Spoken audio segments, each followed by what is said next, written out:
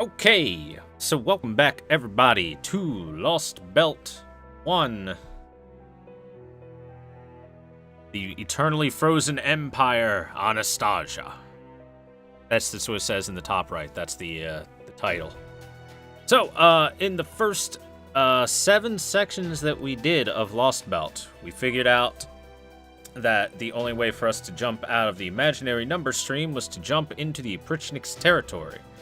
We arrive here in Russia, but it's not the same Russia that we're used to, and instead it is an entirely different, basically a different timeline's Russia.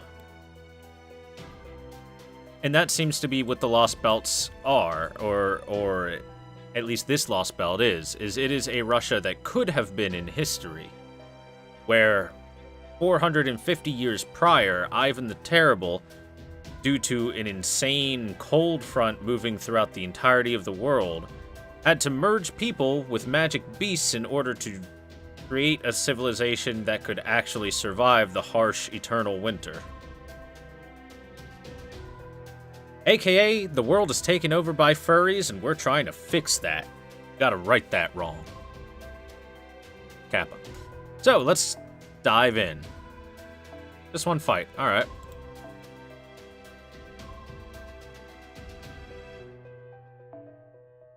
I have no clue what we're fighting. We're fighting question marks. Question marks mean that we take precautionary stuff.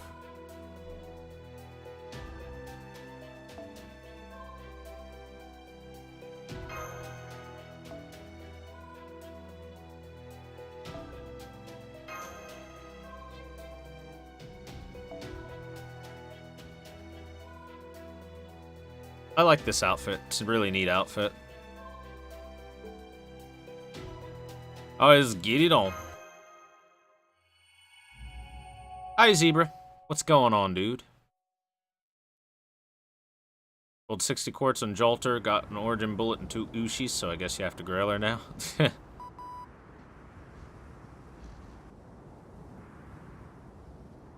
Okay. Section 8. Spirit. Mash informs you that it's noon before remarking about the strength of the blizzard going on. The point indicating the rebel army's hideout is displayed on our device, but she still warns us not to get lost. Avikabron interrupts us, telling us to stop. Shh.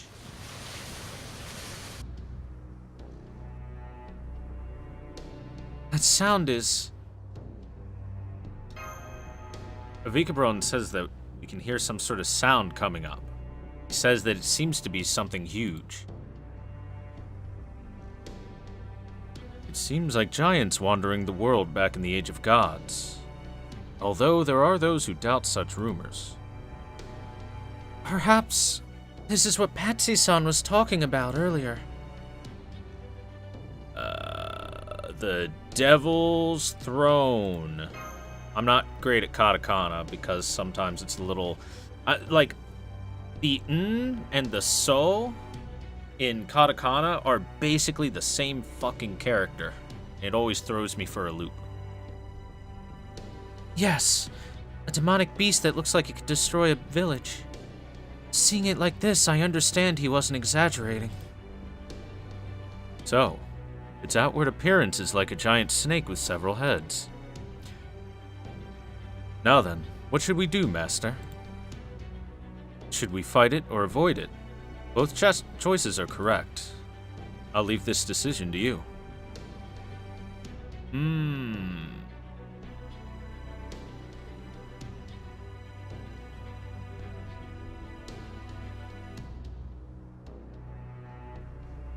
I don't know, chat. Should we fight it?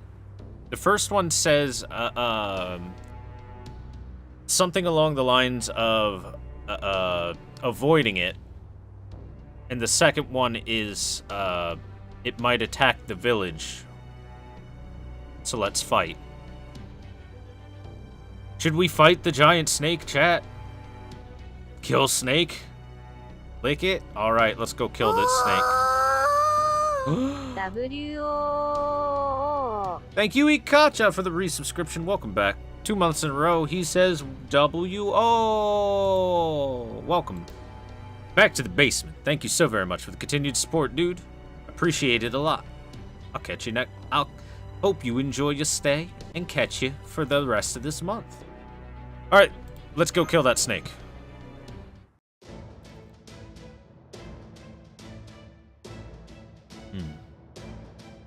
Idaro, as you wish.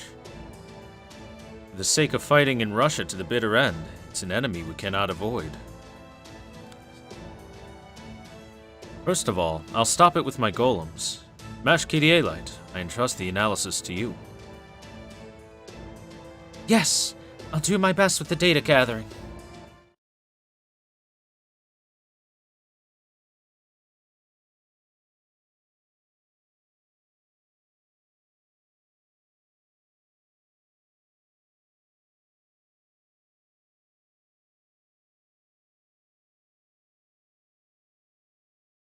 Hey, Emerald Dragon and Manquis and everybody, how you doing? It's a big lizard.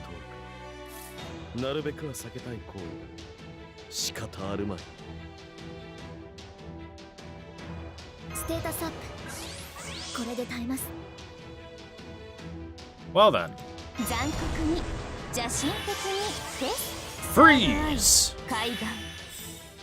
標本にしてあげるわ。ニャルシュタン。従いますけど。Time to crush this snake. That's a good set of cards to start with. 飼育箱に入れてあげる。さあ、哀れに逃げ惑いなさい。カーストカッティングクレイター。惨めすぎてお話になりません。キャー、残酷。ズタズタになりなさい。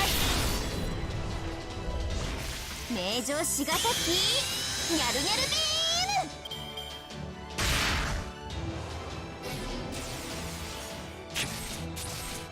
Skill locked? How dare you, sir? How dare you? 惨めです。笑わせない。惨めですね。こっちこっち。キャー、残酷。お待ちかねの桜ビー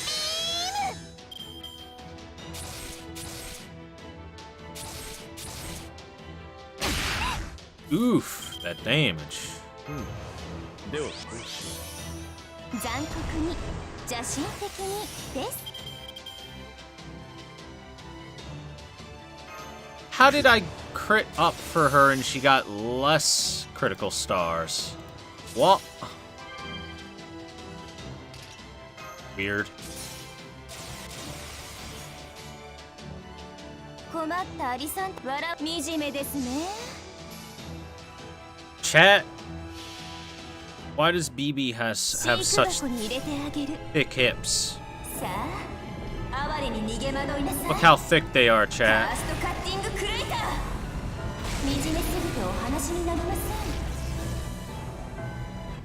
こっちこっち。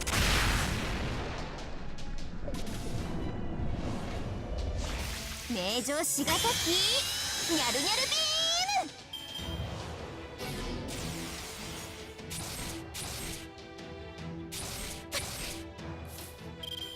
These skill seals are annoying me.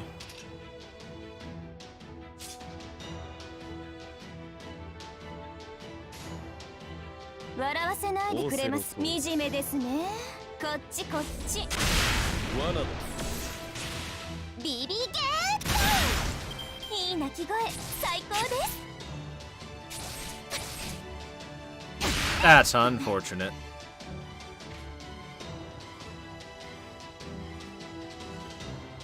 Hi, Mukuro. What's going on? 手すさびのようなものです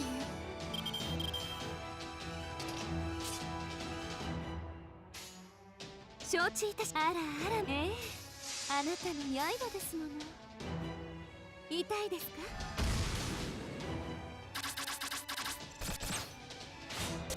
Man, I am getting extremely extremely unlucky on crits on this fight. I've gotten like 1 crit in the entire fight.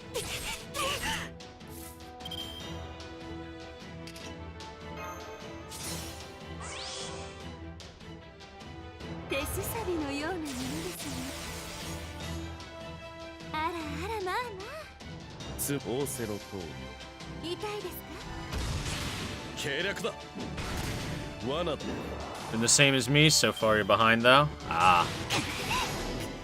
Oof. And that blocks. That removed buffs and blocked NP. Okay then. So combination of an extremely bad crit luck and some really fucking rough abilities that this thing has might cause me to lose. We'll just do this because Bunyan's gonna die in like 1 attack.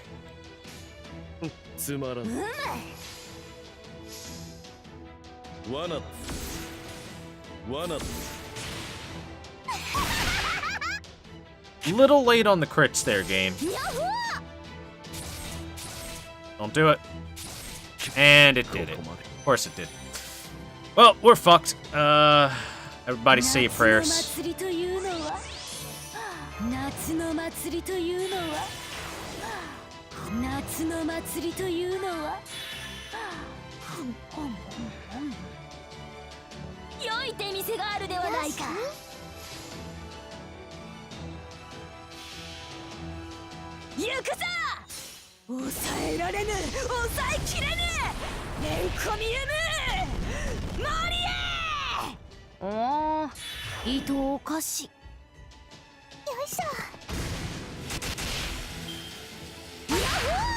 Yep, there it is, that's it.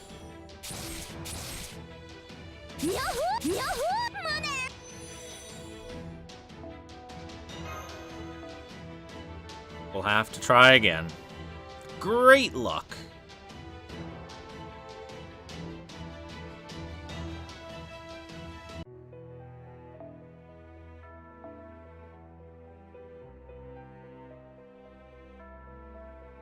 Well, at least I have an idea of what I'm fighting now, rather than it being just completely unknown.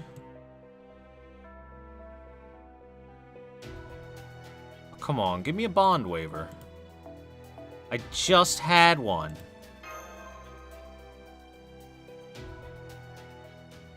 Fine, I'll take a bond, Skaha.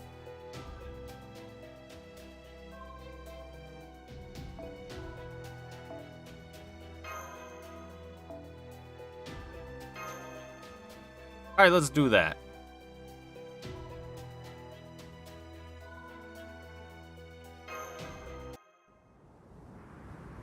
Bring Ilya to nuke it? I wish I could.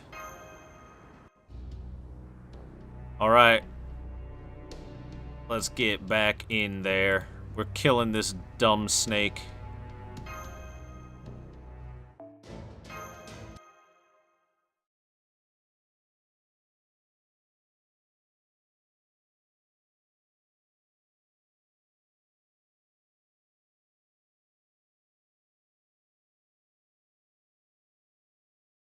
I had like 8 attacks last time at a 70% or higher crit chance and didn't get crits off of them. Pretty unlucky.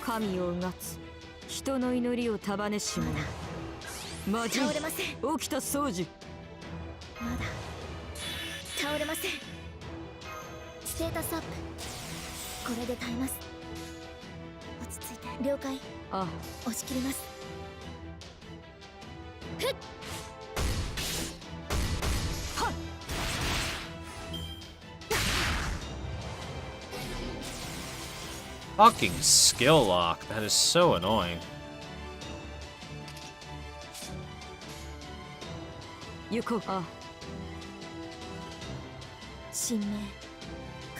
Yuko.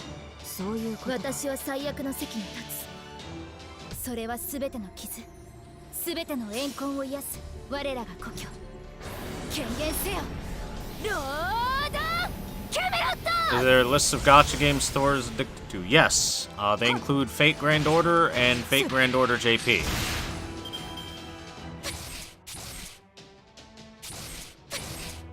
Quite the long list. Will you fucking quit it out, you cunt? God damn. Or just lock your skills every turn. 起きろレンなんだとああ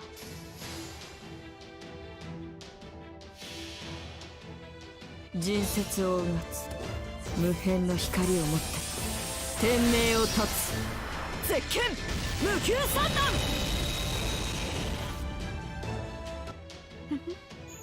ささやかにはっ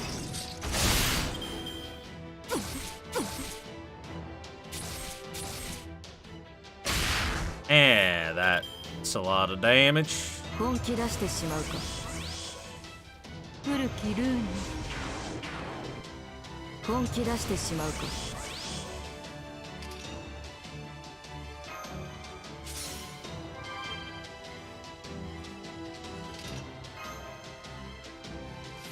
Do I care about MASH living that badly?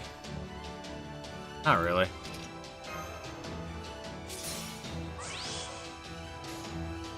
Keep Scotty nice and healthy. なんだとはっどうかな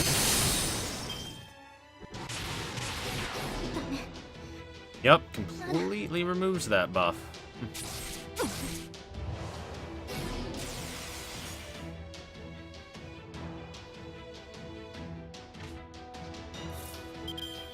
This is quite a strong enemy. 行こうああささやかにはっ魔人の間は真っ二つの間 There we go, that's some good crits.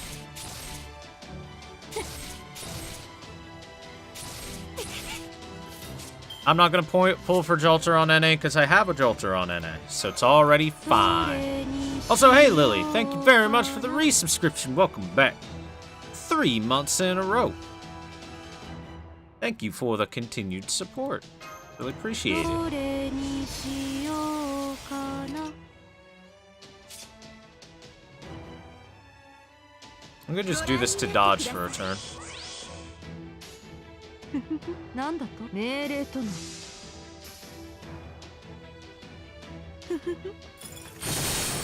ろいもろいこうだオーディ私に力をくれ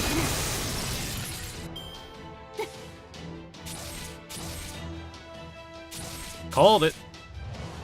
Called it to dodge for that turn. I'm a genius.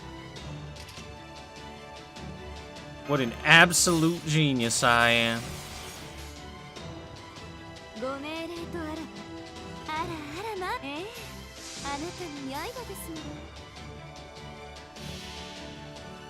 来たれ我が中心我が手足我が具足四天王のぞこれこの通り五王将来天網開会 This won't kill, but it'll do some good damage and get us some stars for next turn. いいぜごめん Oh, oh, oh, it will kill actually. Damn. お役に立てましたかそれは何よりです Daijoubu. See, that went way better when we didn't get super wrecked by bad luck. It's a legit tough enemy though, so which is nice.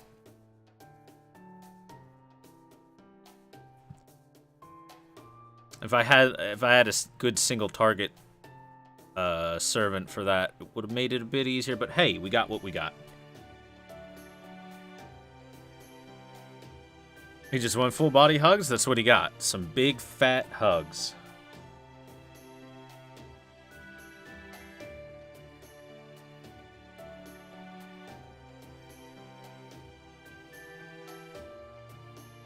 MASH confirms the elimination of the Devil's Throne. The demonic beast data has also been completely analyzed. Seems like the snake can produce alcohol inside of its body.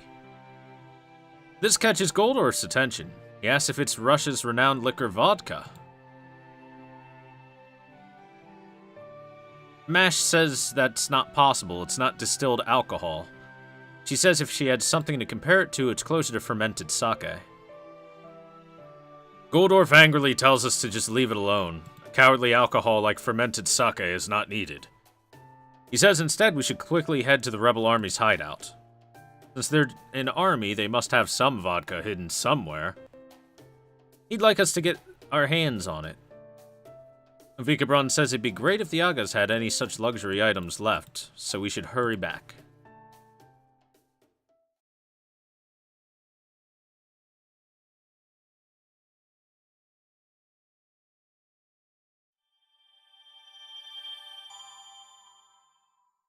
Alrighty.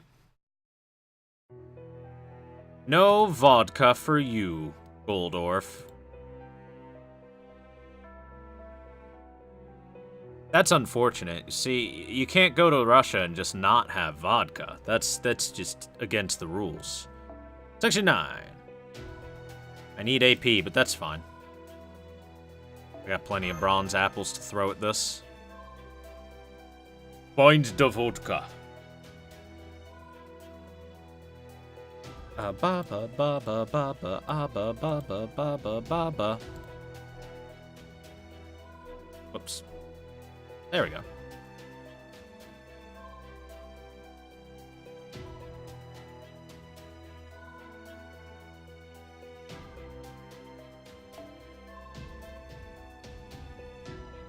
I want to wear, not that one. This outfit. By the way, Chad, I finally got the Atlas Institute outfit. Since I finally figured, that I had finished off a lot of already existent side content, and I have the capability to go grab it now. That's what I did before Strim.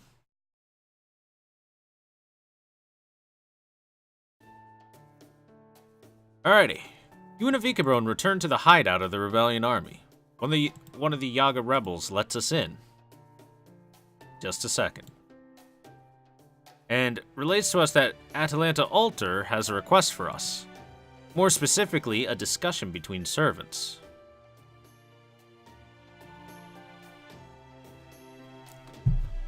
When we make our way to one of the rooms, Patsy and Atalanta are waiting for us.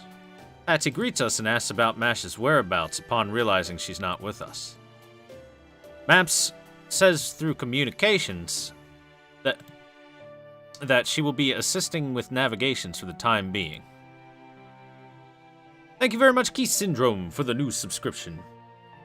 Welcome to my little home down here in the ground, aka our basement. I hope you enjoy yourself down here. And thanks for using that Prime sub for your absolutely free sub here.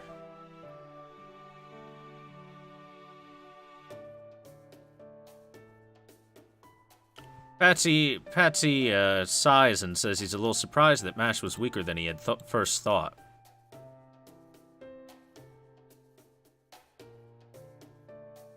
Atalanta Alter appears and commends us for our efforts with the 2 villages we managed to gain cooperation with. He says it can't be helped that the 3rd village was wiped out. She's a bit dejected that Mash isn't here to help either, but she won't ask too much into the matter. She says it's also a necessary decision to leave the battlefield if one is deemed themselves unfit for combat. Moving on, she addresses a more pressing problem, the fact that there is a lack of manpower to fight. In addition, there's another influential power that's composed of former nobles and renegade soldiers being led by a servant. Avikabron asks if Atalanta knows their identity.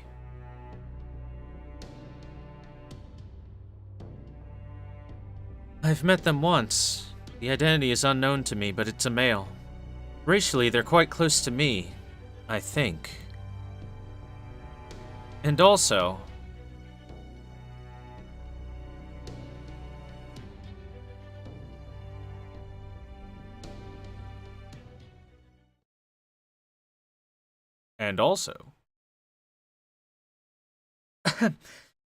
that is...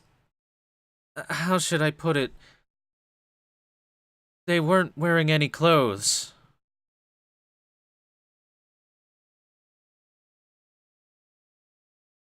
I see. Even down below. No, it wasn't to that extent. Even for us Yaga, that would attract attention.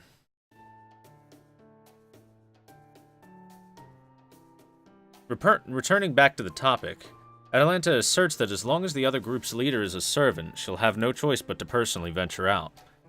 She requests that Avikebron remains to watch over the hideout in her place. Master? It's fine. Avikebron checks if Atalanta would require a golem for support. She declines, saying that her swift feet ascribed to her legend aren't just for show after all. She requests that Patsy accompanies you, as his presence as a Yaga would ensure the other group won't be too cautious when you meet them. She also wants him to help with hunting the magical beasts for meat if they encounter any along the way. Patsy says he understands and agrees. He says hunting is his best field after all. And he says he's glad to continue traveling with us. Same here. Same here, Patsy.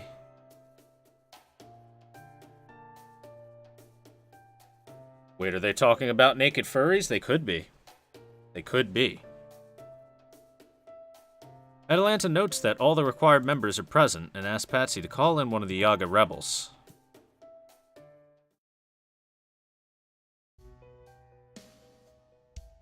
Wee! Ch. Ch. Children playing around, elderly folks peacefully biding their time, farmers leisurely plowing their hidden fields here. Just by looking, somehow a dark, violent fury rages within me. The rebellion army that turned against the Tsar without any fear for their lives. That thought surely welled within me. But now that I've entered the rebellion army, I understand. These guys simply lost and have no place to go. Children, elderly, farmers. These kinds of people that escaped having been cut and discarded away. And that monster in the guise of the old species protects them.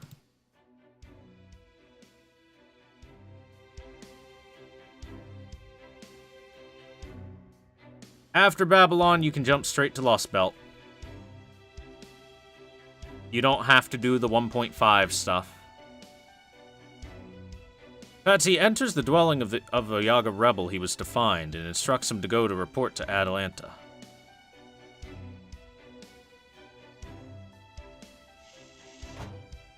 As he leaves, he drops something, which Patsy picks up. It's a map of a different geography. Patsy wonders if the rebels are planning to shift their hideout to another place. Doesn't matter much to him, I guess. At the gates of the hideout, Atalanta speaks to the Yaga rebels that will be remaining behind. One of the Yaga children is worried that Atalanta will be venturing out alone, but she pats him and gives her assurance that she'll be coming back.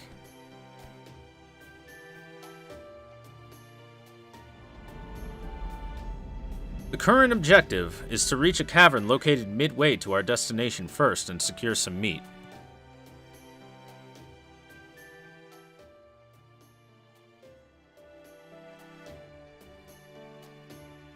As we begin heading to the snowy terrain, Atalanta notes that the weather is good today and the snow isn't blowing nearly as strongly. You mean blizzard or just a little blizzard? Ah, if there isn't a blizzard, then it's a lucky day. It's something rare with this kind of weather. The way you say that, Thor W, are the skies in your world pretty much clear? Yes. Masha answers Patsy's question, telling him that our world experiences more days of blue skies by comparison. Though she had only some experience of seeing the blue sky and can't speak about it as an everyday occurrence. There isn't a blue sky. For us Yaga, this kind of weather is our blue sky. Hey, by blue do you mean that blue, right? Does the sky really turn blue? It does. Is that so? What a strange color. That's not true. The serene blue sky is what reinvigorates all peoples. Although the color of the sky is different for people and different for Yaga, well, to we who have been classified as the old species, the sky does feel somewhat depressing. Anyway, I can smell the smell of magical beasts. It's time to hunt, Thor W.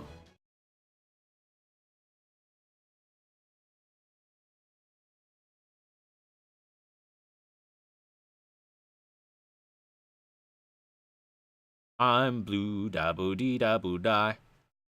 Is she cold? No. The thing about servants is that most servants won't be affected by anything as minor as a temperature change because of the fact that they have magic bodies. You know? お任せいいですね。やっ 無駄だ。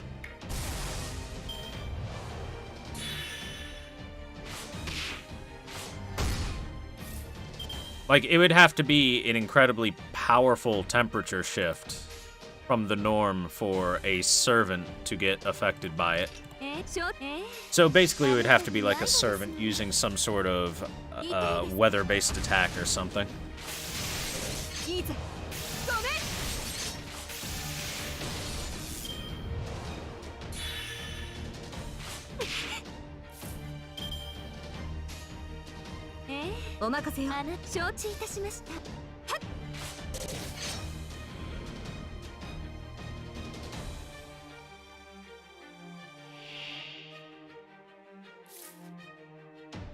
They actually addressed that in the original Fate Stay Night visual novel.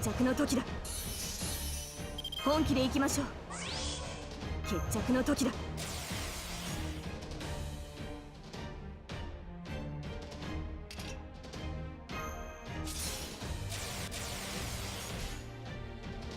ええ、承知いたしました。決着をつけましょう。はい。束ねる星の息吹、輝ける命の本流、X カリバー。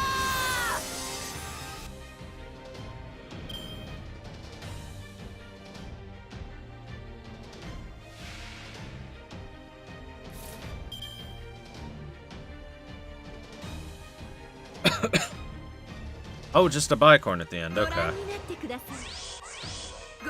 なってください。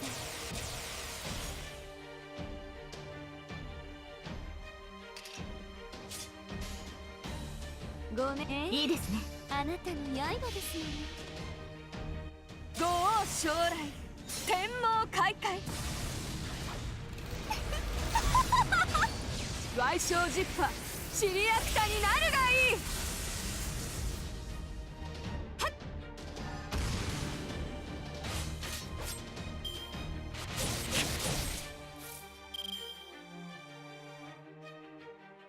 Ouch, that was some damage. ではどうしよう。はい、いいですね。あなたの刃ですよ。せい。騎士の誓いは破れない。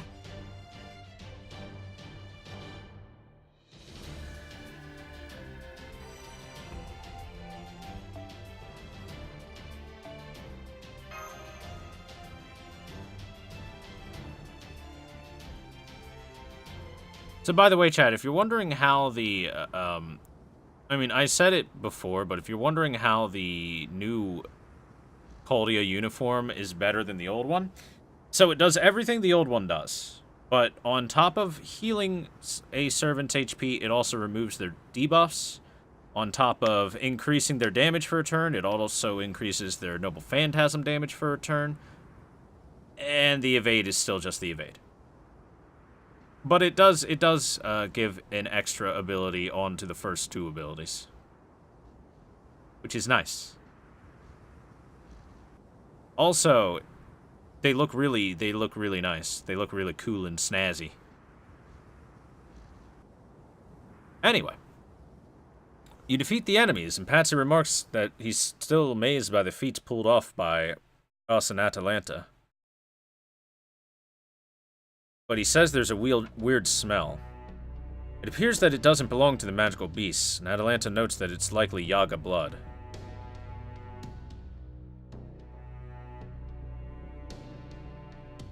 Though she feels it's unlikely to find the source of the smell, she suggests looking around. What is this? Eventually, you and Patsy find a corpse of a Yaga.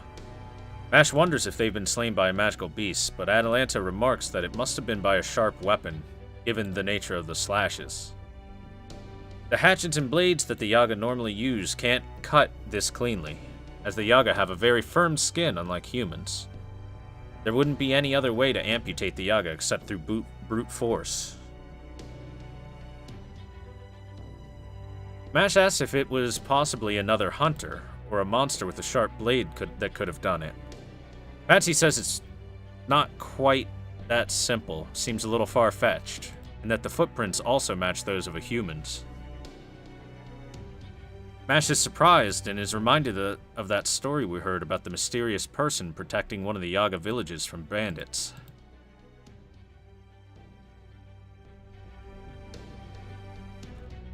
But Holmes feels that it's too early to conclude that as there is still insufficient evidence. The person may also be just an unknown servant. Atalanta realizes it's getting close to nightfall, and remarks that it's time to get a move on towards our destination.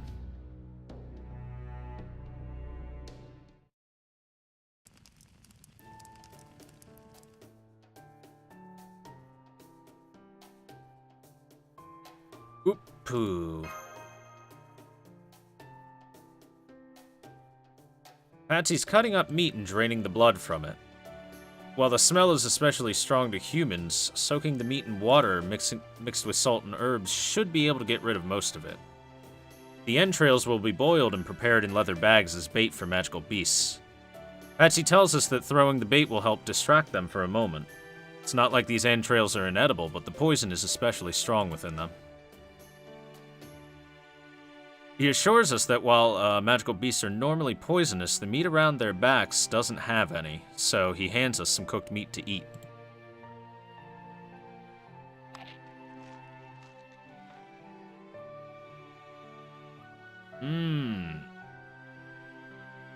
So this is field survival. Let's see, what's the second one? Bear meat must taste like this.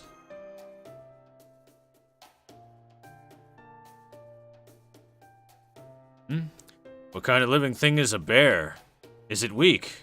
How's it taste? Can you even eat it? Foam. Patsy watches Foe eat and is amazed by how it becomes more mysterious the more he watches.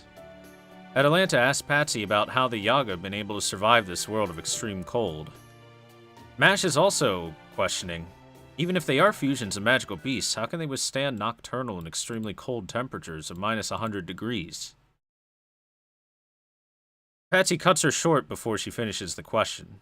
He says it's considered taboo to talk about the Yaga's origins, and it's not a topic to be raised with other Yaga. Patsy explains that there was an era where guns didn't exist to subdue the magical beasts, and the weak were seen as prey.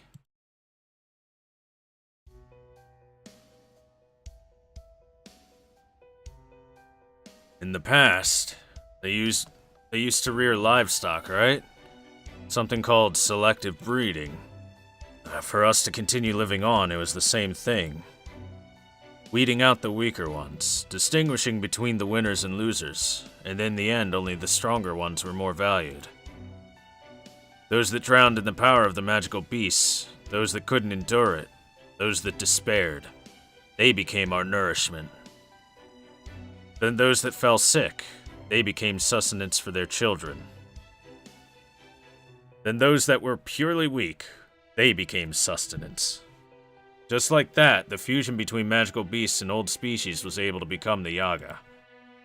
It's something I heard from my dad. If I'm not wrong, the name was derived from the word Baba Yaga. Baba Yaga, a supernatural hag from Slavic folklore, described as a witch that ate and killed humans.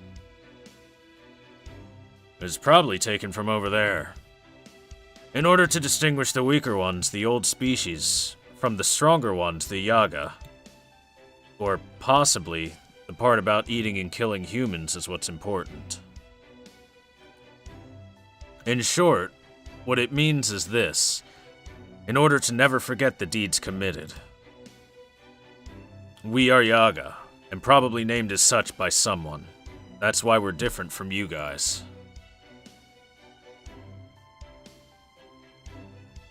That may be so. We are weak and frail, which is likely why things ended up like such. Atalanta Alter says she feels more affinity with this world of Yaga, but her primary concern is about the children. In this world of strife between adults, where is their place? You really like kids, don't you? Even as an altar, you're still the same. Please ignore that. Patsy remarks that Atalanta's character is probably what let the Yaga rebels recognize her as their boss.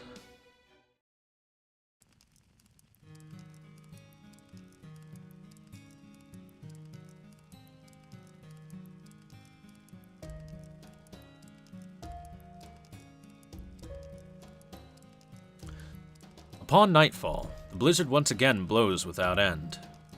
The end, it looks like we'll have to wait until daybreak. But even at dawn, the darkness lightens to a dim light at best. That's enough for the eyes of the Yaga. At any rate, my eyes are able to discern Thor W sleeping even in the dark cavern. His eyes may be closed, but he's quietly talking about something to match his projection. Eavesdropping on their conversation, even I hesitated. Plus, even if I guessed that they were having an important conversation by their expressions, it's not like I can understand what they're talking about. I wonder about Atalanta. She has closed her eyes, but they're just closed. If I glance over towards her, her eyebrows furrow a bit. Immediately, I avert my gaze. If I continued for just one more second, surely she would open her eyes. Atalanta isn't a Yaga, but even with that form of old species, she's far closer to the Yaga. That's why the other Yaga can place their trust in her. She's in existence with just some slight differences. Thor W is different. Not just in appearance, but even in core aspects, he's clearly different. A far, far away past. Unable to endure it, something that's been already left behind. That feeling became a small thorn that prickled at my heart. No more thinking about this any further. Close your eyes. Go to sleep. Don't think.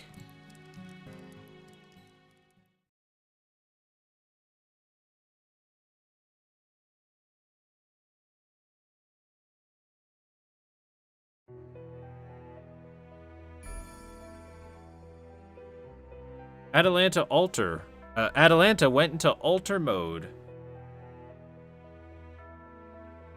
Very simply because she heard all the voices of the children crying out in pain and asking for help. And much like Gamera, she's powered by the voices of children.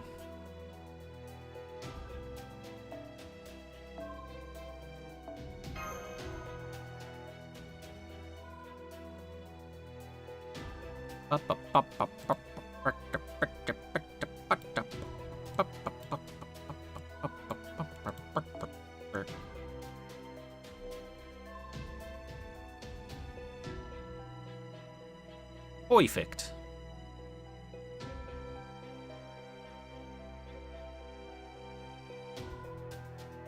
You know what, before go into that. I think I can up Summer Ibaraki's skills a little Yeah. bit. いらっし Irasha? And by I think, I mean I know that I can, because I finally have skill gems and stuff after Gilfest.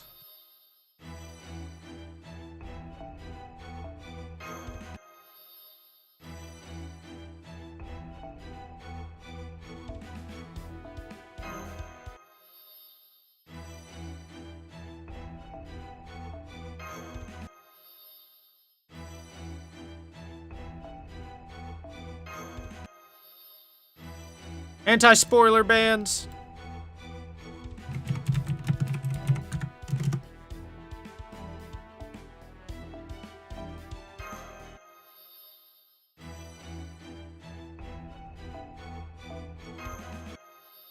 True Blitz Kaiser. I won't spoil how this happens. 1 minute later, also True Blitz Kaiser. Here's the spoil for how this happens. そろそろクエストに戻る？いいよ。その代わり戻ってきたらまた新しい話を聞かせてほしいな。 I like how she says the exact same thing, but just has a different voice. Because it's still Da Vinci. Alright, there we go. Let's get in there. You heard hentai? I don't know, man. I think you're lying. By the way, this outfit, which is for sub-Arctic temperatures, features short sleeves, and on the female version features a miniskirt. But I guess it's magic.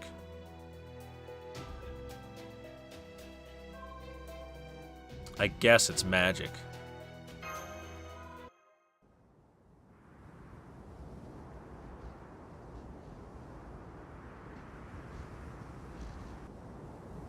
The following day, we continue our journey through a harsh blizzard, trying to meet the other force led by a servant.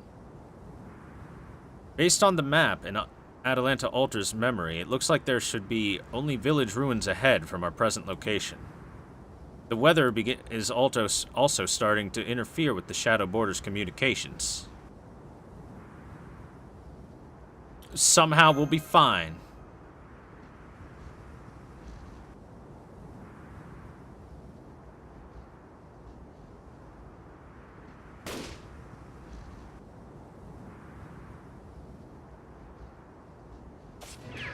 Ooh. Bullets. Who's there? Oh, I know that form. It's Pikachu!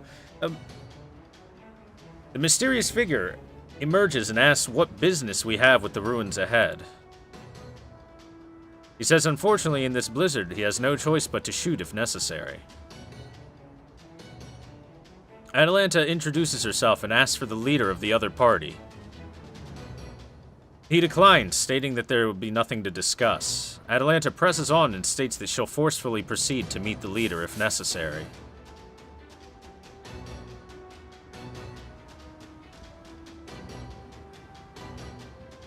Before that, I'll have to test your skills. My name is Billy Zakid. Alright, come try and defeat me. Oh, okay, it's Billy.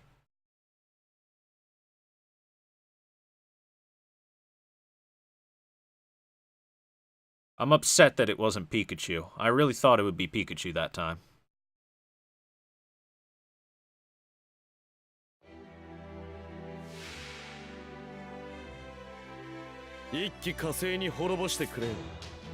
Works on an RPG armor system, the less it covers, the more it protects. If that was true, we'd be wearing bikinis.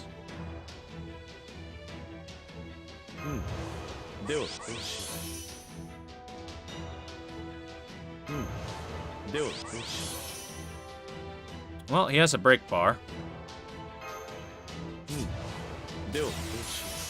ご覧になってください。手すさびのようなものですね。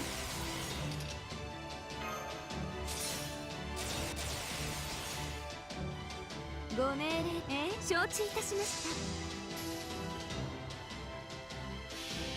た。Western spies? Why have Western spies when you can have Western thighs? 矮小ジッパーシリアクタになるがいい。痛いです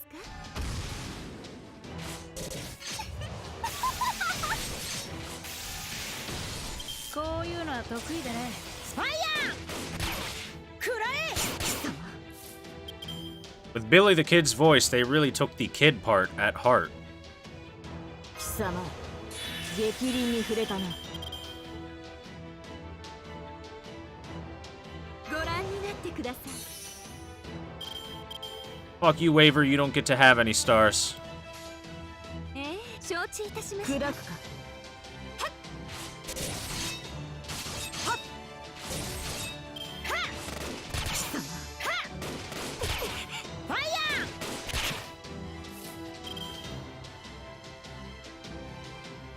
拍車をかける。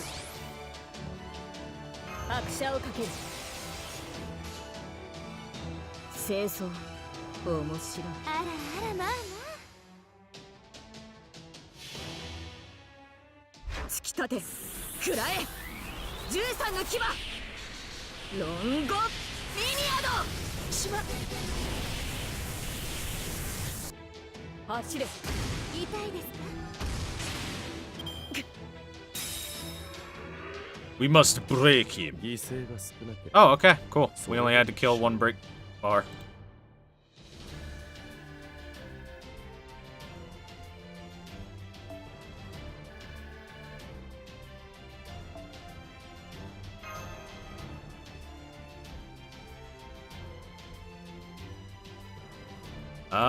I'm not entirely sure who voices Billy, to be honest with you.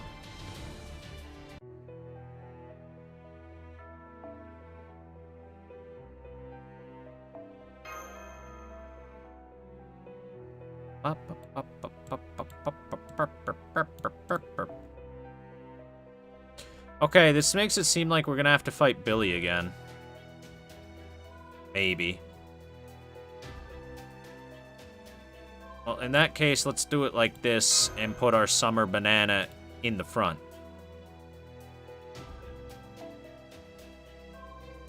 No, I really like her fluffy hair.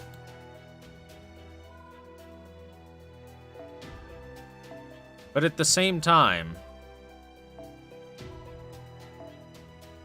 I like this outfit a lot too.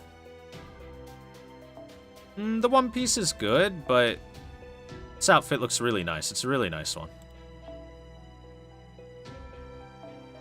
Fluffy cotton candy hair or straight hair? The up hair is nice and all, but it's a tough decision.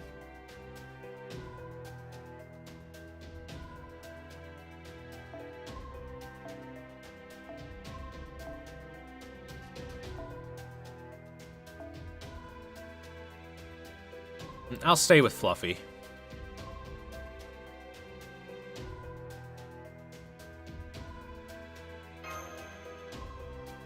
Which Artoria forms am I missing from JP?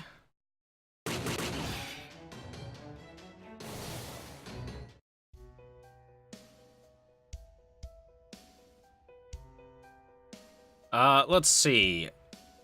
Artoria Lancer. So Tittoria. Artoria Lily, which I kinda doubt is gonna come back to JP anytime soon, unless they give her a big buff. Mysterious Heroine X, Mysterious Heroine X Alter, Squirtoria, Maid Alter. I think that's it for now. Because I have OG Artoria, Artoria Alter, and Artoria and Tittoria Alter.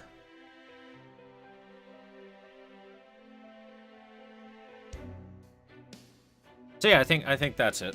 Those 6 are the ones that I don't have on JP.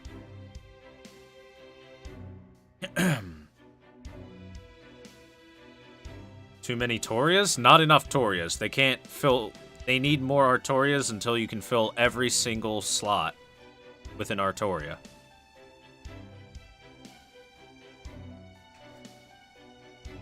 Otto. How about a short break? Atalanta sighs and thinks that Billy still has a lot of energy left. Billy! Hey, man. Were you the one that helped out? You remember Caldia, right? Right, Billy? Right? That was the second option. Was, hey, Billy, you remember Caldia, right? But I wanted a big, excited Billy! Arms outstretched for a hug. Hmm? Caldia? What's that? Sorry, but I don't really know. What do you guys know about me? Unfortunately, since we were summoned, it's been a complete mess. We don't have any clue about what we should be doing.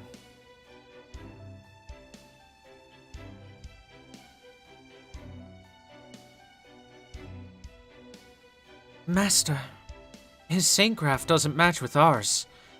This person doesn't appear to be the same Billy-san that we had encountered back in the American continent. Most likely, he's a servant called forth by this land. Without the Holy Grail, it's amazing how it managed to have this much mana. No, wait. The absence of the Holy Grail and so forth. Such a thought is already nonsensical. The very fact that a masterless servant has appeared does have relevance to the Grail. If the Grail isn't within human hands and it responds to the present state of the world, then it's a neutral mana resource. If so, it would not be strange for servants to be summoned as a counteracting response to the human history's death cry. Hey, sweet Pocky.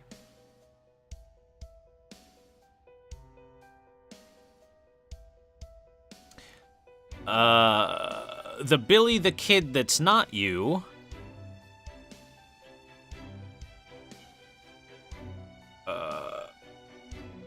I've been under his care. So, the two of them form one sentence. Oh, that one was actually translated. I should have looked better. I've been under the care of the Billy the Kid that's not you. Is that so? Well, the me here is me, though. Now then. Oi! Berserker! The Hunter Lady is here. Also, a group of old species of servants is with her.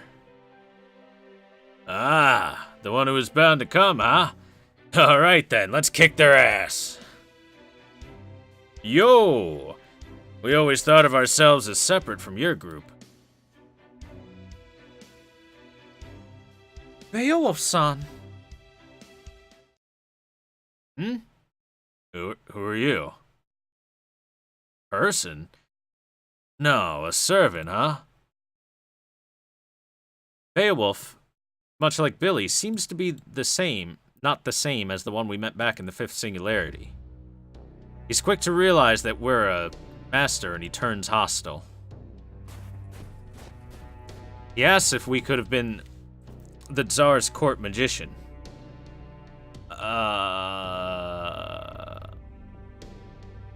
No, I'm Caldia's master, man.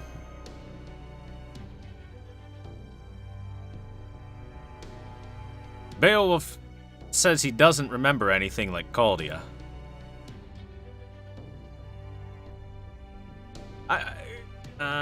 Come on, man, I met you in America. He says he can't remember anything about America. It doesn't ring a bell to him. So, he says that first he'll challenge us to a fight. It's the rule of the society here to predate after all. If you prove your strength to him, then he'll let us proceed. Atalanta accepts this. Atalanta? She assures us to trust her.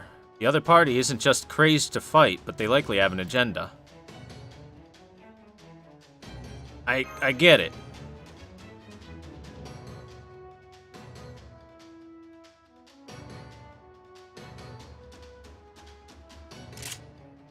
Beowulf and Billy ready themselves for fight, and Atalanta says to be prepared.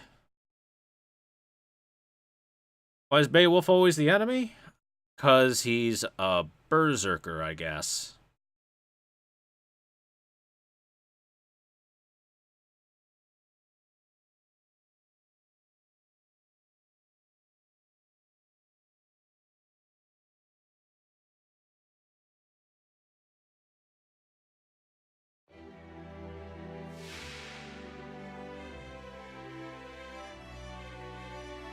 戦闘か。なるべくは避けたい行為。仕方あるまい。 Beowulf looks like he would be the older character in a Final Fantasy game.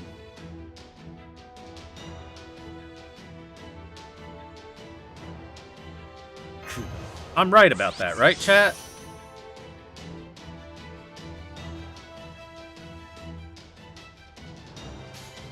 仰せつまらん仰せのとおり。無駄だ無駄だ計略だなんかし簡単すぎる Like 9 times out of 10, he wouldn't be the main character, but he'd be like the supporting teacher character of the young main character. ではどうしようご覧になってください。ご覧になってください。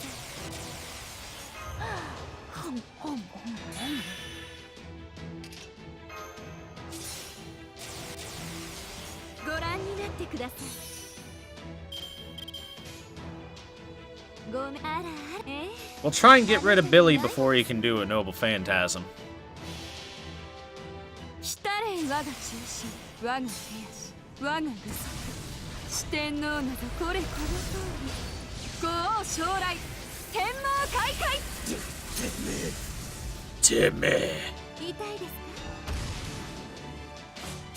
かいいぜごめん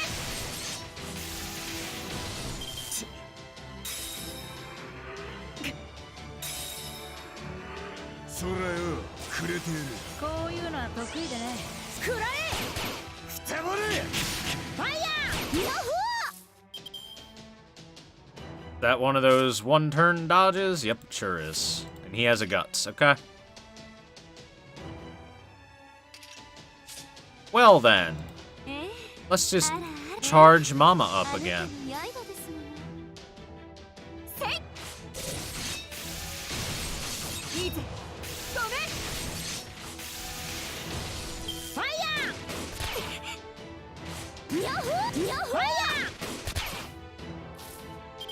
Oh no, Billy is set to fire at us again.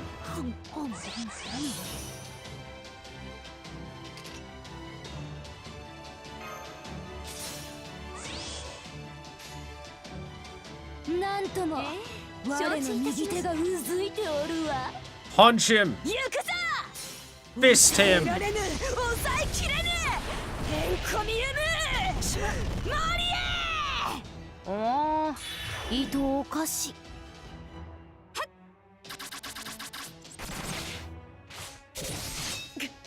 Alright, good. You didn't get to Noble Phantasm. ヤッホ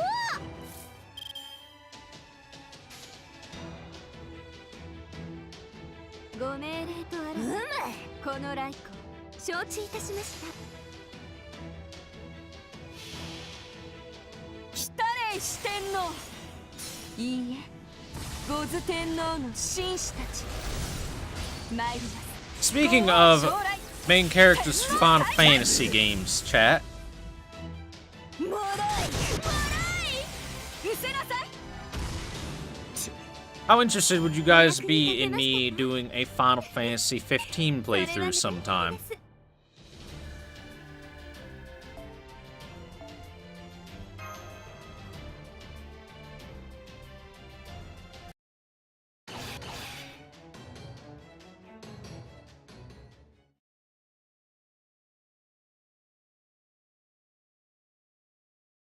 Yosh. This far is fine. Whew. It is, right? After a fight against Beowulf and Billy, the former decides to stop midway. Beowulf recognizes your strength and asks his troops if they have any problems with that. We do not. They all say they have no qualms, and Beowulf welcomes you to the village of ruffians. Billy offers to guide you. Yare yare daze.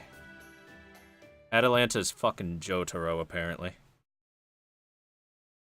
Nice, enjoyed that game a lot, despite what people say about it. You'd watch, you like that game? Okay. Is that the Sausage Fest game? Oh, yeah. I played the demo of it for a bit. Seems like a lot of fun, and as long as... So, chat, by the way, I've got my 1080 back in. I've messed around with downloading more drivers, and one important thing, which might have been a factor, I got a longer cable to connect to my monitor, so that it's not stretched to the limit, which might have been pulling the card a bit out of its slot, and that might be the issue, so I'm going to give this a day or two, and if I have no more issues, then we're good. If I have issues again, it gets RMA'd. Simple as that. I've got plenty of time to decide it, and look, chat, RMAing a card is such a pain in the ass. It takes forever. Getting a new one takes forever. I'd rather just hope that it was something dumb like a cable was pulling on it too hard.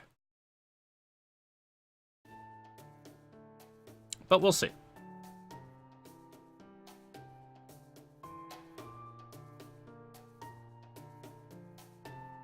Because trust me, my old 960 ain't gonna play Final Fantasy 15 for shit. Anyway. Beowulf reintroduces himself back at one of the houses. He explains that 3 months ago, he and Billy were summoned into Russia. They have no knowledge about their surroundings, no master, and wandered around aimlessly, until they became bodyguards for this village. Though it seems that they've already become the chiefs of it. Mash asks about the earlier battle, and Patsy explains that it's a test of strength to prove your worth to the other Yaga here. Even though the boss is here, Beowulf explains that Yaga are generally stubborn about this kind of thing. Billy walks over with some refreshments. A coffee-like juice boiled from beans with sugar in it. He offers it as an apology for the earlier battle. Both he and Beowulf were pretty excited to see humans, and a master with servants, after all.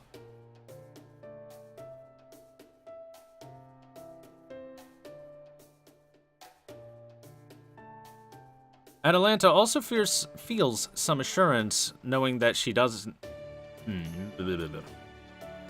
No, they put the wrong word. Feels some assurance now that she knows that she wasn't the sole servant to be summoned in Russia. She takes some of the coffee drink, feeling some nostalgia in the flavor.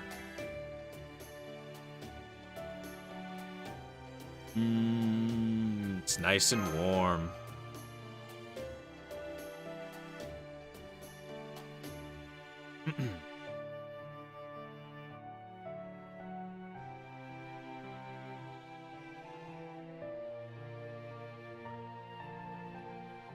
Atalanta reintroduces herself as the leader of the rebellion army and expresses her pleasure in being able to formally meet with other servants.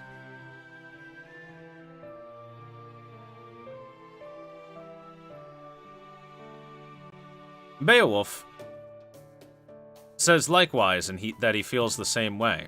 Being with the Yaga here brought out his own principles, which made him disinterested in siding with Ivan the Terrible.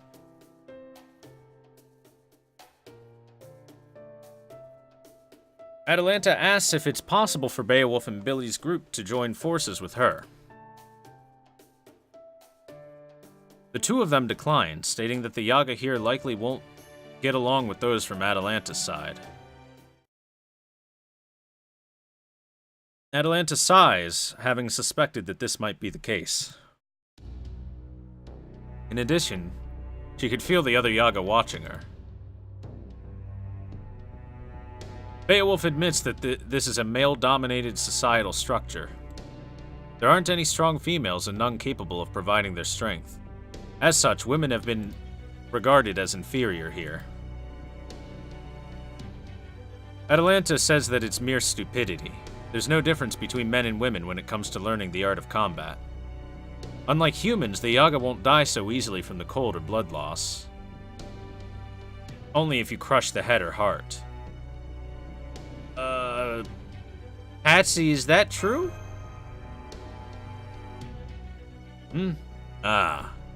So, yeah. Patsy goes on to explain that for the Yaga, even if their arteries get severed, they'll reconnect again quickly.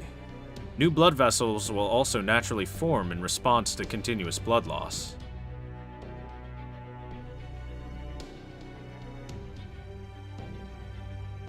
The conversation reminds Atalanta about the Yaga corpse that we saw the previous day.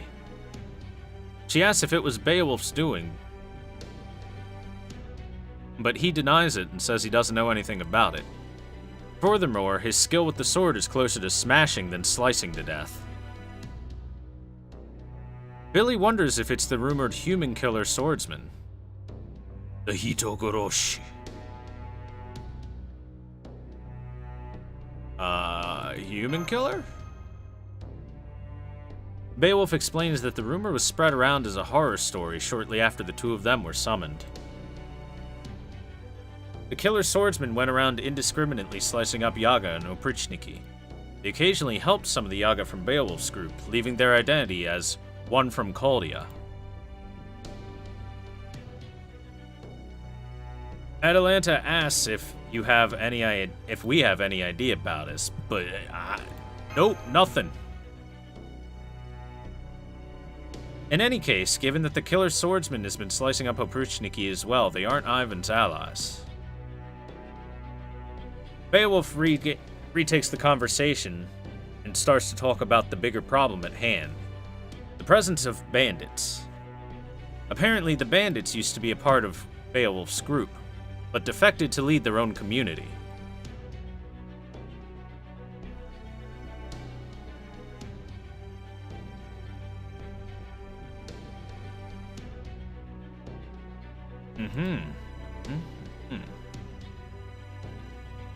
Atalanta asks if Beowulf and Billy are requesting for her to close an eye to the bandits.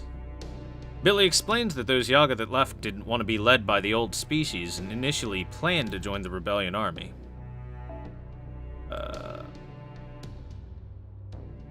Did she really say something like that? Doesn't seem like it. But likely upon realizing it was led by a female human, they chose to plunder from the other villages instead. Both Billy and Beowulf are apologetic for having allowed this matter to escalate to its present state.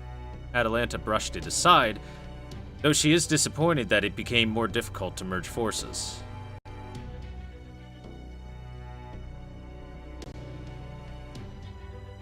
The Resistance army has taken in women, children, elderly, and the sick, and a merger would cause great unrest.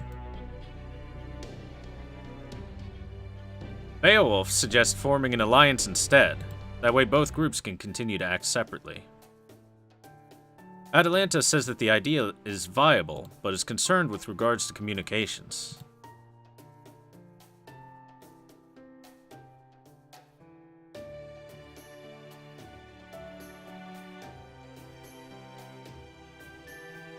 That's what's going on right now. Billy suggests having Chaldia act as a middleman.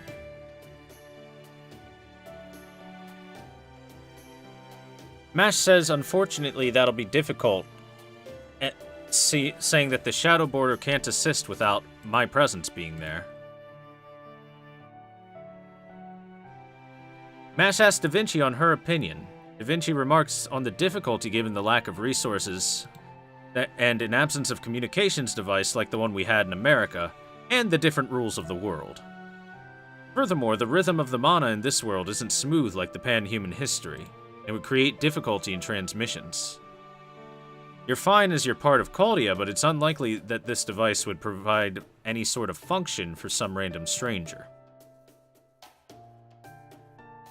Billy says it's a pity and decides to bring out a domesticated magical beast instead.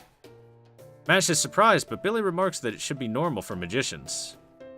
He asks if we have any casters. we've got 2.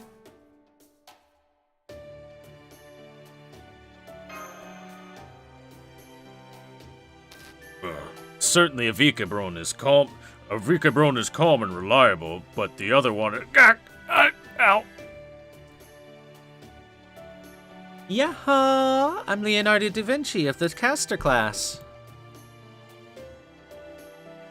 Beowulf says that he's pretty shocked that Da Vinci is this young.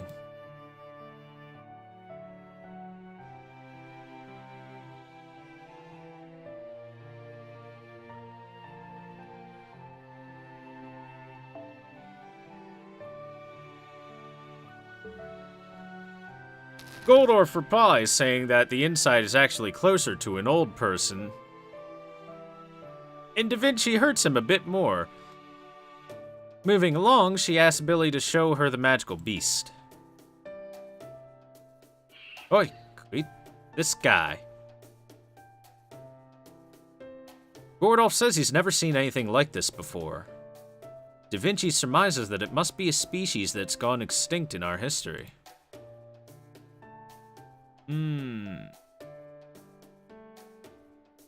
It's pretty lovable. Ah, right?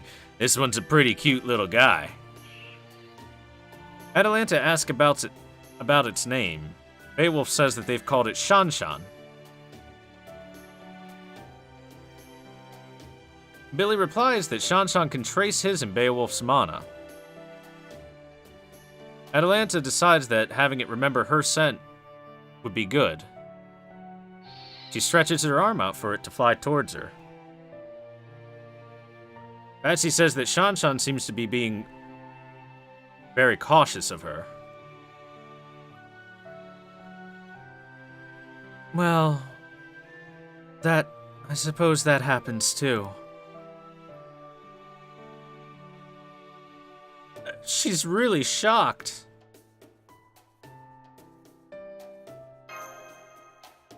How cruel of Shanshan. Well, she was raised together with beasts in the forests. Atalanta remarks that she'd slain many magical beasts after all, and should be expected that she would be hated. What about me?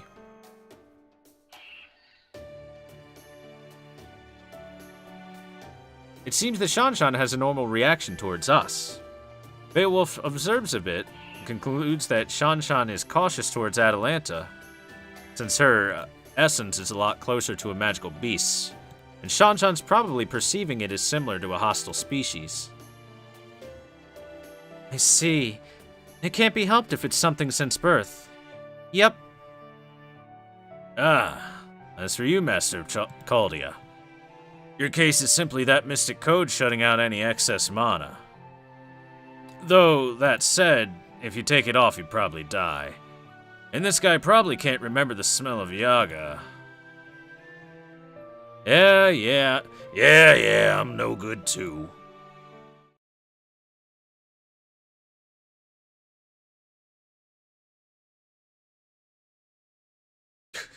Billy gives up and says that he'll just join forces with us. Beowulf asks if Billy is trying to push all the responsibility onto him, but Billy just remarks that he's an outlaw after all. And Beowulf is a king too, and has a much likelier disposition to face off with Ivan amongst the summoned servants. In addition, he's become pretty tied down by his present surroundings. Billy isn't quite the same.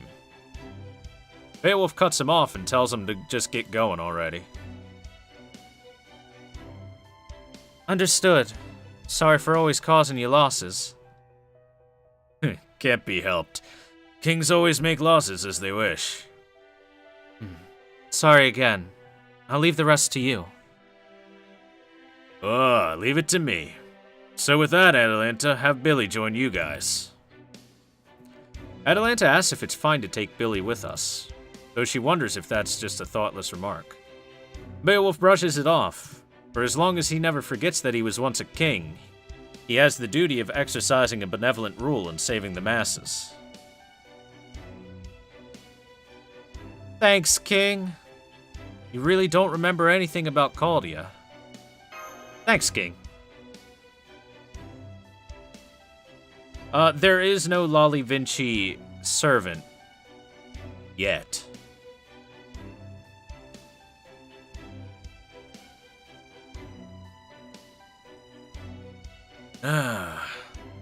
I'm not that kind of character. Anyway, Atalanta. This Beowulf will cooperate with your resistance army, along with the outlaw Yaga. And finally, Master from Caldia. I promise to provide all kinds of support. Atalanta says she's grateful for Beowulf's assistance, feeling one step closer to defeating Ivan. He does say we should be careful about Ivan.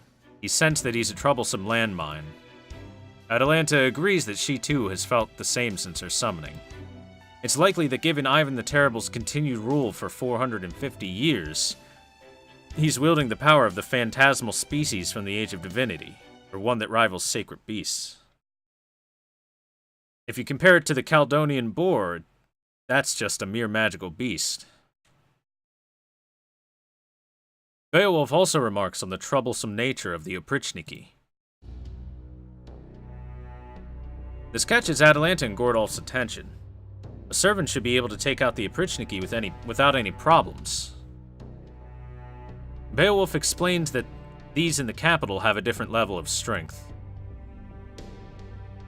He says the closer that we get to the capital, the stronger the Oprichniki. Beowulf suspects that it's likely influenced by the degree of faith held towards the Thunder Emperor.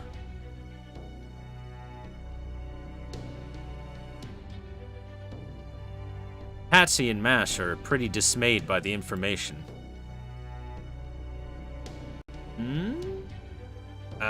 It's fine. It's fine. We have reliable allies. It's fine.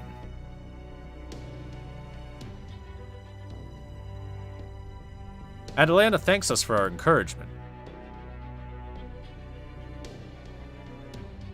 Otto, please allow me to explain. Please excuse me, I'm sorry. This may be abrupt, but I would like to ask one more thing.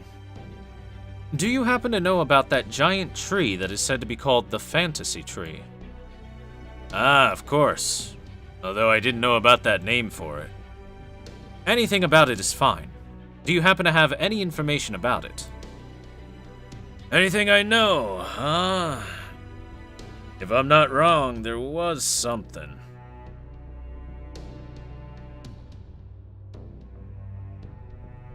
Billy reminds Beowulf about one of the Yaga had said when they were in the Yaga Moksva.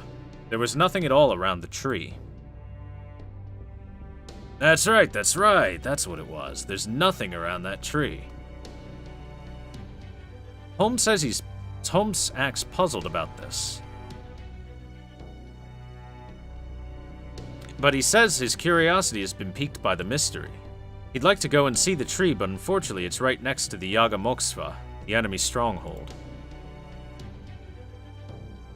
Beowulf brings back to the discussion over everyone's next course of action. He says his group will try to find a good opportunity to stir up some trouble near the capital. There shouldn't be any problem with this plan, as the Oprichniki would be focused on protecting the area that's most concerned with the Tsar's glory. He says while his group is keeping the Oprichniki busy, Atalanta's group will come in to attack the capital. Atalanta says that she'll agree with this plan.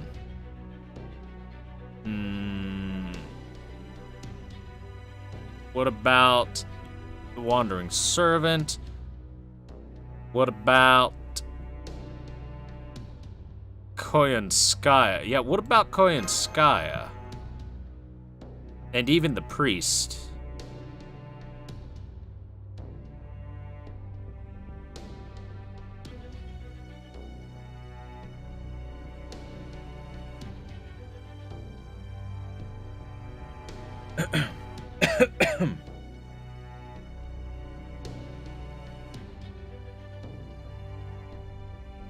The 3 people that attacked Caldia. The Oprichniki, if we consider the fact that this is Russia, then that girl's true name is... Well, the most likely probability is that Imperial Princess. We don't know why she's on the side of Ivan the Terrible from this history, but if you factor in... チャットアイトゥデーなろう If you factor in, it's necessary to face off against her sometime from the front.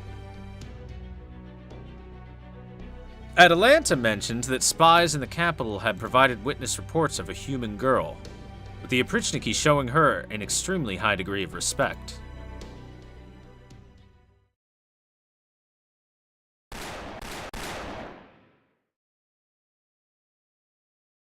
Ah, this is your dream, huh?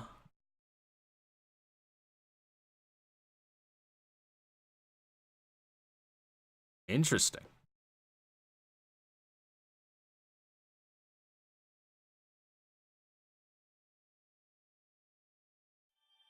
Okay, chat, thank you very much, Black Gamer, for the resubscription. Welcome back 5 months in a row. And apparently you got a puppy. Enjoy your puppy.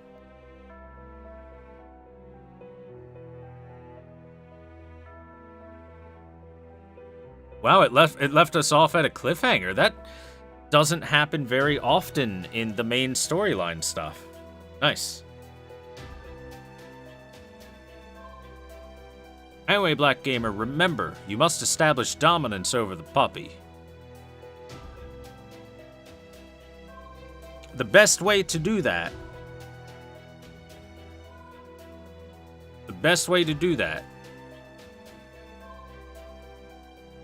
is anytime it wants to play, you deny it, and anytime it wants to sleep, you demand that it play.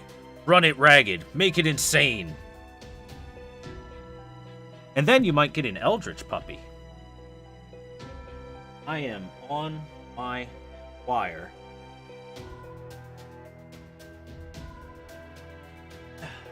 There we go. Accidentally rolled over the wire with my chair.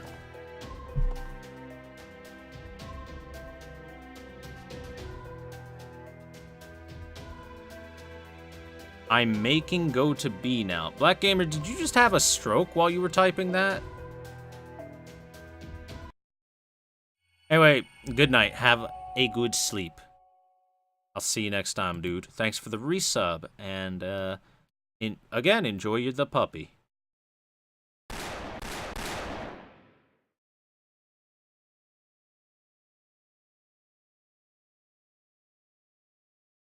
Ah, this is your dream, huh?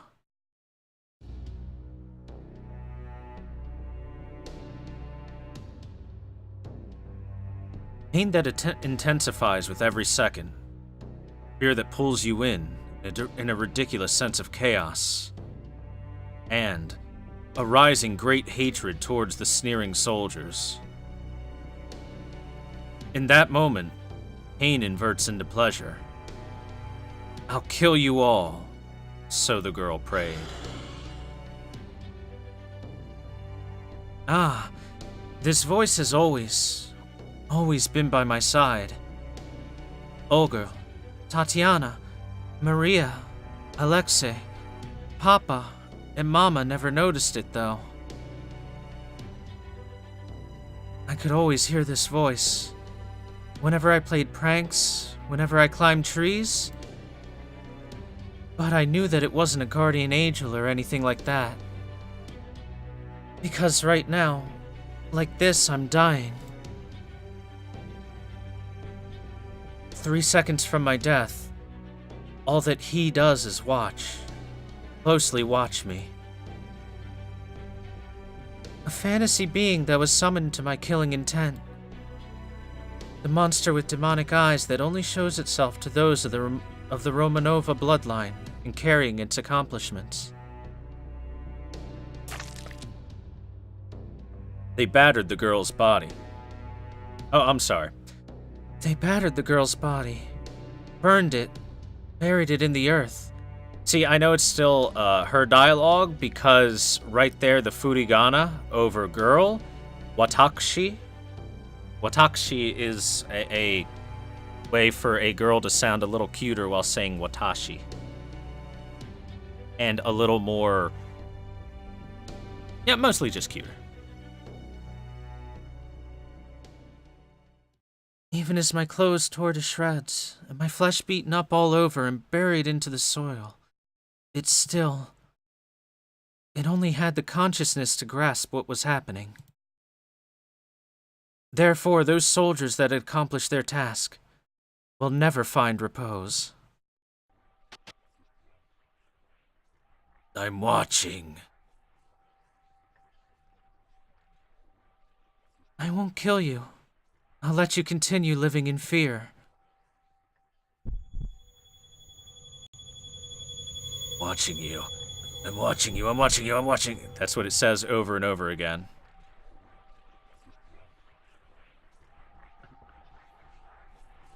Can you hear it, chat?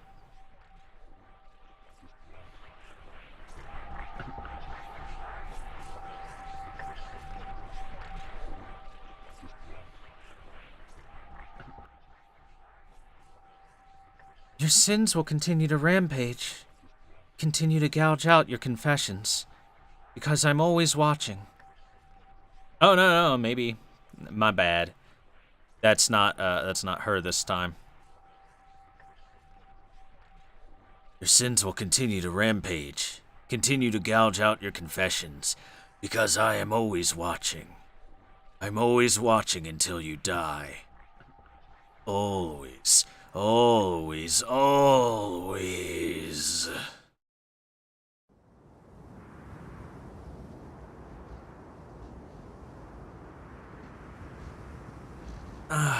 Enough. I can't remember anything but the dark sky. Give it a Ruvivi. I'm always watching you. Your sins will continue to rampage. Continue to gouge out your confession. There you go.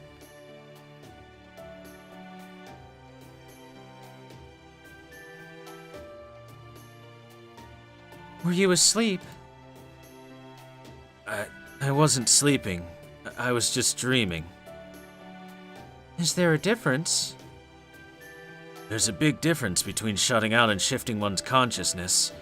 When I'm asleep, I don't see any dreams. And now everything's settled without sleeping. Just like a servant. Anyway, did something happen? There's been a report from the Oprichniki sent to the rural parts. It's not really an issue, but... it looks like they burned down the rebel storehouses. Huh. Looks like they managed to track them down. Also, the servants apart from the rebellion army. It'd be good to settle to that and sound the Tsar's glory. We can manage that by ourselves, right?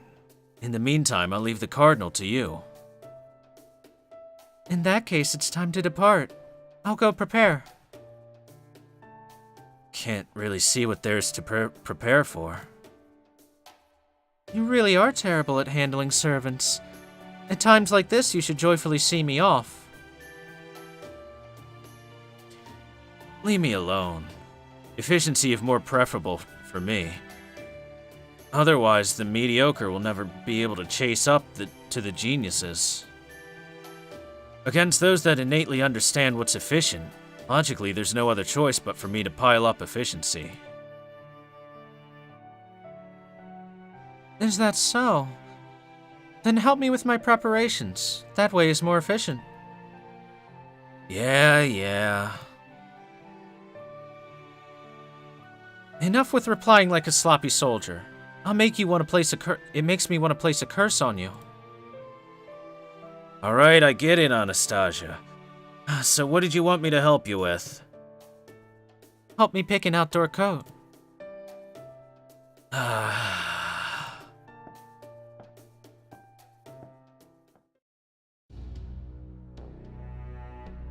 Such a heartwarming scene.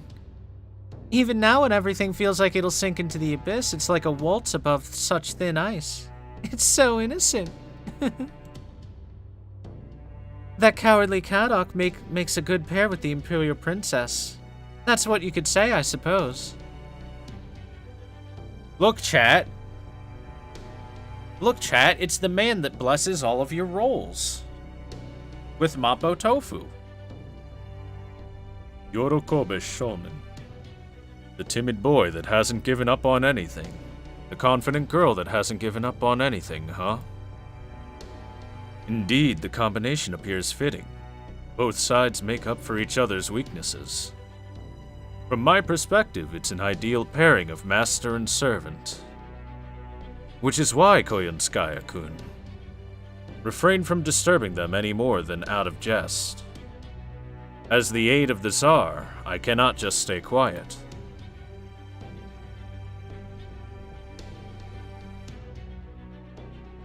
Ah, how surprising that you have some patriotism. Are you abhorrent to have your homeland being messed up all over? Homeland? What? Kodomine Kire is not Russian, which must mean that it's someone disguising themselves as him, right? Okay. Well, in that case, I should also prepare to take my leave too. I've already done my greetings to everyone from Caldia, and finished confirming the completions with the Tsar. There's nothing left for me to do here. I'll take my leave for the next dispatch. Voldim-sama has also... Voldim-sama has also sent over that haughty kindness, too. Ah. Go ahead, then. In the first place, this Russia doesn't give that kind of entertainment that you seek. There aren't any humans here that are trying to fight against ruin. There isn't any ray of hope for you to crush down. For this Lost Belt, regardless of what happens, it's a world without a future. Yes, that is so. With regards to that, I find it most disappointing. Well then, I'll take my leave here. I have no business with this barren land that can't amount to any sort of profit. How carefree. Ah, would you like me to pray for a safe journey? No, thank you. Your prayers seem to bring the kind of reverse of a fortune after all. Alright, I look forward to your future patronage. Trampling on strangers yet making profit. Bringing misfortune to your neighbors yet seeking satisfaction. Answering those desires of yours. This has been the NFF service.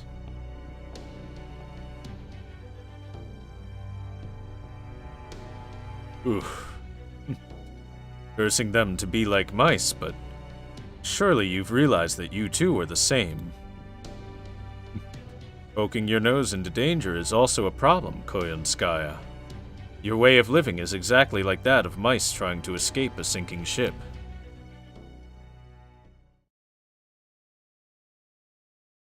Ovamskaya? No, it's Koyanskaya.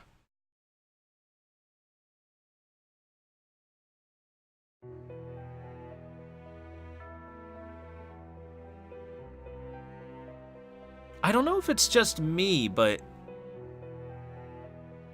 the soft violin with the piano theme feels almost like it's gonna kick off into like a Silent Hill theme. Feels a lot like a Silent Hill 2 build-up.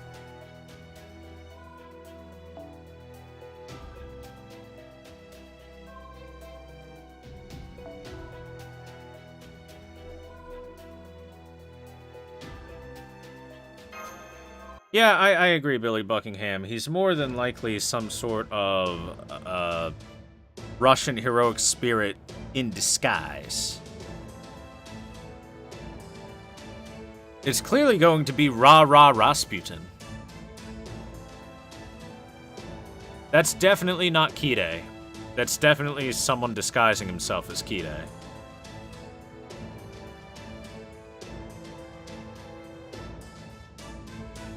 Alright, back in the Village of Outlaws, Beowulf and Billy part ways, as according to the earlier discussion. Billy remarks that he'll meet Beowulf again if fate allows them. One of the Yaga asks Billy where he's going. Billy replies that he's going to join our group.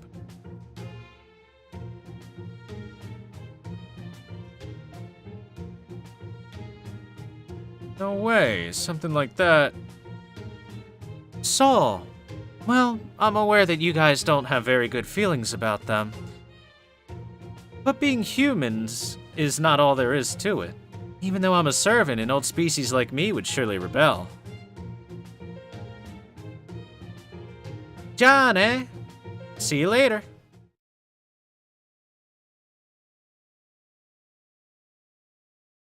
Chat, in case you don't know, John A is basically the same as saying later.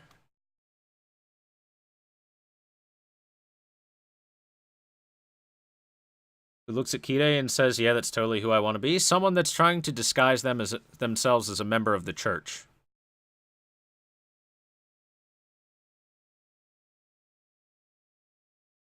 That's who. Rasputin wasn't heroic. He may not have been heroic, but he's someone that is well known through history. You don't need to be heroic to become a heroic spirit. After all, people like fucking Mephistopheles are heroic spirits. You know?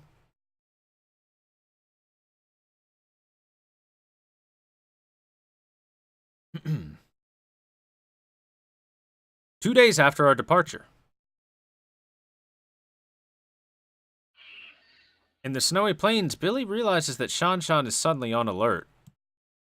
Atalanta Altar infers that magical beasts might be nearby. And it should be time to chop them down for meat. Yeah, it's time for that, huh? Time for separation. Make it sound like some sort of signature move. Hoi!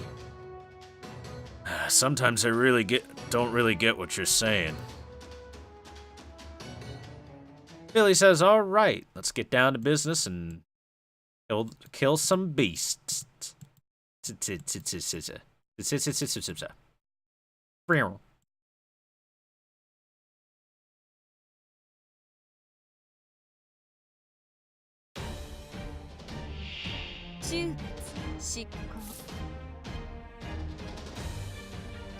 Well, to be fair, Fate Zero was written after Unlimited Blade Works, so that's probably a part of it, and by a completely different author from Nasu.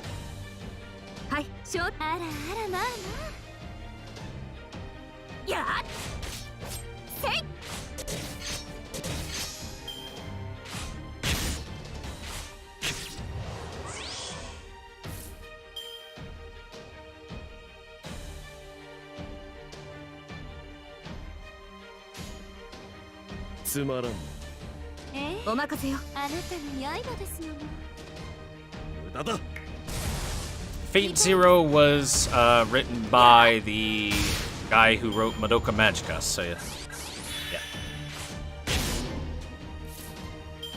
On top of that, it's not like Kide couldn't fight through Unlimited Blade Works, they just didn't really show it that much.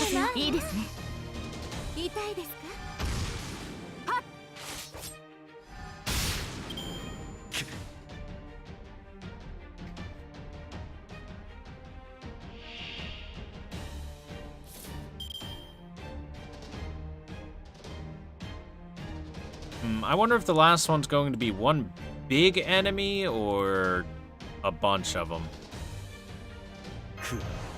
Just in case it's one big enemy, we'll have Mama Raiko take care of this wave.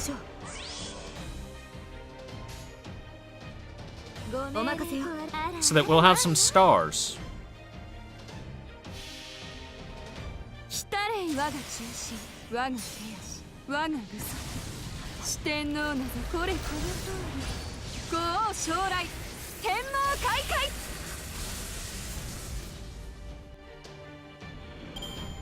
No, Fate Zero was written by Urobuchi. Nasu kind of oversaw it more than anything.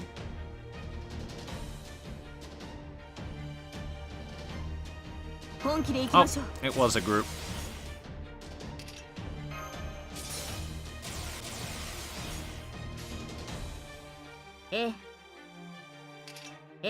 いいですね。承知いたしました。束ねるの星の息吹。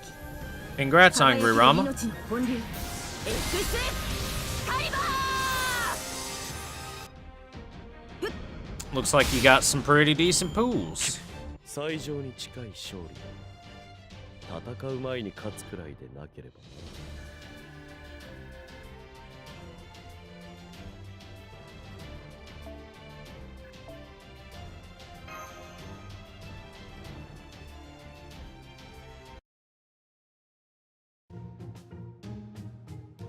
I guess it depends on how much you spent for how good those pulls are, but since you seem happy about it, sounds like you didn't spend too many Saint Quartz.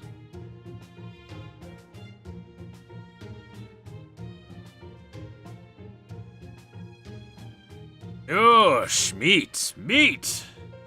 Delicious meat. Other than Thor W, you guys want any? Servants don't really need to have any meals. But if I'm receiving any, I'm fine with a portion that won't spoil the stomach. I'm the kind to enjoy it as boiled appetizers while having a drink. I can understand. I'd also like to drink some cider.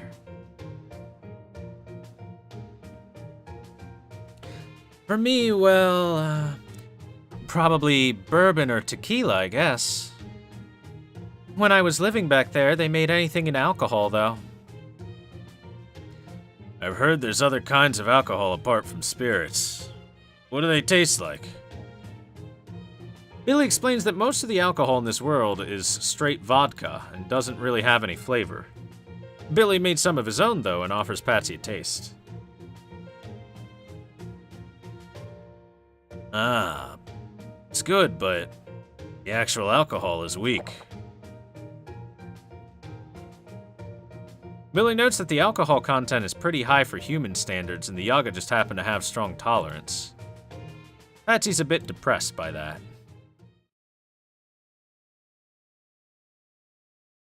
Where am I getting my translations? From my butt. I reach deep, deep in there and just pull them out.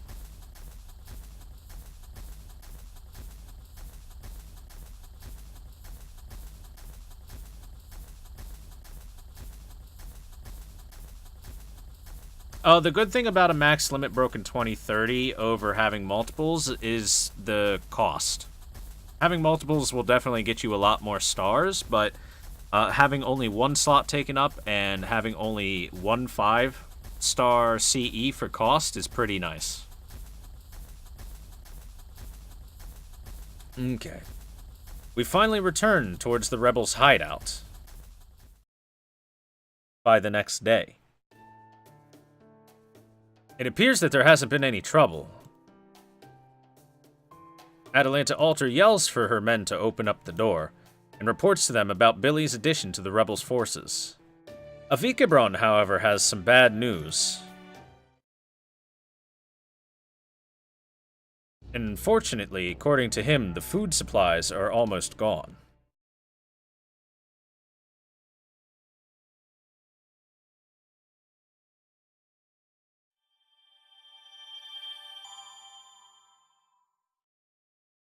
Oh, hey. So remember when we said that after Patsy said it's time for separation, it sounds like he's sounding a little bit like a special attack? So, his actual line was Sabaki no Jikanda.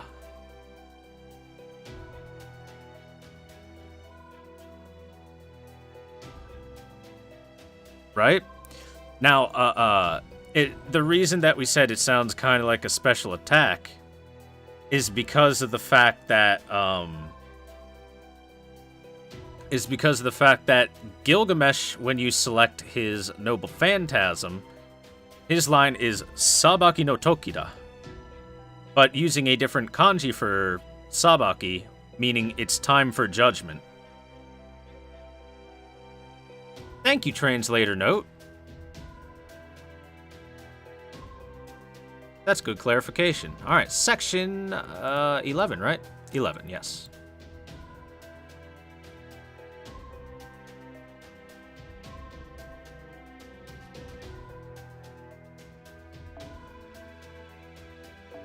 Ba ba ba ba ba ba ba ba ba ba ba ba ba.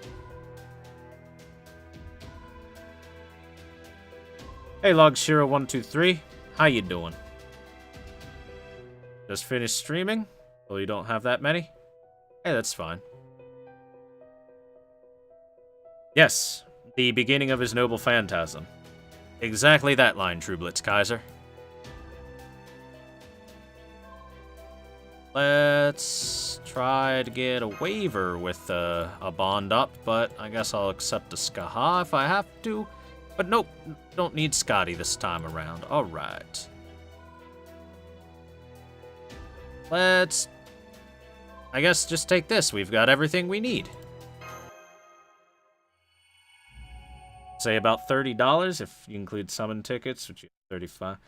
I wouldn't include summon tickets because that's just something you either save up or use as time goes on.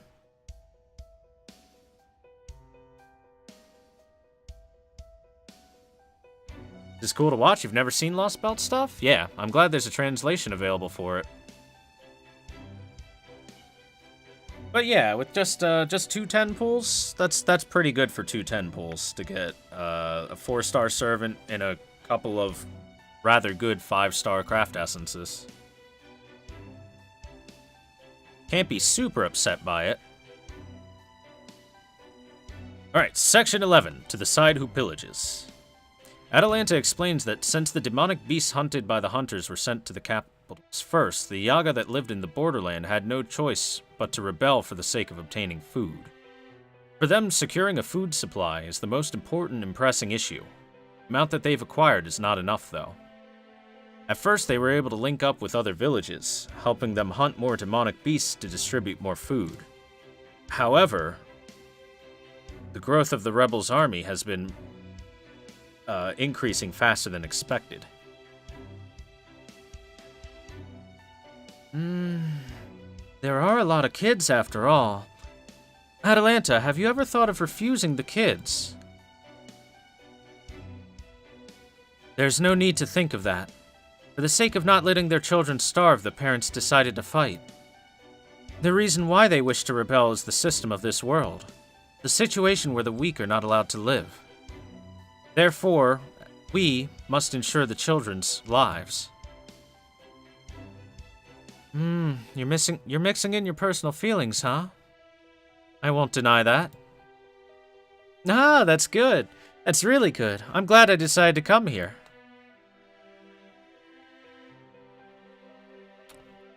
So that's how it is. Atalanta continues her words, explaining that they kept 1/3 of their supplies in a hidden storehouse. However, when the rebel army were about to transport the food supplies to the base, they were attacked by the Oprichniki. She says that the storehouse, unfortunately, was burned down and the rebels were massacred.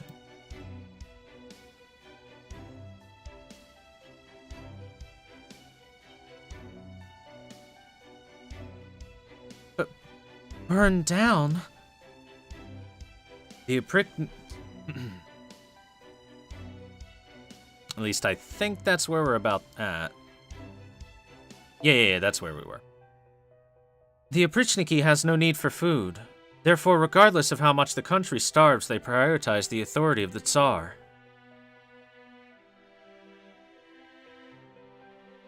Avikebron says, I see. Then as expected, they're Ivan the Terrible's noble phantasm. However, to keep that noble phantasm released at all times is... even though it must have cost him a very large amount of magical energy... No, that's wrong. It doesn't meet the law of equivalent exchange. Avikebron? I apologize. We have to deal with the food problem for now, right? Yes. To humans like Thor W, it might be difficult to understand, but the Yaga will die of hunger quite easily. As long as there's water, a human can survive hunger for 7 days at average. However, for a Yaga, even if there is water, if there's no food, they'll die of starvation within 3 days. In addition, the energy they require in a single day is multiple that of what a human requires. The act of surviving in this Arctic land has caused them to consume an abnormal amount of energy. I see. There's no wonder. This is not a nice way to say it, however, it is similar to mice. If they do not continue to eat, they'll consume too many calories and quickly die. The reason they need so much food is because they've been merged with magical beasts. Their bodies require many more calories in order to keep going. They're a lot hardier and a lot harder to they're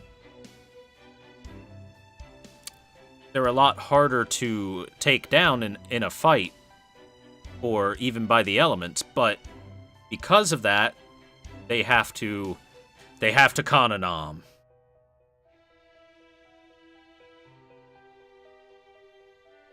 Which honestly, that's fine. That's pretty straightforward, makes sense. Can't you find a better example than something like that? Avika Braun asks Atalanta what she's planning to do to solve the problem with the food supply. To be honest, I don't want to do this, however. We will pillage foods from the pro-Tsar city, Yaga Smolensk. That place is not the borderlands, but it's also not close to the capital. The Oprichniki's protection is very low as well.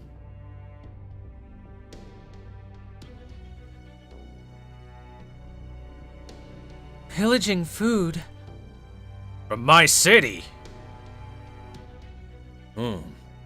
We might have no choice, it would seem. However, it is a poor move. I understand that without you saying it. However, there are elderly and children without strength in this fortress. Even so, if we prioritize them, it'll weaken our front line. Yes, I understand. For the rebel army, it's the poorest move among all. That's why I picked the most pro-Tsar city amongst the borderlands.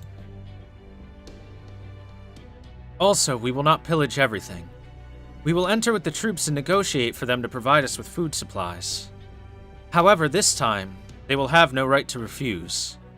Even if they refuse, we'll take it. Just enough so that our side and their side both won't die from starvation. However,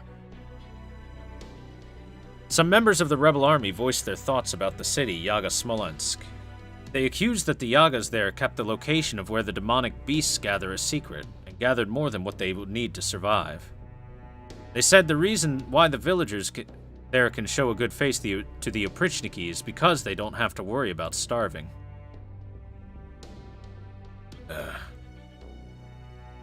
Those guys have no pride as a Yaga.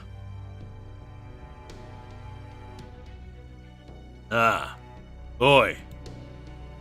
Won't you guys do the same thing if you guys were in the same position? That place just so happens to have that kind of an environment. However, they desperately built the city. It's not like everyone who lives there profits. There are Yaga who die of starvation because they don't hunt. Even so, to the other villages... No, to you guys it's probably a favorable condition, huh? But even if that's so, those guys are the bad guys, so it's fine to do whatever we want? That kind of thinking disgusts me. You're from that city, correct? I got kicked out. I don't plan to cover for them, and I'm not against pillaging them for food. However, those guys and I are Yaga too, don't forget that.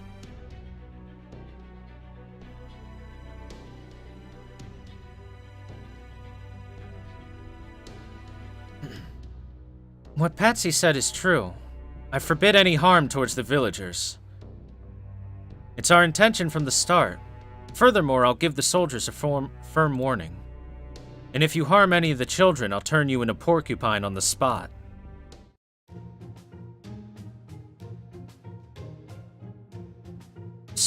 sorry, but what kind of demonic beast is a porcupine? That's difficult. Anyway, we'll take only what is necessary. If they want to think of us as evil, then let them think that. We'll defeat Ivan the Terrible and purge the Oprichniki from this world. After that, finally, this frozen empire will greet the dawn. The clock of history will move forward. Everyone, take up your weapons.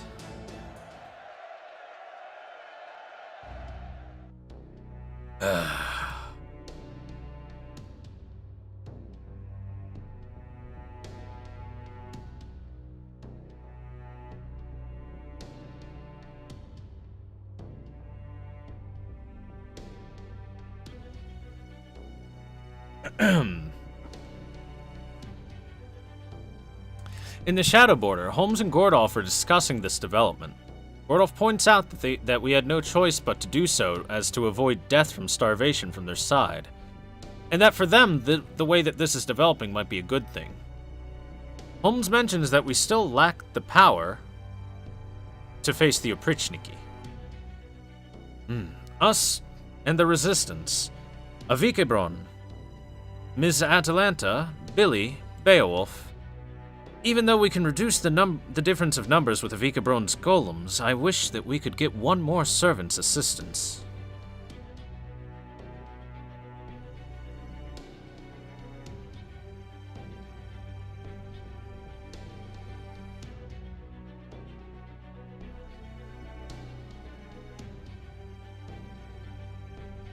Mash questions Patsy if he's alright as we're about to advance towards his hometown. Patsy waves it off and says that it's fine. Thanks to Atalanta's words, it might not end too badly.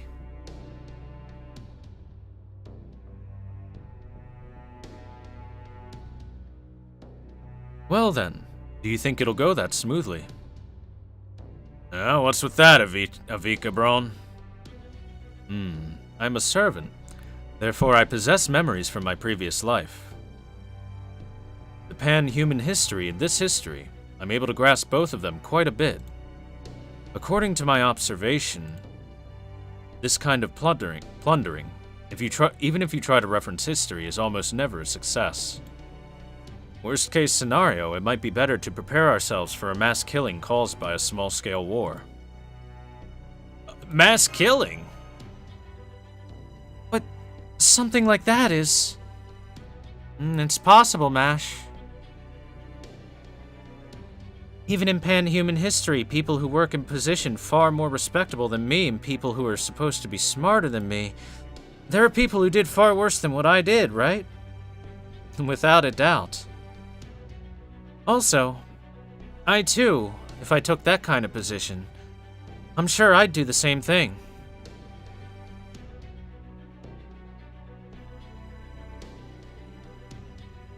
Mass killing. It's something that's possible even without evil intentions. And right now, the conditions leading to that are all in place, to a dangerous extent. First of all, both sides being Yaga, Patsy-kun's hometown and the rebel army already live in a far different lifestyle. In addition, as seen before, there is ill will towards those who chose to swear fealty to the Oprichniki for the sake of stability. It's not possible to declare that a mass killing won't happen. I won't allow that to happen. It's useless. What did you say? You see, a mass killing is not something as simple as a bad person killing many good people. It's something that spreads out. Lies, history, hatred, misinformation, doubt, racial discrimination, wealth gap, pride, panic, propaganda. Those and everything else become ingredients that get mixed together. And something like this is not something that'll happen slowly, like descending downhill. The dissatisfaction that reached its boiling point will explode all at once and burn up. If you're on the side who are pillaged, you simply have to protect. But it's different for those who become the pillager. That's... Damn it. I don't know what this says. Luckily, this translation, yay! I want to reduce the dangers to a minimum.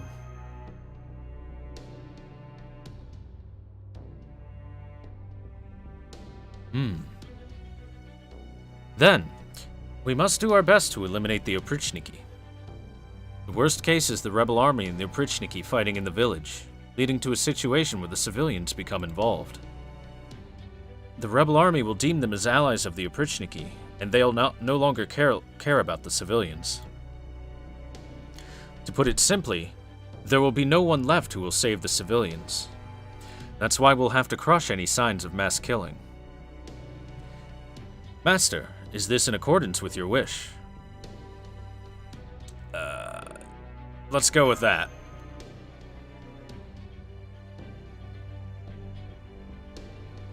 Understood. Then before that, there's a favor I must ask. It seems that there is still some preparation necessary before the rebel army can move to plunder food supply. Within that time frame, we'll gather as many ingredients as possible and build a wall. A wall?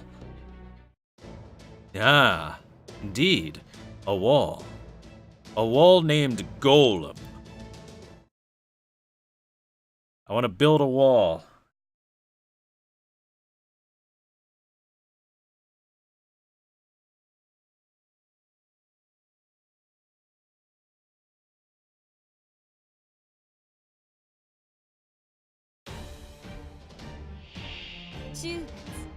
Wish you could contract with the real Billy? Unfortunately, you can't have a grand servant as your servant. Billy, the grand ruler, boss of this gym, wouldn't be able to be contracted because of that, chat. 10 on this wave and probably one big one on the last wave. Okay. 承知いたしました。言いたいですか？無駄だ。せい。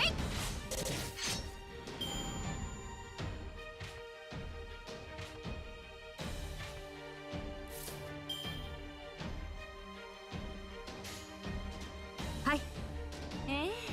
あなたの刃。いいですね。やっ。せい。やっ。 Just barely, not enough damage.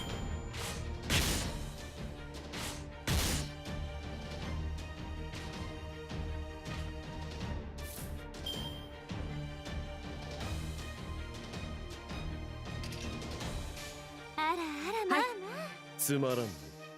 痛いですか？罠だ。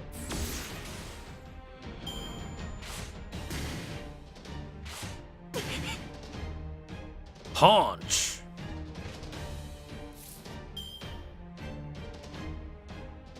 Since I suspect it'll be one big guy at the end.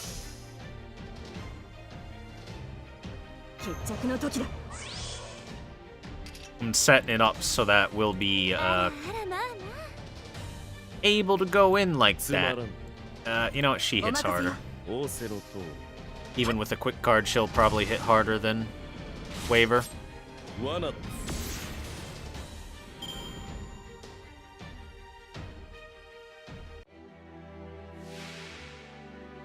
Never mind, it's just a fucking shit ton of small fry. Alright then. By the end of this, we'll have all the food that they could beg for.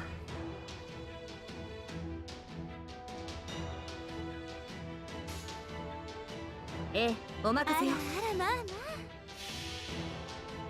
束ねる星の息吹。輝ける命の本流。エクスカリバー！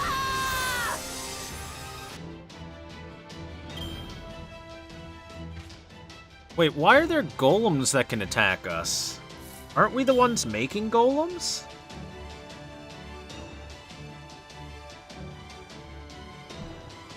Stop rebelling against your masters, golems. It's いい rude. でしょう。承知いたしました。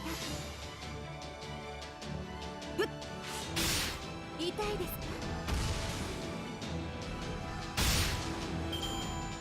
か？ We need golem materials. Well, fair enough.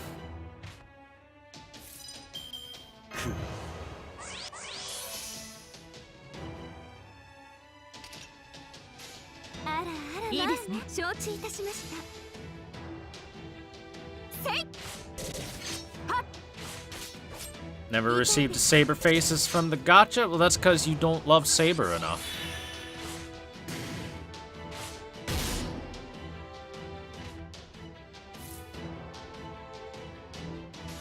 あらあらまあまああなたの刃ですもの。痛いですか？なんだ。痛いですか？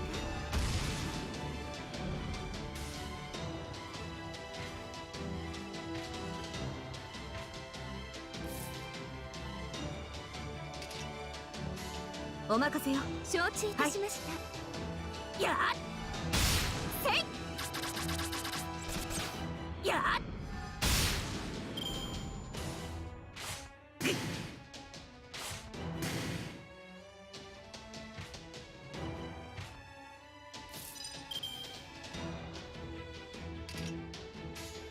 いいですね。はい。あなたの刃ですもの。やっ Nice crit. Alright, chat, how about it? You bet your ass. I win, I get your ass.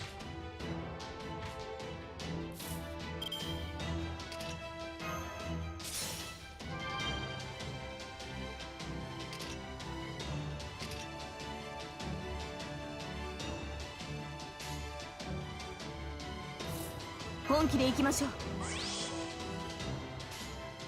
「お任せよ」「いいですね」 Darn.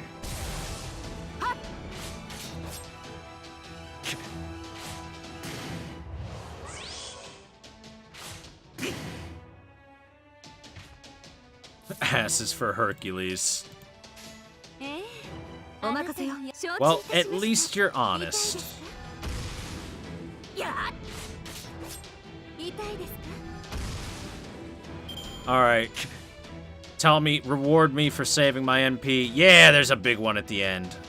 Oh, it's that fucker again. It's that asshole again. 本気で行きましょう。ご覧になってください。ご覧になってくだ Yes, さい。 Angry Rum, I read that the first time. I didn't respond because I didn't care. To be quite honest. ごめん。ええあらあら決まあ。着をつけましょう。来たれ四天王。いいえ、五頭天皇の紳士たち。参ります。五王将来、天皇開会。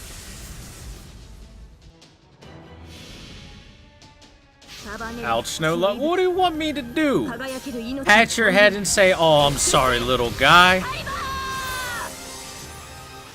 痛いですか？騎士の誓いは破れない。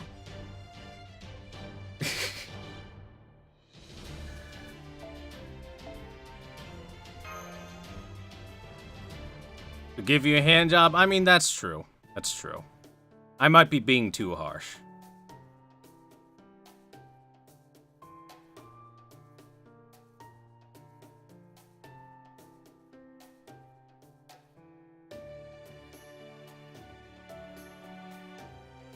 Alright, Patsy has brought over a bunch of materials for the golems, as Avika Braun asked. Billy, as well, brings some more.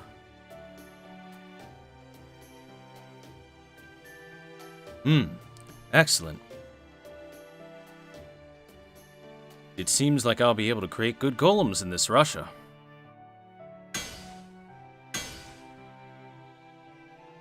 Sorry, Patsy. I'd like to help, but...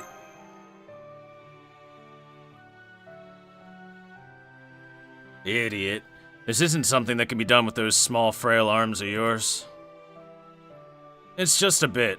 We managed to collect some meat, so I'll add a bit to the supplies. Well then, I'll begin constructing golems from now. Inform me once the rebel army makes their move. Roger. Shan-Shan, remember this guy's smell. Scree! Is this alright? Your scent is kinda weak after all. How about making it remember the smell of the soil used to make your golem? It seems like it'd be better that way. Well then, I'll be counting on you. Roger, roger, okay then. Let's go back.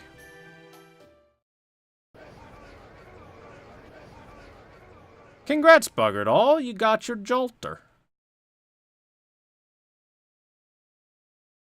We have acquired the element of gun? Yeah, Enzrai, we did.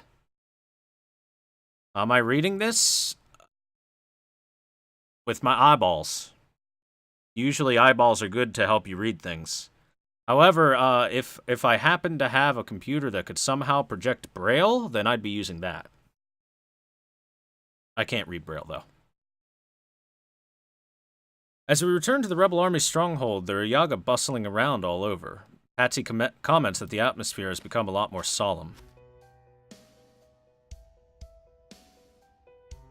That's because this is different from the skirmishes up to now.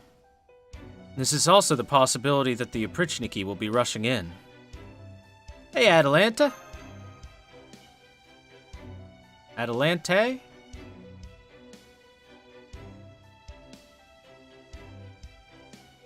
What's wrong, Caldian?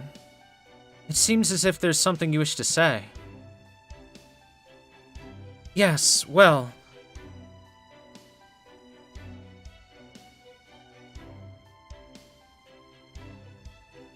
A mass killing, is it? Certainly, if I say that I don't consider a possibility, it'd be a lie. However, what of it? I have the duty to protect them. This is my purpose. I have to save the parents who tried to make up for letting their children die with their own death. I understand that it's not something wonderful such as cutting off the chains of hell. However, if it's only a possibility, I'll avert my eyes from it. Do you understand the feelings of the soldiers who were given food by the starving children as they said that you can't fight with an empty stomach? What should be truly hated is perhaps neither Ivan the Terrible nor the Oprichniki. It is this world that doesn't allow the cultivation of almost all grain. The world, is it? For now, there's still time. I'll inform everyone of your worries. Yes, thank you very much. It's painful, isn't it, Thor W? Just like Billy and the others, I don't have any memory of fighting to correct the human order. However, this fight is saving the world. Is it this kind of painful thing? I've become unable to understand that. Hi, Tacky. Oh, and apparently good night, Tacky.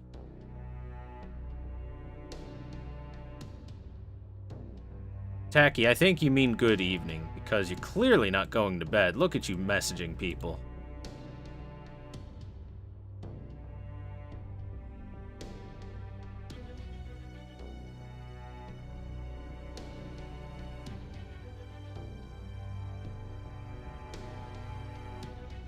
Okay, good night.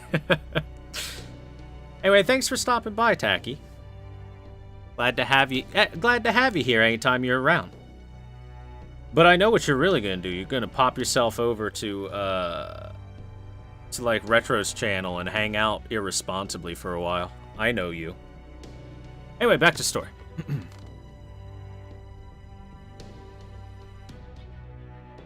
Father Macarius, the Tsar is calling for you. Oh. The Tsar is. It's rare for him to be awake at this hour. Perhaps he saw a bad dream or something such. Understood, I shall go immediately. Be quick. Should you displease him, he won't show any mercy, even to you.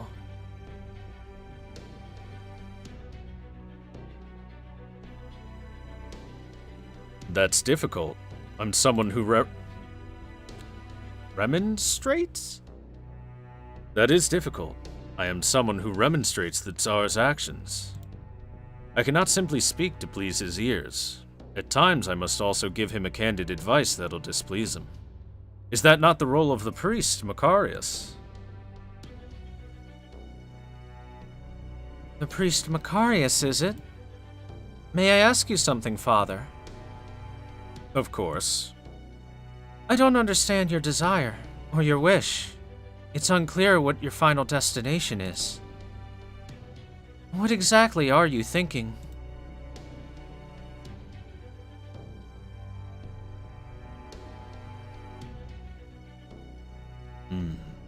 It is the same as you, Imperial Princess. I possess the same wish as you. There is no falsehood in that. If you're asking whose ally I am your ally. Huh? No. My apologies, it's but a joke. There was nothing more than the slip of a tongue. To you, it would be something similar to a thoughtless remark. Please forget it. I'll simply accomplish all of my duties, even though I've become a tool of another just like this. Adorations for survival and condolences for loss, and blessings to all lives that are born. In this eternal frozen land, salvation for the souls that are not rewarded. That is all for now, Your Highness. I see. Then hurry and go to the Tsar's side.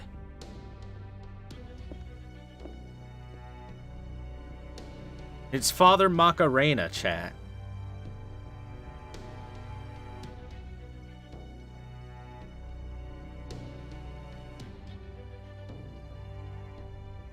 So he left. I still don't quite understand what that guy's thinking. It's strange, isn't it? I don't feel as cautious as you are towards him. Really? That guy's one of the servants that Woldheim can't control, you know. One of those envoys of the god of the foreign star that Woldheim talked about. In a way, they're a more troublesome bunch than Caldia. That is true. The same as Koyanskaya. I understand that they're people that can't be trusted. However, truly I wonder why. For some reason, I feel as if no matter what, that person will stick alongside us until the last moment.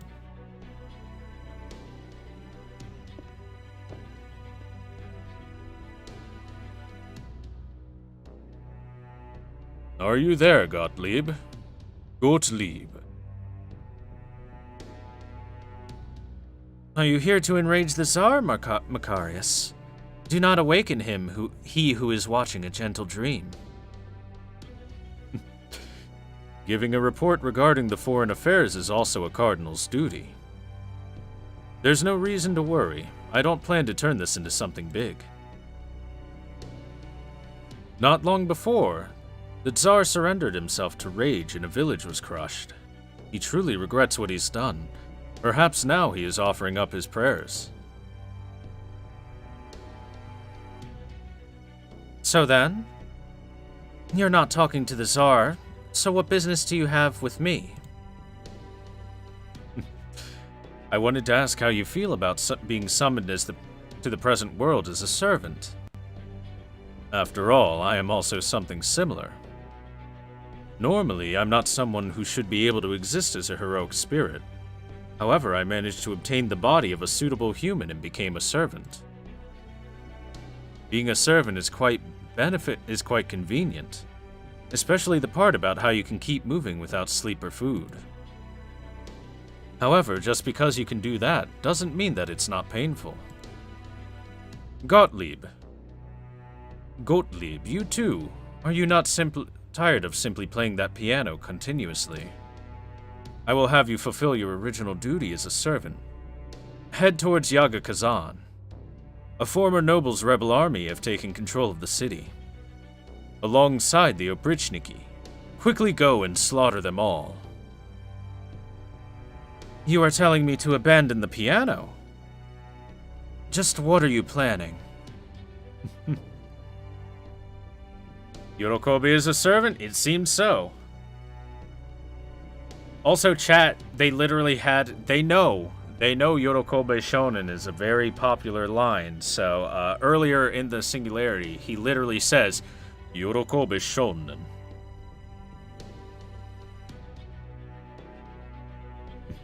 Work hard. During that period, I shall take over the task of comforting him. Until you were summoned, I was the one who handled it after all. There's nothing lacking to maintain the peace of the Tsar. Understood.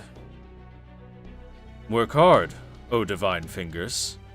If not, this world might soon face a worse hell. Am I not summoned exactly for the sake of maintaining this hell? Very well. I will kill all of them. Let the Oprichniki come as well if they want. Someone, summon a bicorn. Oh! Oh, it's not Amadeus.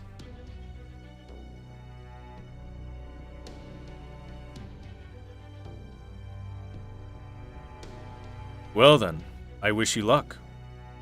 Gottlieb. No. Wolfgang Amadeus Mozart. Ah, I shall deliver death to those who refuse to obey the Tsar's might. My death is as the tribute by the hands of the man in gray.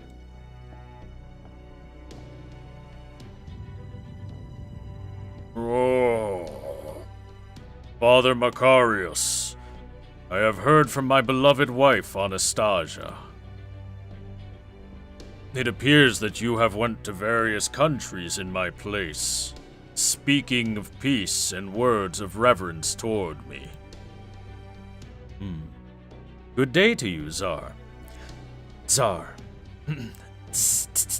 I can't say Tsar very well. Good day to you, Tsar.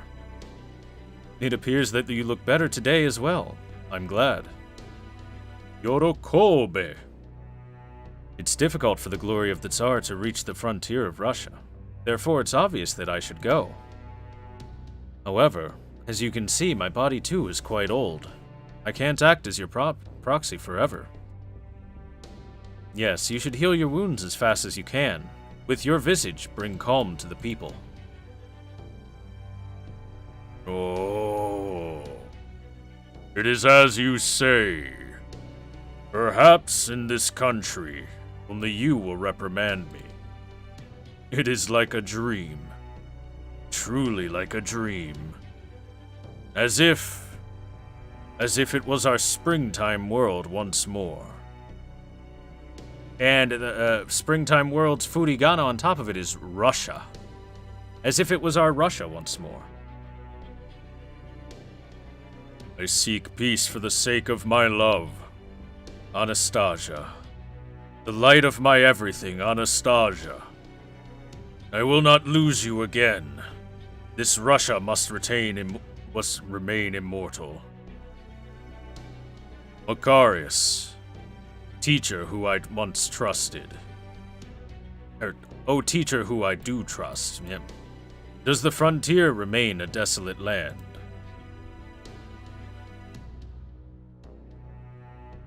How do you speak in furigana? Very carefully.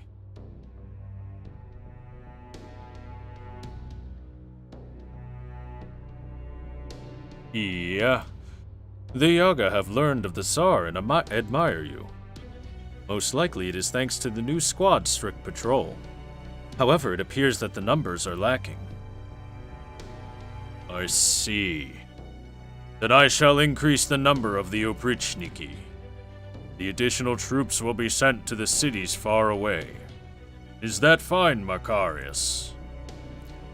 Eh, that's truly the great favor of the Tsar. The Yagas too will accept it. That's really bad timing for us, chat, to send more troops to the faraway cities.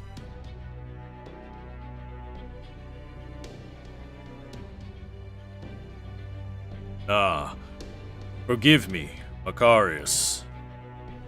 I am scared. What?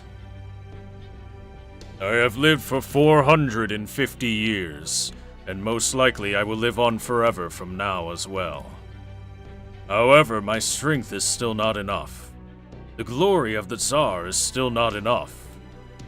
I have to give light to all lands in the world, and love that will not falter even in this blizzard for the Yaga.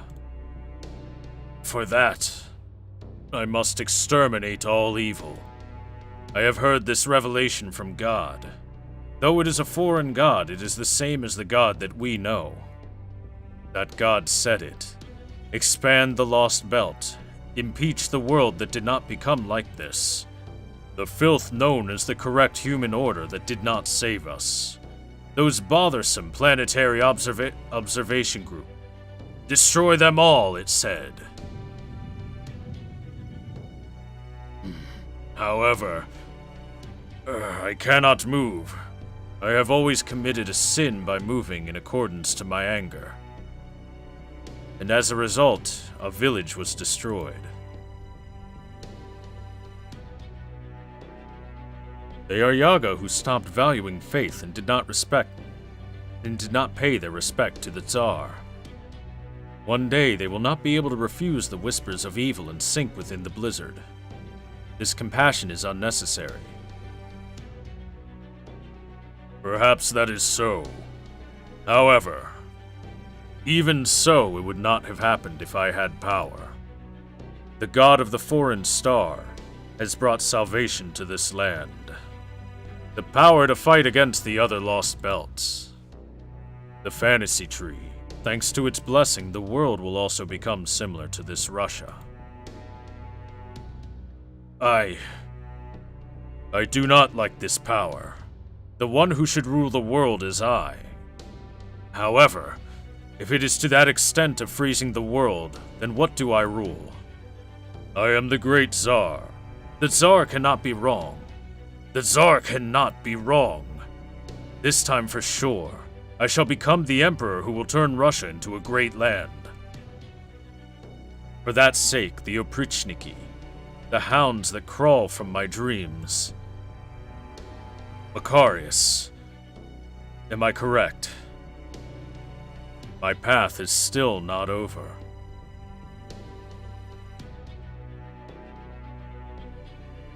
Yes. Yes. I cannot hear the sounds of them. Yes, that is correct. However, it is still not the time for you to wake up from your nap. Heal your wounds. Those eyes are waiting for the time when it is truly awake. The day will indeed be a day of celebration. The day where a new Russia blooms. Please, for now rest easily.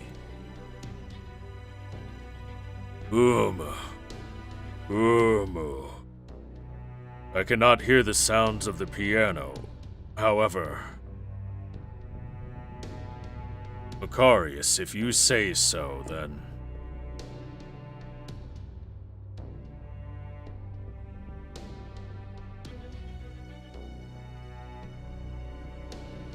The Tsar has fallen asleep. Russia has once again wrapped in a temporary peace. The worry that the Tsar will destroy the fantasy tree has also disappeared. Is this good enough, priestess of the foreign star? Oh, it's Topless Lady.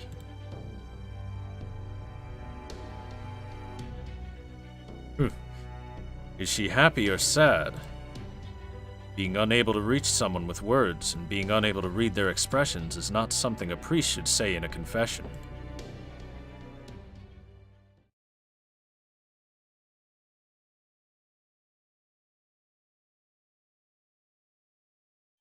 By the way, chat, sorry if the voices are starting to sound a little bit similar here and there. I've only got so many ways that I can mess with my vocal cords and my throat to try and imitate different voices. I'm running out of voices, chat. Clearly, the next guy should just be voiced like this, see? Just gotta voice him like this, see? Archers. Ba ba ba ba ba ba ba. Thought I took professional voice acting classes for you. If I were to take professional voice acting classes, they'd probably say something along the lines of don't try to strain your voice too much to do different voices and just stick with what you can do.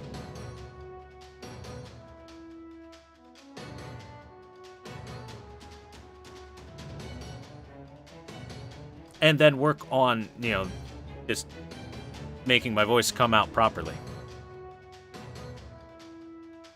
That's my guess, though. I might be entirely wrong. Anyway. Because I've got a pretty okay natural voice, I think. I don't think my natural voice is all that bad. I can lower it a little bit. Or I can gravel it up, you know? I can make it a little bit gravelly for you, chat. Stuff like that. But there's only so much I can do, personally. I can't pull a fucking SpongeBob out of nowhere. Alright, anyway. Atalanta asks us if we're ready. The rebels have surrounded the town. First, we'll aim to clean up the Oprichniki occupying the town, and then we'll negotiate with the mayor. In order to shake their morale and prevent any resistance from the mayor, a swift blitz is of paramount importance. Atalanta gives the order to attack. Yosh! Ikuzo!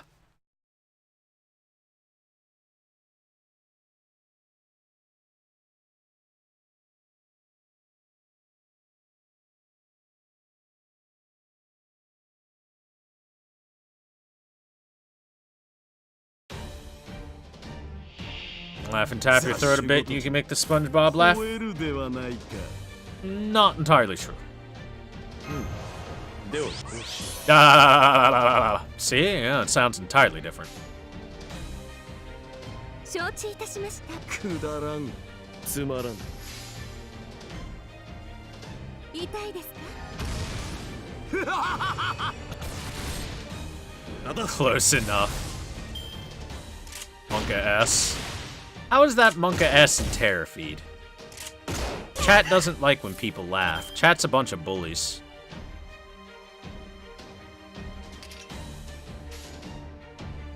承知。あなたの刃ですもの。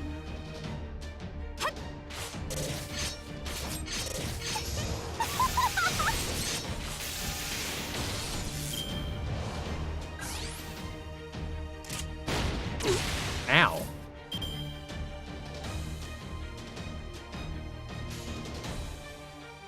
Tsuma 仰せの通り。罠だ。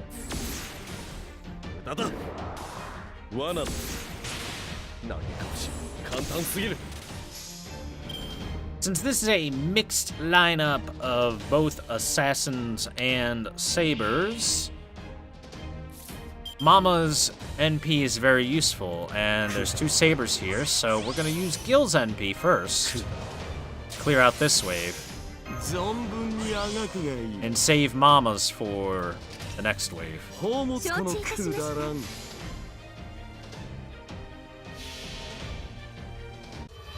Sabaki no Toki da.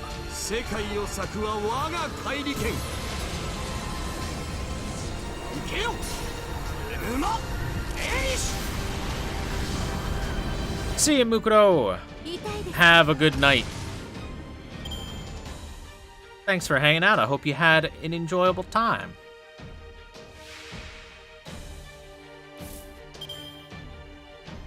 手すさびのようなものですが、ご覧になってください。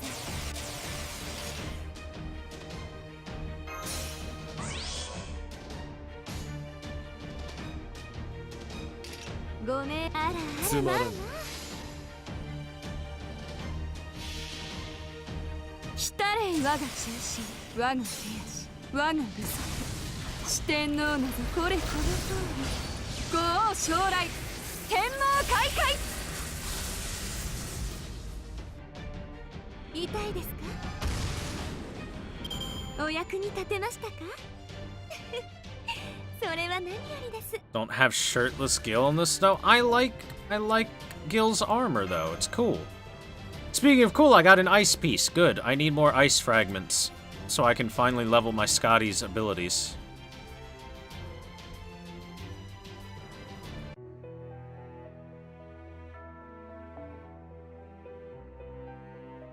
Interesting. Nothing but assassins, huh? Then I guess I'll have to set up a... If I had a Tamamo, I'd take one here.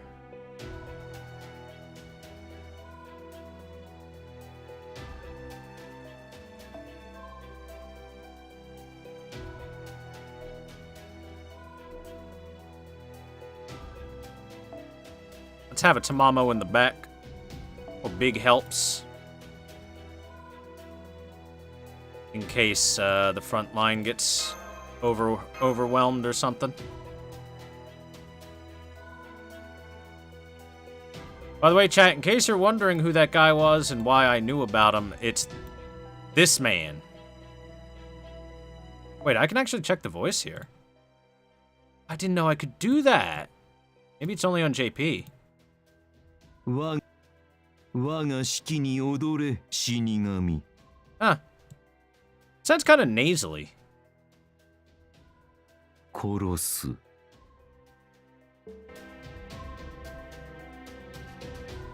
Alright, let's go.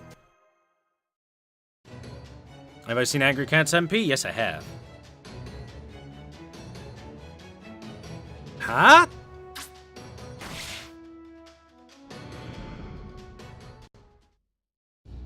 He does have a well made suit, well tailored. Okay, we have successfully swept through the defenders. The rebels cheer as Atalanta defeats the final Oprichniki. The mayor hobbles out frantically at this, and Atalanta declares her identity as they're an organization formed with the intent of rebelling against Ivan and the Oprichniki.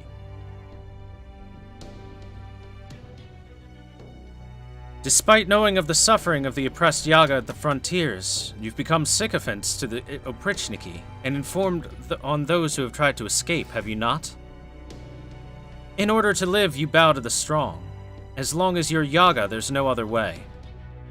However, now is the time to pay the price. You will hand over 60% of the food that you have stored up to us right now. That can't be. More than half. We would all starve to death. That's the stench of lies. Mayor, you would still survive if we took away 70%. Let alone 60, would you not? There's no way. Of course. That is, if you don't live extravagantly. Do not try to pull the wool over my eyes. It seems that Atalanta has heard from some other Yaga that a distinction between aristocrats and citizens is partially formed here. She calls this utter idiocy. In this harsh and frozen world, you must share and work together to survive. Did you think that you could establish a class of aristocrats who do nothing but fatten themselves up? That's not it. We would not dare to aspire to aristocracy in front of our glorious Tsar. What we have done is merely segregation. The sick, the orphaned, the elderly. Our town works by abandoning these weaklings and having warriors stand guard in the streets. That is how we protect this town. Having warriors protect the town? What they really protect are the colonies of the magical beasts, you mean? That you shoot dead Yaga from the other villages. That you shoot dead. Period. Lack of grammar there. Yaga from the other villages who come to those places is also something that I've already investigated. Oh no, you shoot dead Yaga. Okay, never mind. That's correct. It was just very oddly worded. The fact that you shoot Yaga dead from other villages who come to those places is also something I've already investigated. There you go. One of the town's Yaga yells at Atalanta to shut up, saying that the magical beasts belong to them. She fires a couple warning shots at him, telling him not to interfere while she's talking with the mayor. The mayor decides that he will acquiesce and agrees to supply the rebels with food. He tries to bargain it down to 40%, but Atalanta gives her final offer at 50%. She says they'll spare the town if they give this up. The rebels don't plan to do this regularly, as there are more important things they need to do. The mayor agrees in the end.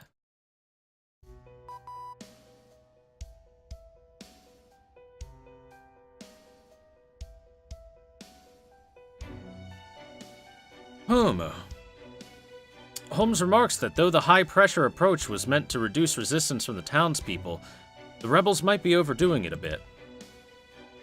Holmes? Holmes explains that the rebel Yaga have hostility in their eyes.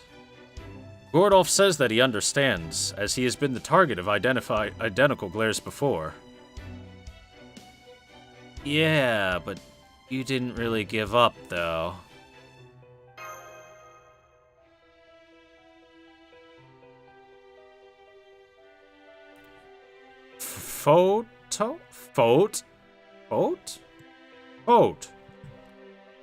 Fosan is gazing at you as if to say, fight on.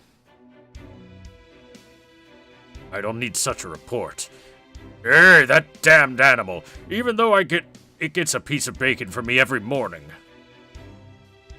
Well, the current situation may just be limited to verbal scuffles and spitting at each other. But should something happen, bullets will begin to fly. Mr. Thor W., please be cautious. Kya! Master!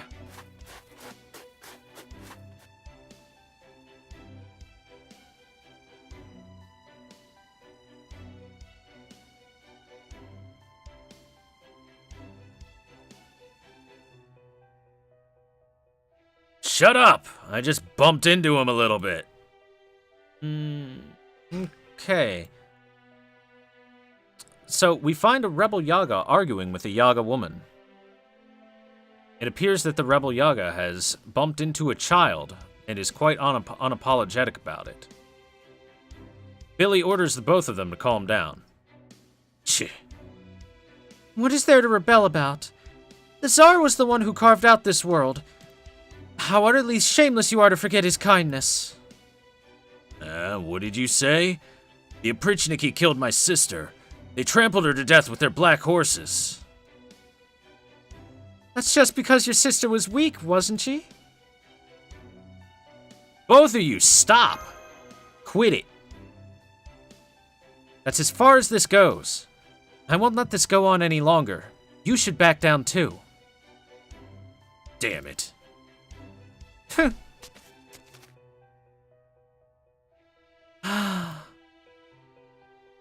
You okay, Mash? Yes. Although I'm only observing... Yes. This really must be a difficult situation. It's nothing as simple as an outside enemy. No matter what standpoint you take, they each have their own valid reasons. It is true. I guess so. It's the Oprichniki! The Oprichniki are coming! Eh?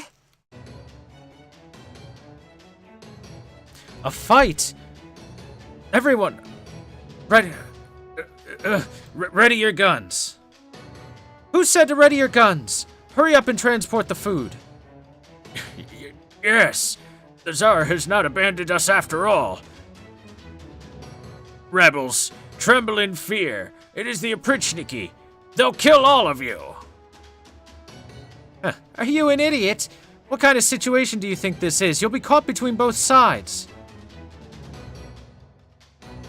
Eh? This is the worst possible timing. It's as if Ikebron feared. The genocide will now begin. Both sides behaved in a way as to minimize casualties, so now both sides will suffer the greatest damage.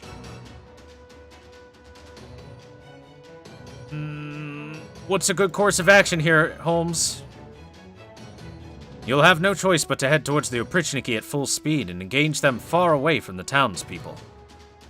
However, it will be difficult to completely stop them. We can only pray that Ikebron makes it in time. Billy! Trust in you. Hey, Silver Sonic, thanks for the host, dude. There's no two ways about it. I guess we gotta stop this. Let's go.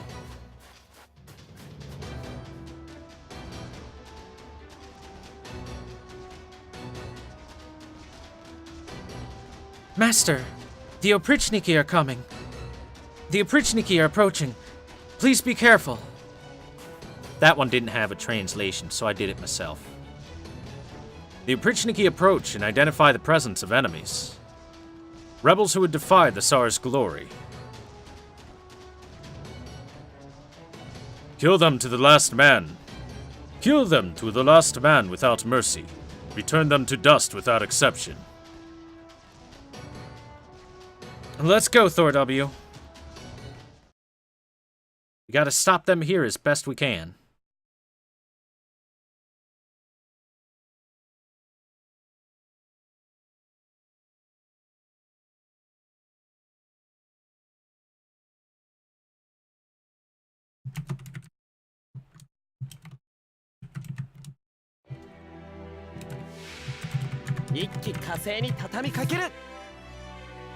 Type, taka, taka, taka, taka.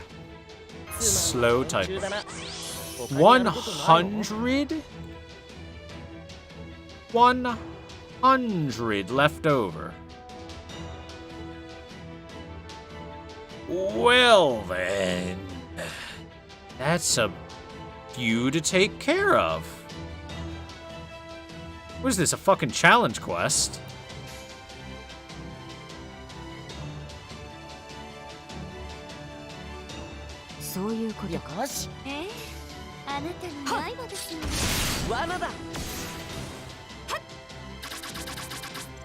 It's probably going to be one of those situations where I clear out so many of them and then the quest ends.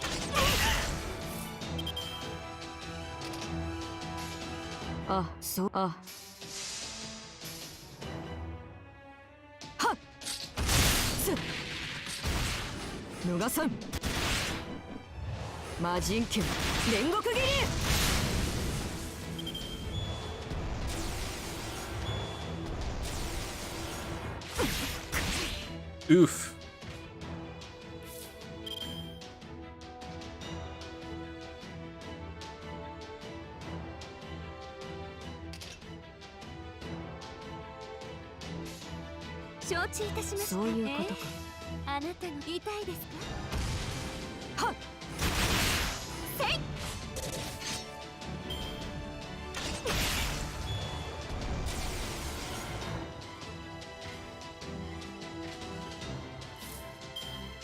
Well, there's probably no reason holding on to this for too long.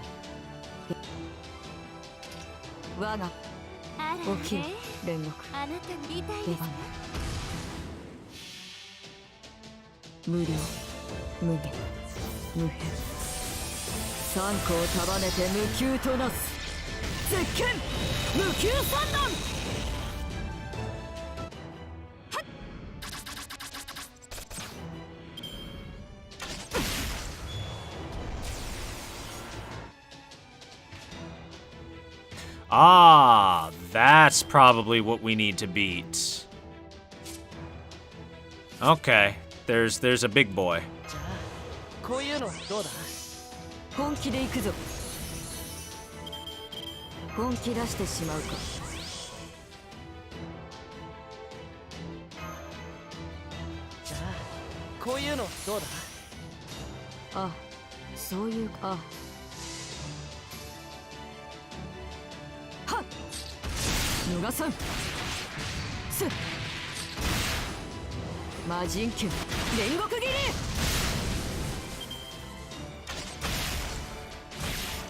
Oh, come on.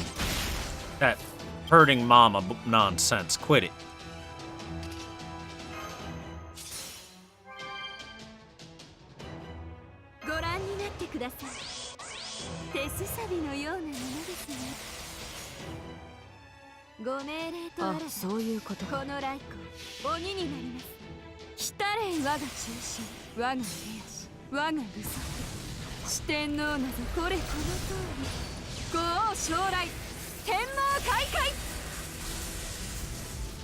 He's a rather big boy. For you.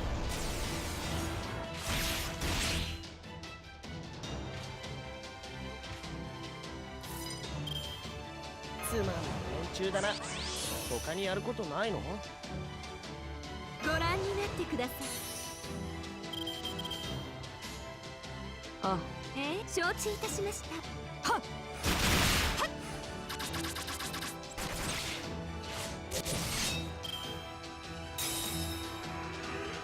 最上に近い勝利 Oh, just the break bar. Okay 戦 then. う前に勝つくらいでないとな。 I was expecting to have to kill him and then it would end.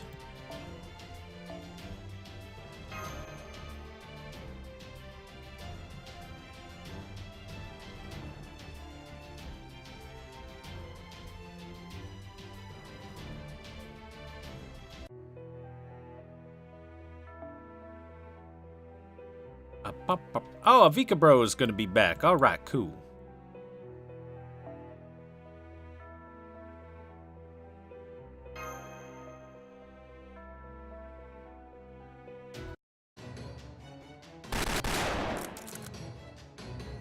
I'm reloading. Buy me some time. Healing. Oh. Nice one. Pretty good. No, it's no good. It's already too late. Eh? Gah! Yeah! Well.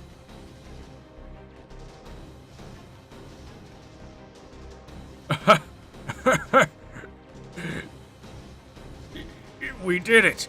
We won! The mayor is cheerfully,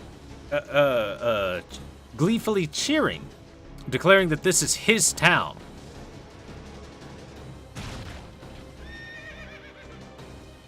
However, that does not stop the Oprichniki from trampling over him with their horses. He dies confused. The Oprichniki continue to advance, cutting down the town citizens that happen to be in front of them.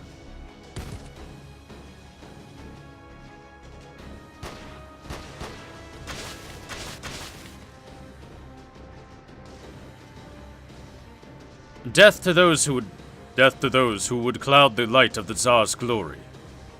Rest in peace.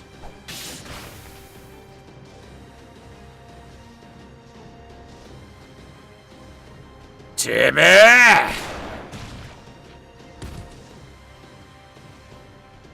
The other rebels are frustrated that their guns are unable to bring down magical beasts are having little to no effect on the Oprichniki.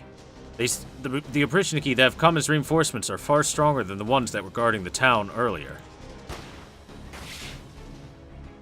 A Yaga rebel fires and hits one of the townspeople. You shot one of the citizens! What are you talking about? He was holding a weapon. Look more carefully, that's just a broom. Ah.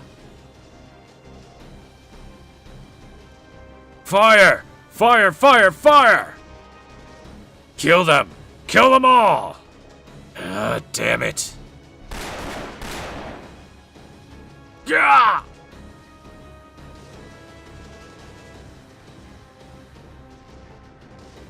Atalanta Alter shouts at the rebels, ordering them to stop firing upon the townsfolk. But boss, those bastards are already aiming their guns. Besides, if they're mixed in with the Oprichniki, they'll get dragged in anyway. Aim for the Oprichniki, that's all that I can say.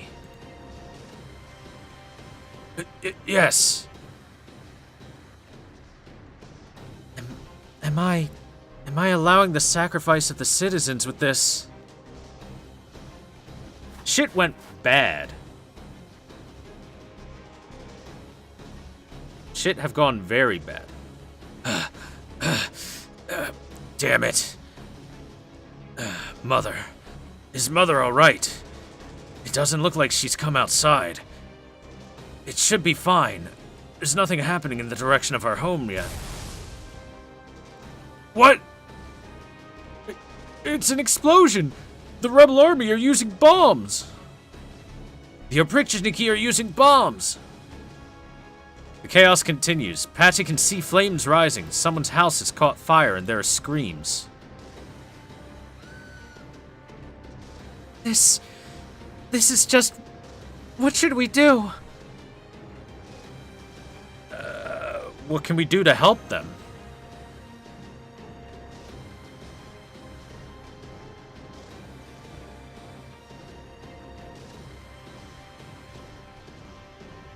We don't know who did it, but if the fire spreads, it'll be...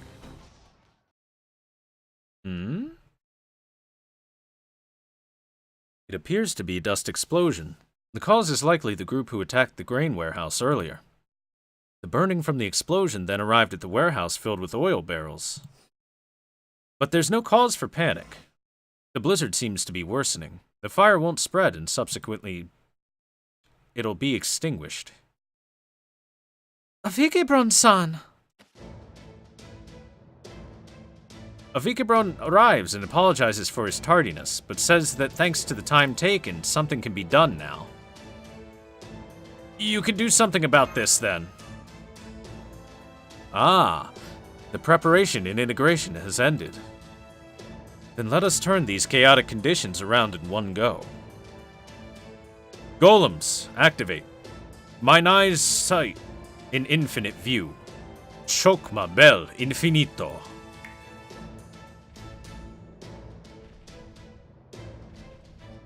He snaps his fingers and golems appear, striding into the mess and begin attacking the Oprichniki. The townsfolk and rebels begin to flee. Their orders are twofold. Gather and transport all weapons, and crush the Oprichniki. The golems already buried in the town are moving out. By preparing the material that is to be their core, the surrounding buildings will be turned into material for constructing the golems. Luckily this world's stone walls are infused with magical energy. They're quite suitable as golem materials. With that said, this has caused quite some damage to the buildings and the walls. Though, as human life is irreplaceable, please pardon me for it. By the way, the surroundings of the fire have been destroyed by the golems, so its spread has been controlled. This method of use, though it should have taken much time. My apologies.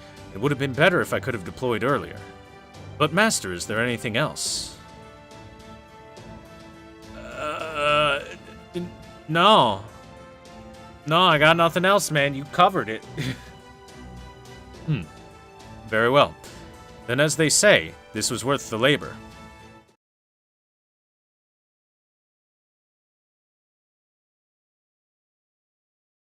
Well done, Avikebron.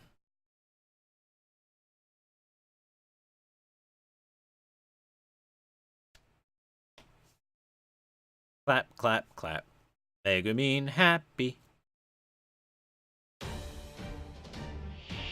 やりすぎないよう注意しますね。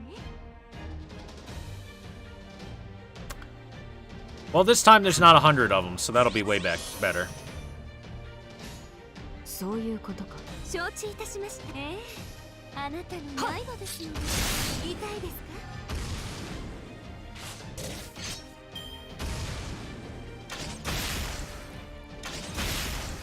Why did he take 1,000 random damage? And a debuff? I guess it's from the golems? Maybe? I don't know exactly. 承知いたしました。そう行こう。痛いですか？はっ。逃さん。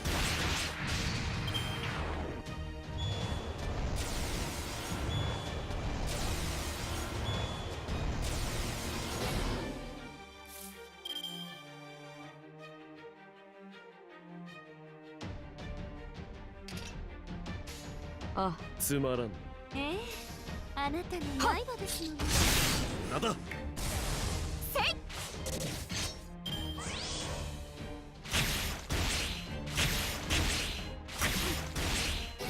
Wow, these guys are pretty freaking in sync with each other. 行こう。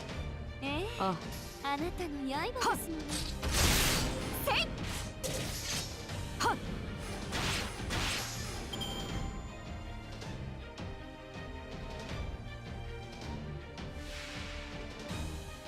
Alright, just two big boys.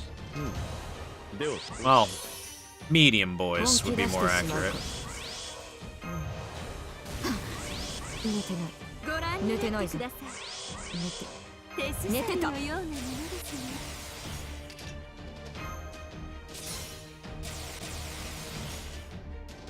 我が子行こうこのこのライコ鬼になれ人説をうがつ無辺の光を持って天命を断つ絶剣無休三段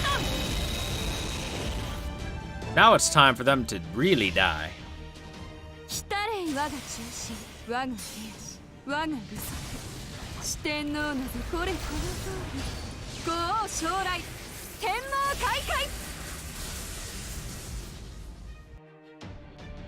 終わりだ無事かマスター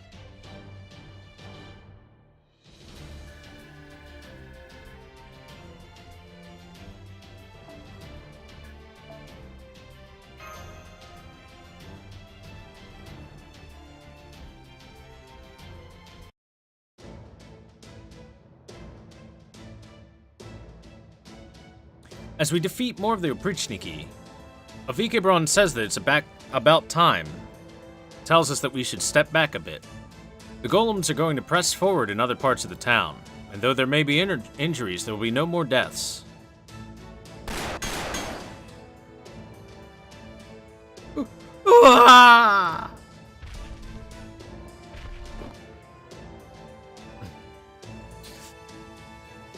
The golem picks up the townsmember, and his cries turn from fear into surprise.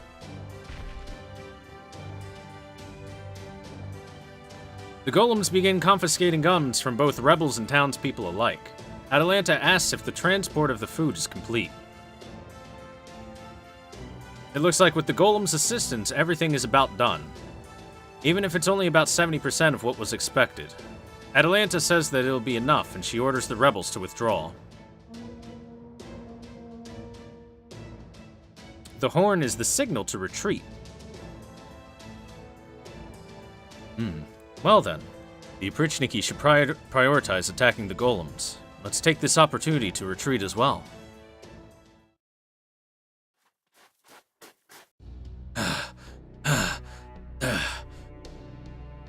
It'll be fine. It'll be fine. No, it'll be fine, so what am I doing? I shouldn't be showing my face here at this time. In the first place, I'm someone who's given up on this town. I abandoned it. Besides, the food that I gave her last time should be good for a long while.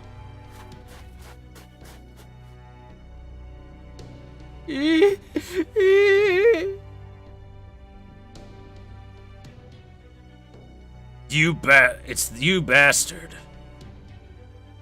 Patsy runs into a crying Yaga townsman who recognizes him and calls him a traitor. Patsy says he doesn't care about anything and just wants to know where his mother is and if she's alright. Your mother?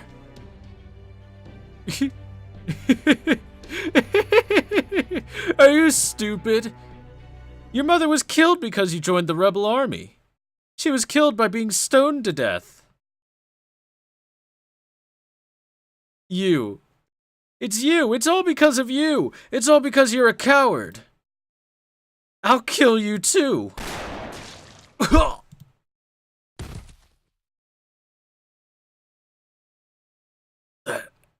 That can't. It's a lie. A lie. No, it wasn't a lie. Should have understood that from the beginning. That this town wouldn't forgive the family of betrayers. It was a given that my mother was doomed from the moment that I abandoned this place.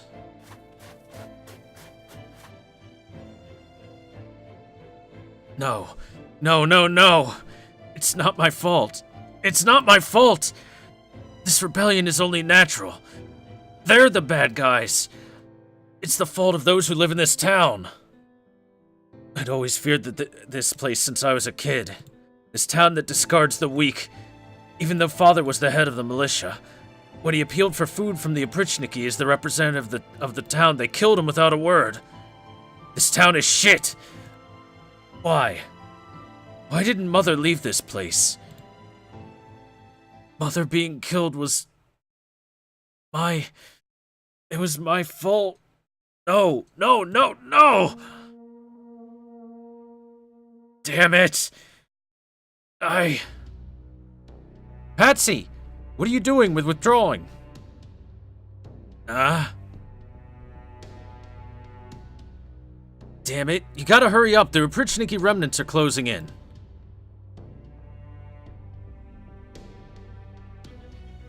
Sorry. Patsy?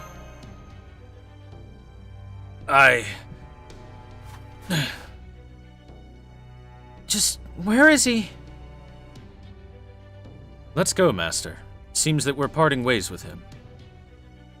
That can't be. Patsy.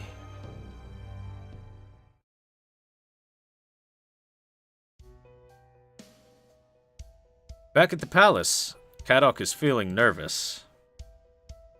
The princess asks him what's wrong, and he explains that it's about time for the scheduled report.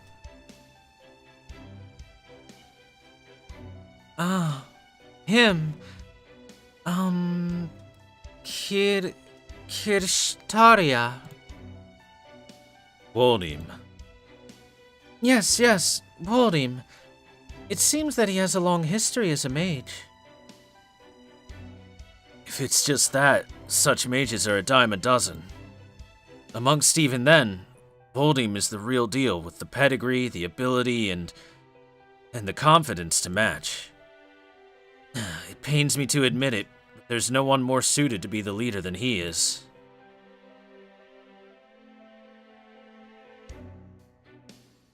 Even though the Cryptors are to contend using the occurrences of the Lost Belt, like in a race, Kirstaria's all but won it. At the moment? At the moment, yes. Why, that's great. Looks like you still have the will to fight. Ah! Tan Lancer returns. Kinda says that she's happy that Kadok is still in the good mood to compete. The Oprichniki gather, but they are quickly dismissed by the princess, saying that Kindness is their guest, not someone who would bring harm to the Tsar. Ha! That depends on you. If you're a useless small fry, I'll crush your king right here before going back. Kadok tells Kindness not to be too proactive. He can acknowledge Kindness's efforts taken in crossing the seas in the storm, but he can't be too impressed with any attempts to stir up trouble needlessly, as it would be a fight without any profit. Besides, I'd feel sorry towards Woldim if I reduced his precious divine servants from 3 to 2. Nicely said. I thought you were a weakling, but you're not bad. Hey, princess. Is he trying to act cool in front of you, or is he just the sort who's been hiding his fangs all this time?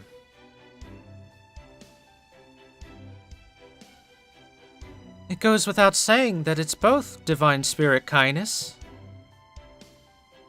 I see. Fear and foolhardiness. That's good, there's still room to grow. So, what is it? I have nothing to report. Everything is proceeding as planned. Is that so? Your place is the only one yet to take root. The fantasy tree hasn't budded either. Of course, my master is concerned over that. Whether or not the weakling Kadok is alright, or whether the burden is too heavy to overcome. Kadok assures Kindness that everything is progressing well. He says even though if it's indeed slow, he was late in the first place. He believes that he and Castor will be the victors in the end.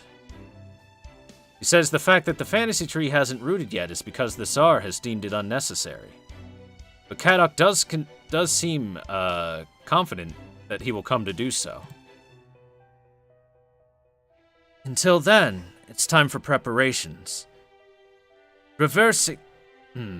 Reversi... Though you wouldn't know about that.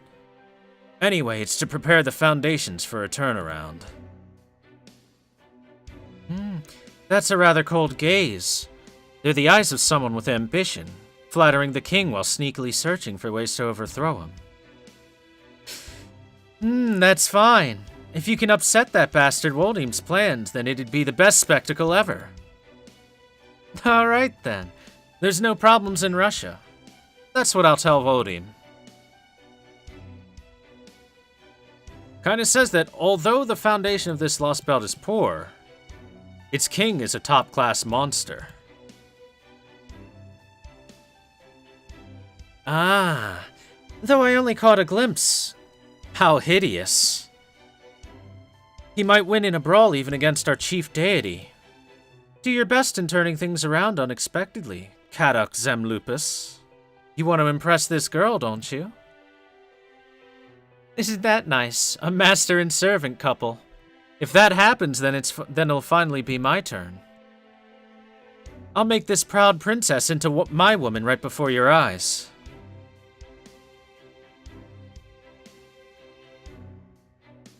How vulgar. I'd want nothing to do with an uneducated boor of a man. What a coincidence. I agree with you. I think the same of pampered girls with heads filled with flowery princessy stuff but can't even catch a single fish. Kindness, are you that starved for conversation? I'll prepare a seat for you if you want to have a tea party. Ah! I'll gladly accept that offer when the princess isn't around. Actually, Kadok, you're pretty slick with your words, aren't you? You should be more sarcastic usually. You should usually be more sarcastic too. Oi!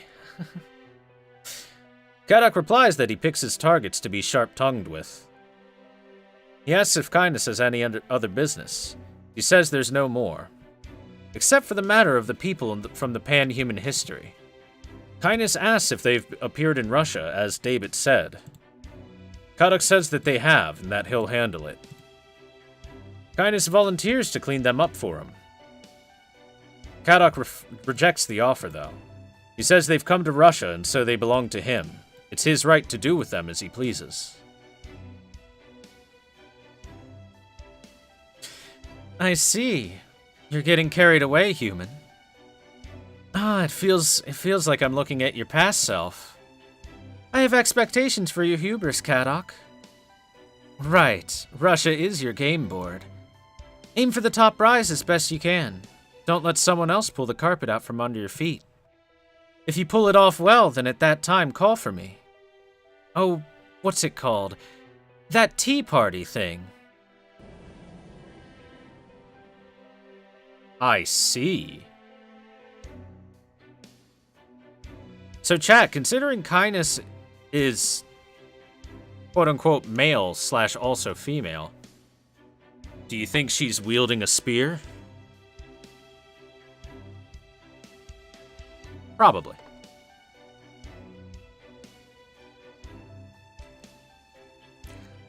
What a farcical servant. If you hadn't forbidden it, I would have struck to kill her. Kadok reminds the princess that they need to avoid any troublesome situations. They would have had to enlist the Tsar's assistance if a fight had broken out. Are all heroes from the Age of Gods that ill-mannered? It makes me quite angry to be underestimated. Yeah, it's my fault.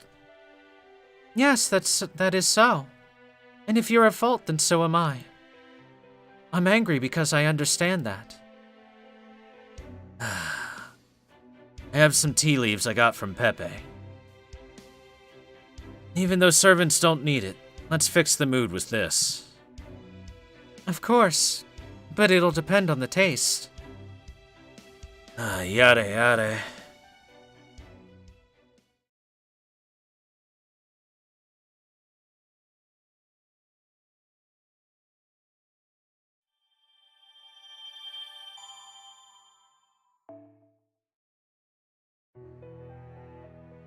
Section 13. Chat, I'm getting a lot of Saint Quartz, which is good. Man of the Grey. Man of the Grey, okay.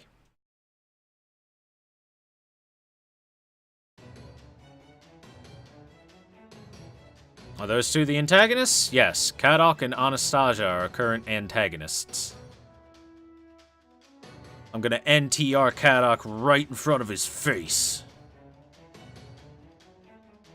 Back at the Rebel Fort, Atalante is ordering the food to be brought into the warehouse.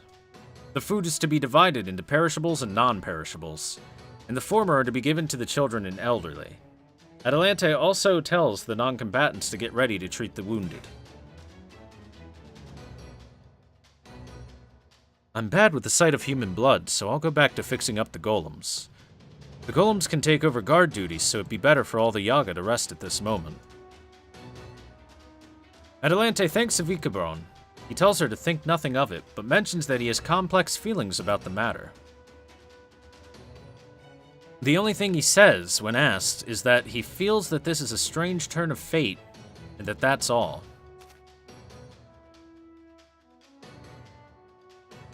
I don't quite understand. The Yaga begin feeding their young and old. And we think about Patsy. Master.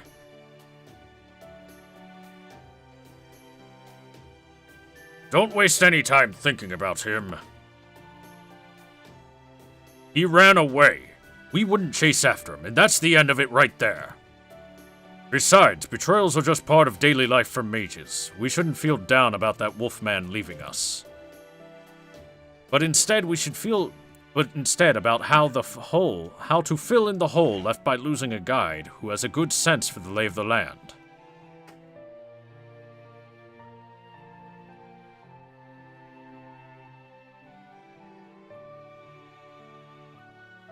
That's true, but it's not something to feel down about. Rather, it's something to think about. He must have had his own thoughts on this matter. In the first place, we owe him for dragging him into our matters. There's nothing but to pray for his safety. At the moment, that's all we can do. Well then, to change the mood up. Mr. Thor W. Holmes asks us to go and report to Atalanta that the transfer of food is complete. Hey, the transfer of the food is complete. We did it. Atalante thanks us and says that if Avikebron were not here, the rebel army would have either been wiped out or would now be bearing the sin of massacring a town. They've also kept their casualties to a minimum, something to remember, lest their morale drops any further. Though it is very soon after your mission, Atalanta tells you that we have a new job to do.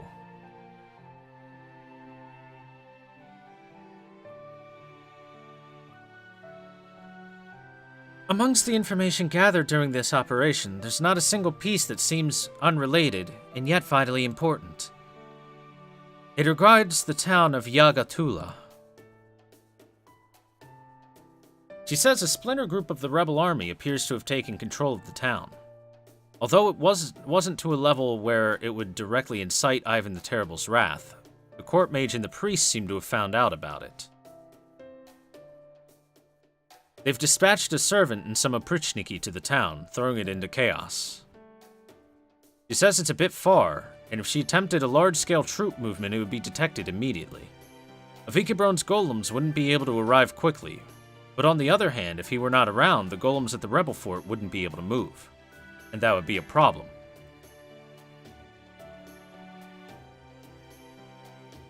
Avikebron offers to designate the golems to receive commands from Atalante.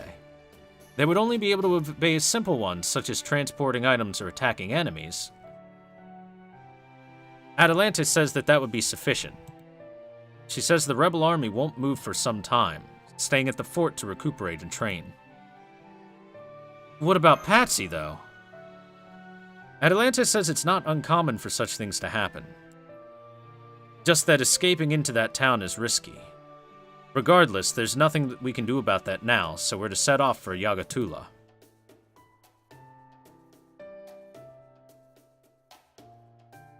You really are running around this land tirelessly, just like a Yaga.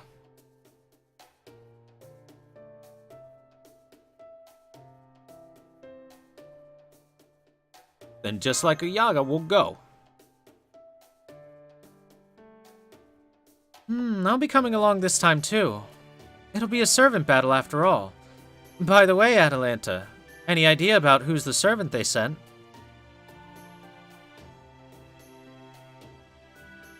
Ah, it seems he gave his name quite boldly.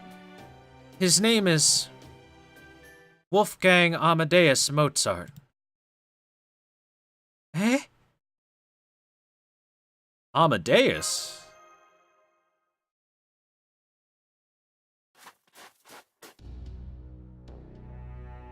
At the town, a Yaga bandit is being pursued by Amadeus Alter. The bandit cries that he'd rather be facing the Oprichniki than this. Wallow in fear. Fear these claws that rend through the dark night. This shrieking cry. You shall be cleansed, your vices ascertained. There shall be no place in this world for evil to hide.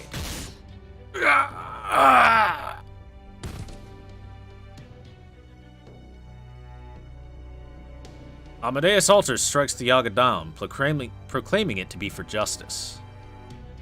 He says he's not clear whether there's any meaning to his actions, but he thinks that this is probably what servants do. Your work is to repent and rest well in sleep. After all, in this lost belt, death is salvation. More Yaga appear and attack, but Amadeus Alter makes short work of them. It remarks that Yaga are indeed truly sturdy beings which require full decapitation to kill. The Oprichniki capture Yaga alive. Amadeus Alter begins to interrogate him regarding his allegiance to the rebel army. Don't lump me in together with those weaklings. From the end result, they appear to be faring better than you, who has been caught in such a manner. Shut up! Food. Give me food. Food. If there's no food, my hunger.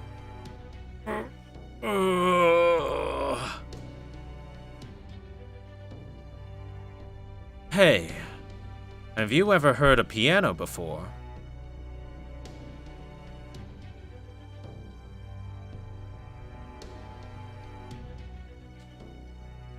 Huh? Piano? What is that? Amadeus Alter tells the Oprichniki to deliver mercy to the Yaga, although it may be too lenient a treatment for their deeds.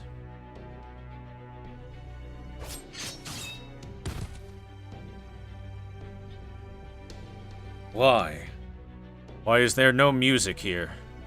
Why does nobody lend their ears to the poetry of art, to the whispers of heaven? Each and every person is too preoccupied with merely surviving in this hell. Orders. Amadeus Alter tells them to interrogate any surviving bandits, and then release them. We should let enemies of the Tsar escape. Let them run. Those Yaga will flock to where their strong gather. They'll seek the aid of the rebels and guide us to them. You should be able to think of this much at least, is what I'd like to say, but after all, you are but resonance of a dream, and I have no expectations of you. This is inapt to subjugate enemies of the Tsar. Endure it. Ah, my skull is distorted by this blizzard. For what reason am I here? For what reason did I come to this place?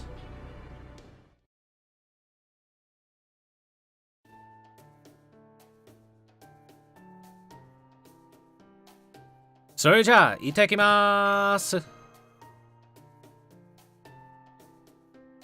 Ah, be careful. Atalanta asks us to spread the rebel manifesto to any villages we might encounter on our way. A more stable foundation is necessary to gather the strength to battle Ivan. Oh, looks like we won't be meeting for a while then. You've really helped us out. Big brother of the old breed no Oni-chan. Hey, it's rude to call him an old breed. But he is one, isn't he? I heard that the old breed were weak and all died out, but he's really awesome. You idiot. That human is strong.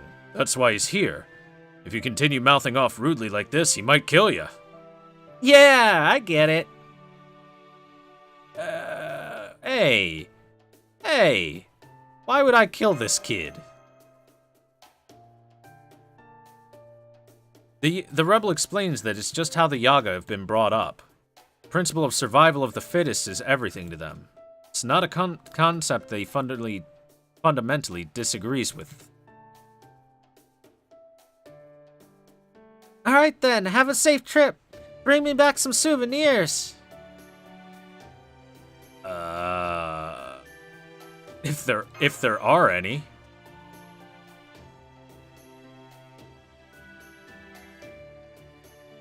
Avikebron reports that the golem adjustments are complete, and thankfully the blizzard has subsided somewhat. We can push through to Yagatula. Mash reminds us to check our equipment before we go, especially our polar outfit.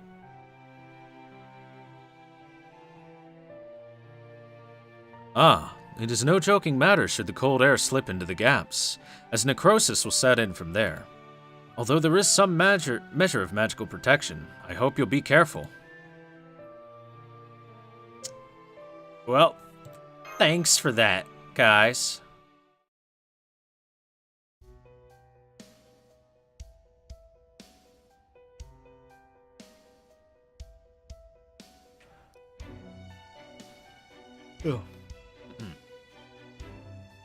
After we have left the fort, Atalanta thinks to herself that thanks to our help gathering the summoned servants, the dream of defeating Ivan the Terrible may actually become reality.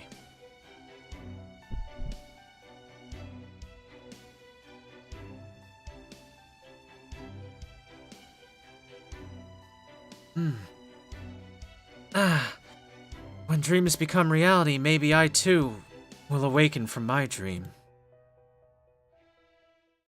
She says as she gets a big headache. Patsy seems to have been captured. Damn it, let go of me!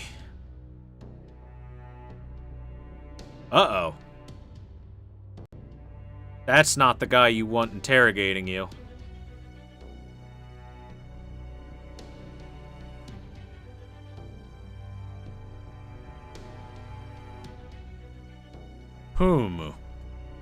You are a survivor of the rebel army. It's unfortunate, but you're the only prisoner that has to be taken. The Oprichniki's lack of a subtle touch is certainly troubling in times such as these. On that point, you've been blessed with heavenly luck. You should give praise to the Lord.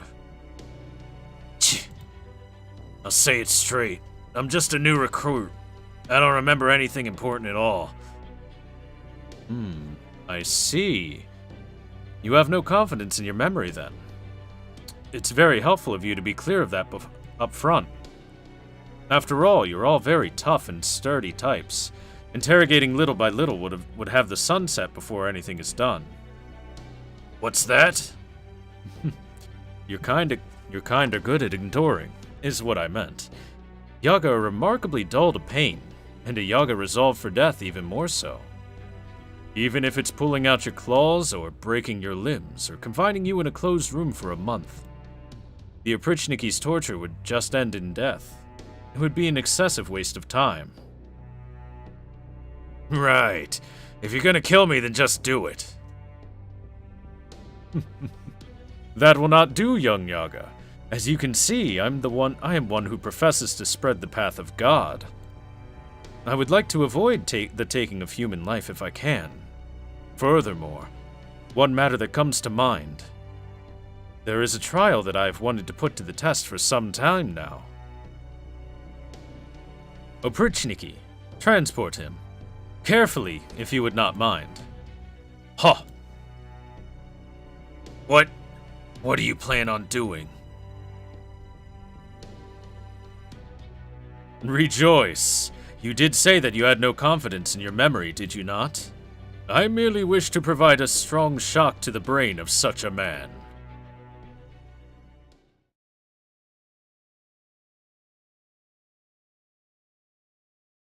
You know, chat, I can't blame them for bringing back Kodo Minekire as an antagonist because he's effective. He's effective. Eating so many bronze apples.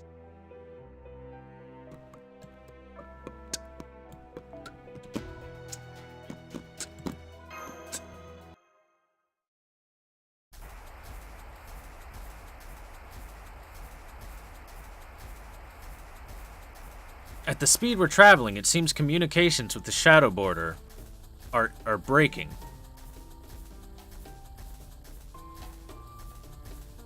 Avikebron asks Mash if it's possible to track you even if we can't communicate. She says that that's definitely doable, and they're constantly monitoring us. And Avikebron suggests that it may be better to rest and report the situation at leisure. Billy agrees with them.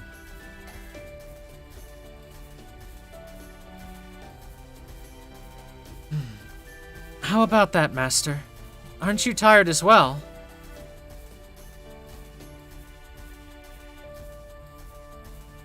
Before that...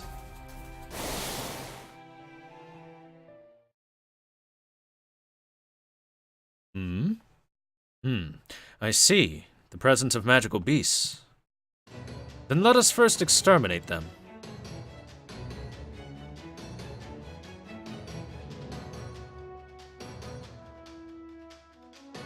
Billy is eager to go on a hunt.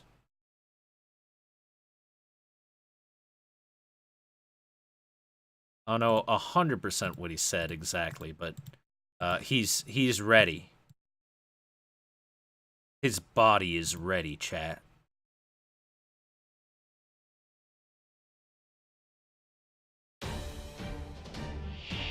Yaりすぎないよう注意しますね。じゃあこういうのはどうだ。承知いたしました。そういうことか。痛いですか？ Billy is ready? Yes, exactly. Billy ready. Rip shirt off.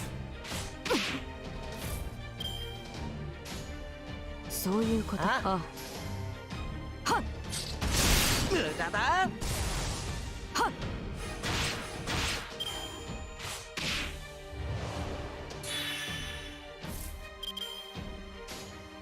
あらあらまあまあ。手すさびのようなものですね。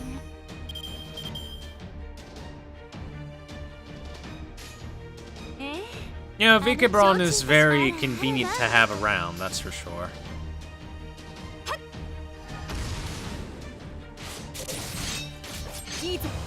Getting Heracles wouldn't mean we're fucked, though. In fact, far from it. Getting Heracles would probably be pretty fucking good, if not even better. Because rather than having to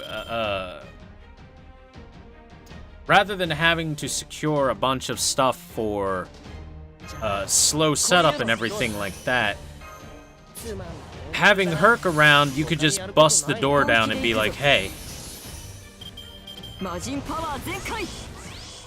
good luck stopping him. 寝てないぞ。寝てた。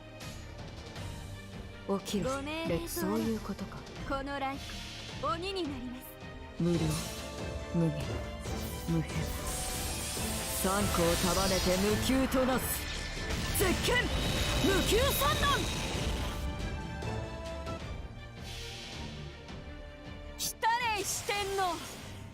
いいえ、ゴズ天皇の紳士たち、参ります。豪王将来、天皇開会。最上に近い勝利だけど、戦う前に勝つくらいでないとな。Delicious demon boar meat. Wow, a lot of bond points available for these missions.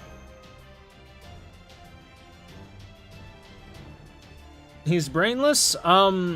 Hercules isn't entirely overtaken by madness enhancement to the point where he's super brainless. And a good enough master can control him at least a little bit. Don't know if we're quite that good enough, but we can at the very least, point Hercules in the right direction for the rampage that he would eventually go on. Hey Hercules, remember Ilya? They did the bad things, and then he would go kill everyone in that direction that we pointed in.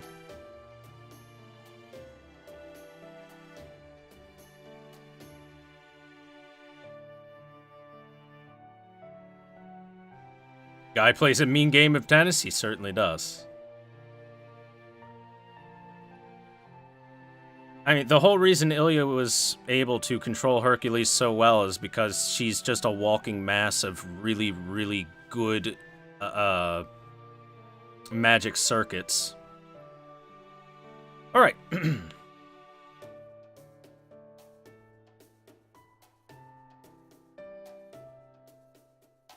Are you okay, Master? You're not cold, are you?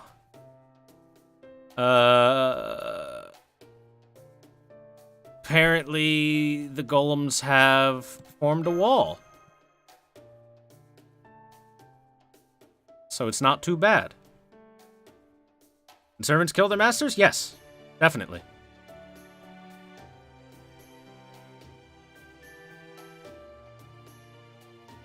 For example, in Fate Zero. Or hell, in Fate Apocrypha. In almost every single Fate, there's at least one servant that kills their own master.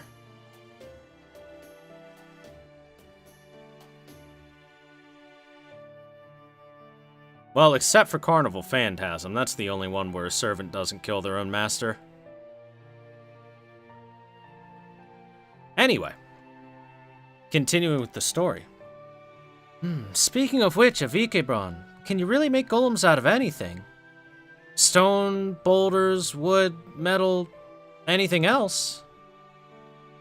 I can make them out of most things.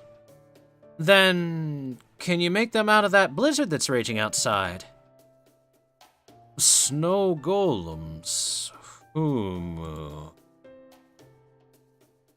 Even if the core can be made, gathering and maintaining its form would be difficult. However, it would also be physically difficult to destroy. Even if the enemy chips away at it, it can always be replenished from its surroundings. Yeah, it'll definitely be no good. It won't be possible with cheap cores. And even if we used expensive materials for the core, you'd only be able to create a golem with nothing but endurance. What do you think, Master?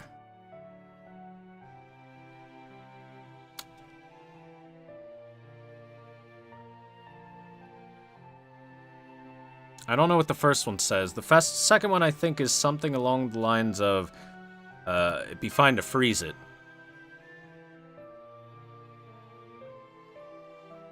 Indeed. Such temperatures, you can immediately freeze almost anything.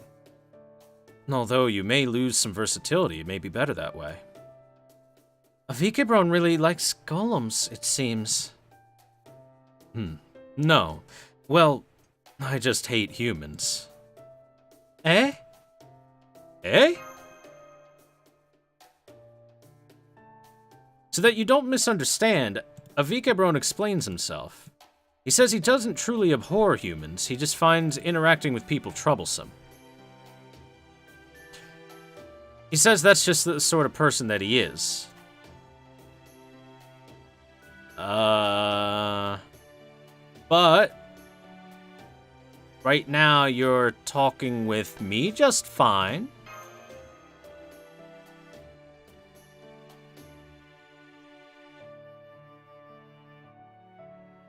Avikabron says that upon becoming a servant, he's seen the flaws in himself that he needs to correct. He says even if it's troublesome, he'll continue the conversation. But if you're not happy with it, then we'll keep quiet. Yeah, that wouldn't be good. That wouldn't be good at all, Mash. I hate humans, but still, I work hard to save humans. In life and in death, making that reason more ambiguous wouldn't be any good. The giant that should have been indestructible must not be indefeatable. If it's defeated, even so, then it's my fault. Avikebron-san? Sorry, I got confused. Somehow it seems I've managed to understand a bit of something more. For that sake, I'll continue to talk with you. That's why you don't need to mind my mood. A normal conversation is exactly what I wish for.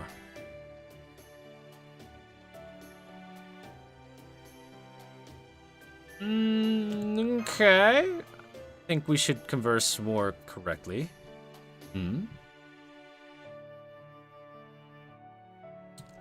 Let's do it. Naruhodo. So we say that we would also like to converse more normally with him. Mash points out, the talk we're having right now is quite important. Protecting the human order is the duty of all heroic spirits. However, each and every heroic spirit has their own complicated thoughts to deal with. Whether they were once human, or they had a divine lineage, or even if they weren't human at all.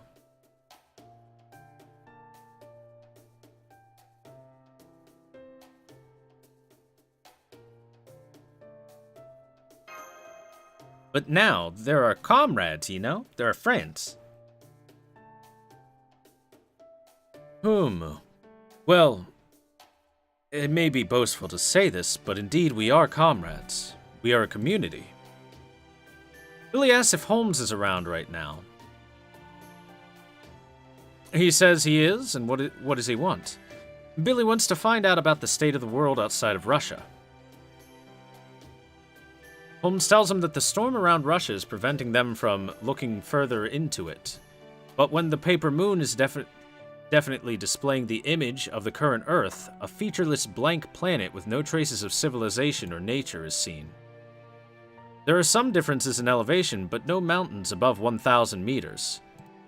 And on this world, there are 7 abnormal zones, each similar in scale to this Russia.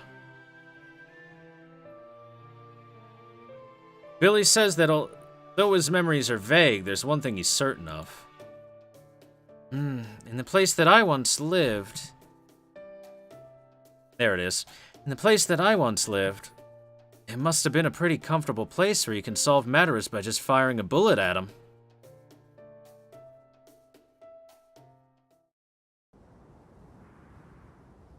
They didn't say what Avikebron talks about there. I should have double-checked it.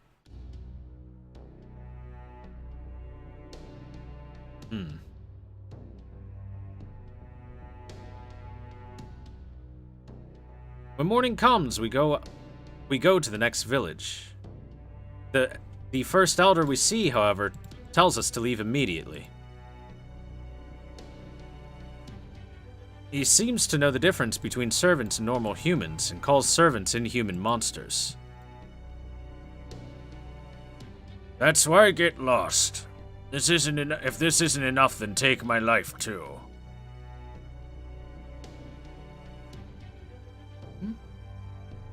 Do you fear that Thunder Emperor that much? The old Yaga says that there should be a neighboring village marked on the map.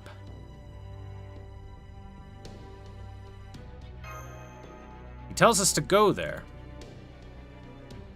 And then we would see the omen of the Great Tsar and understand why they cannot rebel.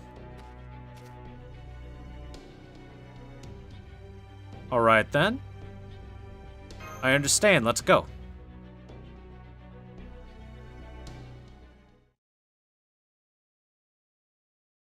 Just, what exactly is this?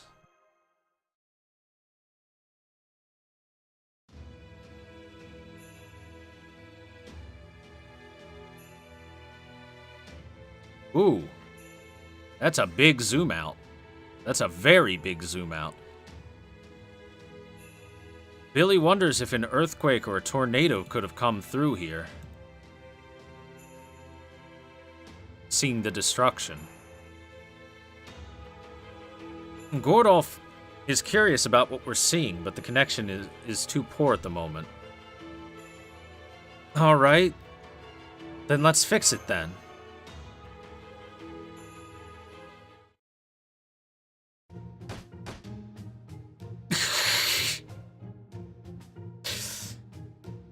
Why are you trying to break that, old man? Do you think if we broke it, we would just replace it with a new one? I translate so fast, it's almost like I have a translation pulled up to the side. But don't tell anyone. Right now, we don't have any parts in stock, so if that breaks, we'll get the equipment from the captain's office and replacement. Hey, you don't know how to talk to your commanding officer at all. Mash, kick Munier's butt with your demi-servant power. Even if you're weakened now, you're still a servant, so go and split his ass 6 ways. I'm not going to listen to such an order. I refuse something like that. How do you even split an ass into 6 parts?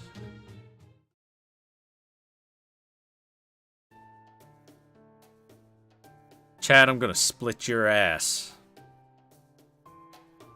Billy ready. I really wish that Better Twitch TV didn't take a massive monthly subscription for more emote slots. I'd have Billy ready if it didn't. Somebody call Better Twitch TV and tell them to stop being so greedy.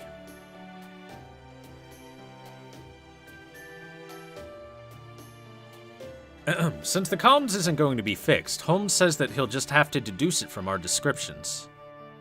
Billy says the only thing that we can tell is that the destruction was very thorough. There are no survivors. Holmes asks if there are any signs of a fire. Billy says he can't find any.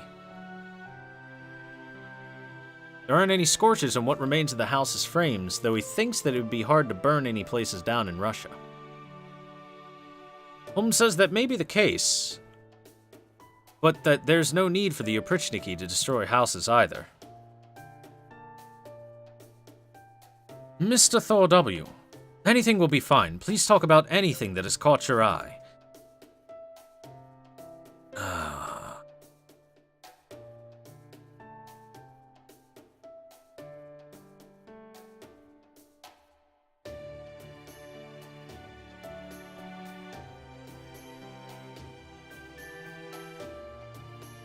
Okay, I'll go with the first one.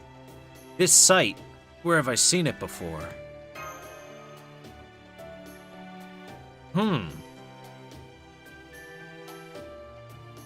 Such a terrible sight could only have been seen during your journey to undo the incineration of the human order. Let's recount them one by one.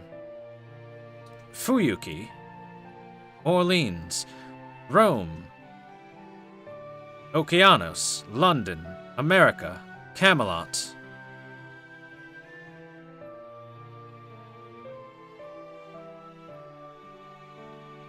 Camelot?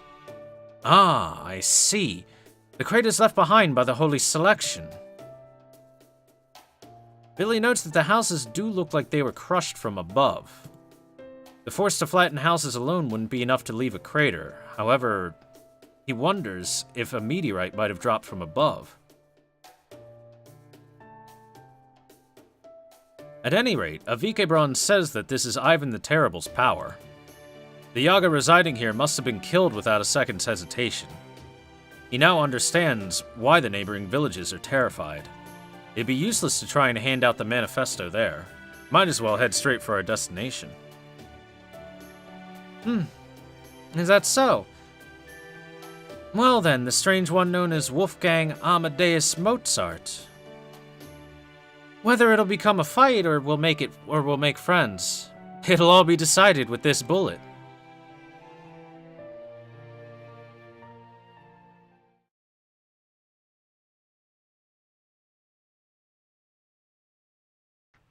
Reminder chat, Ivan the Terrible is voiced by Kazuma Kiryu, and Kiryu has never killed anyone.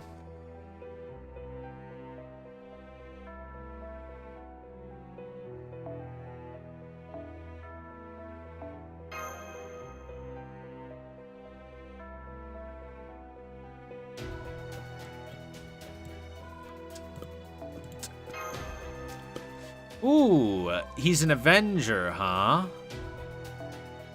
Maybe I want to grab a Moon Cancer. No, wait, I have a Moon Cancer. It'll be fine.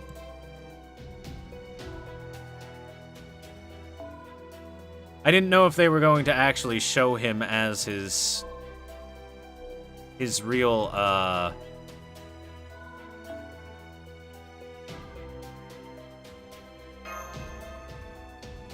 his real class or not. Because sometimes they'll have a servant and it's like, oh yeah, that servant's supposed to be this, but right now they're acting as this because, I don't know. No more spooky game. Fubuki, we're playing the spookiest game of all, the I really need to catch up before Halloween happens game.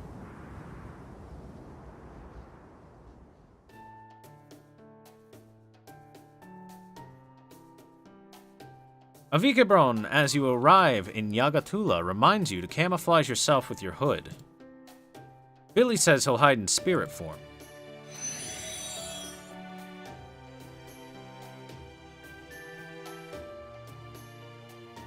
The town seems to be bustling at night, and were Patsy here, we could have had him gather information. But at the moment, eavesdropping is all that we'll be able to do. Avikabron tells us to wait for a while. Ah, yes. Why are you placing your hands on the wall? I'm eavesdropping.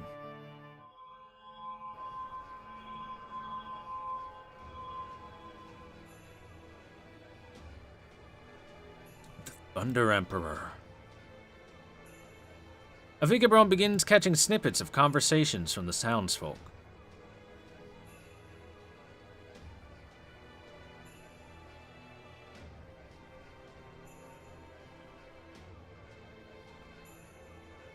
He finally finds a clue where two Yaga are talking about having seen an old breed up north in the old church.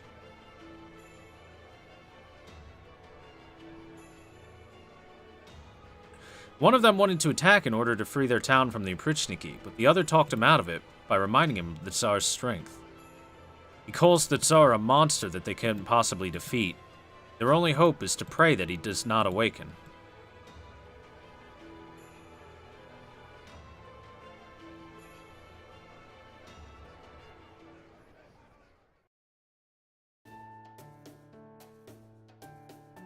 Yosh. The results of my eavesdropping have revealed that the mystery servant may be at the old church. That's amazing! I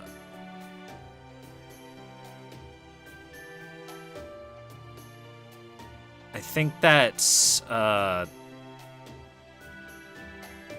could it be that you can do anything?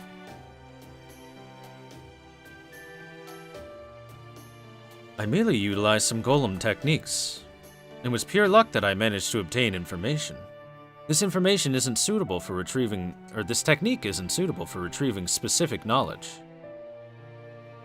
He says at any rate the church is where we need to go. And we head off. We find it empty. From what little he can see through the monitors, Holmes deduces that an enemy servant has made their base here. They must have good compatibility with this location, although not to the extent of a caster. They can use this church as a type of workshop.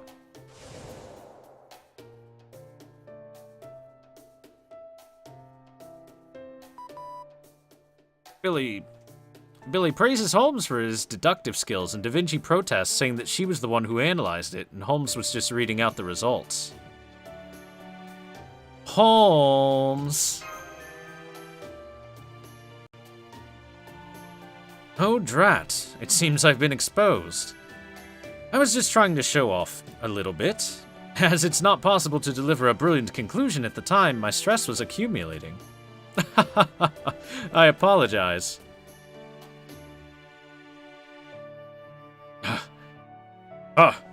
You're the last person who should be saying such a thing. You're airheaded, self-absorbed detective. You seem the furthest thing from the world of being stressed to me.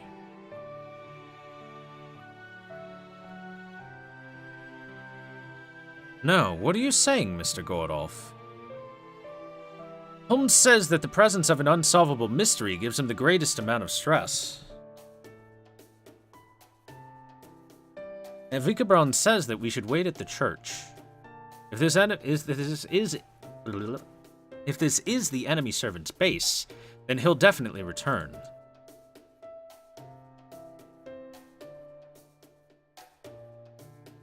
All right, we'll wait here. Good night. Thanks, Mash.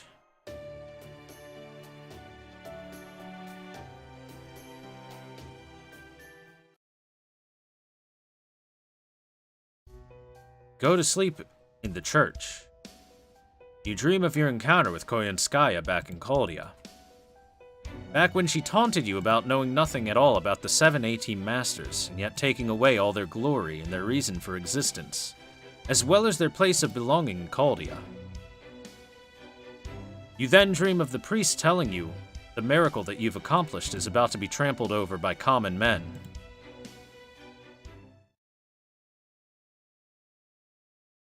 Master! Master!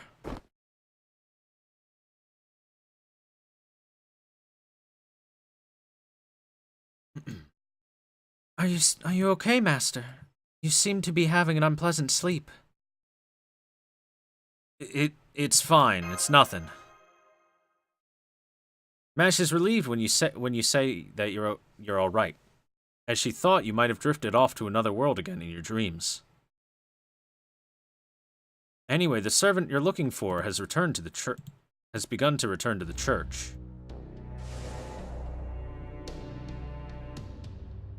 Yotto. All right. Now then, to pull the trigger or not to pull the trigger? I guess that is the question. A servant. Mash reports that the servant claiming to be Amadeus is standing right outside of the church, not moving.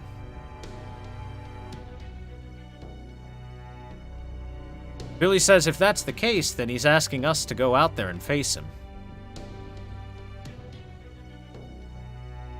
What should we do, Master? Let's go!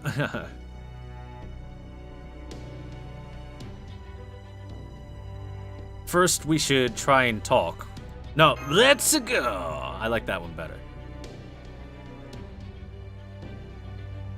You really are lighthearted.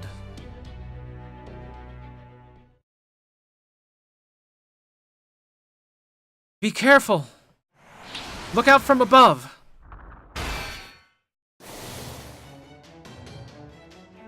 Avikabron blocks the incoming attack with his golem, calling him an impolite greeting. That's Amadeus-san.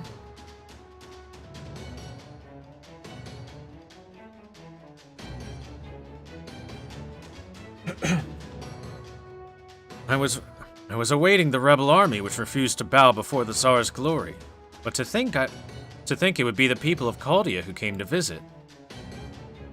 There's no place for you in this belt of strange tales. Thus, do not go anywhere, for I will slaughter you all. Belt of strange tales is what he said just now, correct? Strange tales. I see, so that's it. And it's written over the texture in this way. Certainly can be called a belt. This is truly a fitting masterpiece that brings together all hypotheses so far.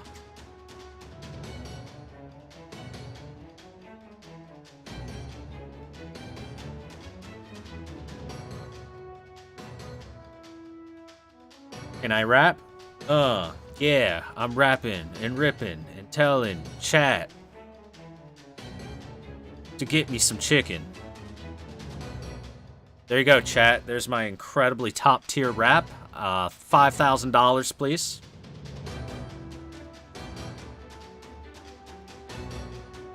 Whoa, that guy's really cool.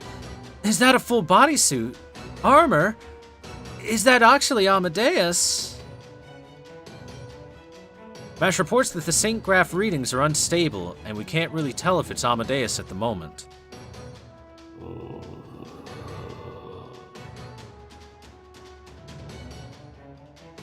And it appears that he is calling spirits of the dead to himself.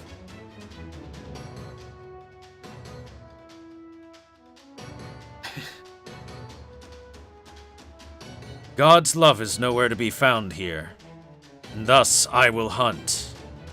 Let my death be a parting gift, should I be one who is inhuman. Are you really Amadeus? Silence! Silence! Silence! Silence! Silence!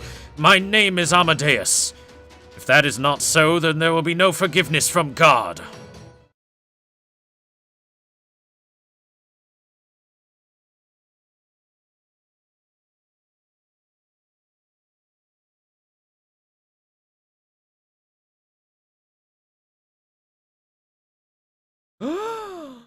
Dog Runes has just subscribed. How did that happen? Thank you very much, Dog Runes, for using your Twitch Prime here. And thanks for the new sub. Chat, please drag Dog Runes into the basement and never let him go. You're here for the kakas? You'll get some kakas, that's for sure. 笑わせない惨めですねま従いますけど Anyway, thanks, Dog Runes. What's going on with you? ささやかにこっちこっち Oof, the damage. 承知いたしましたあらあらまあ従いますけど痛いですかキャー残酷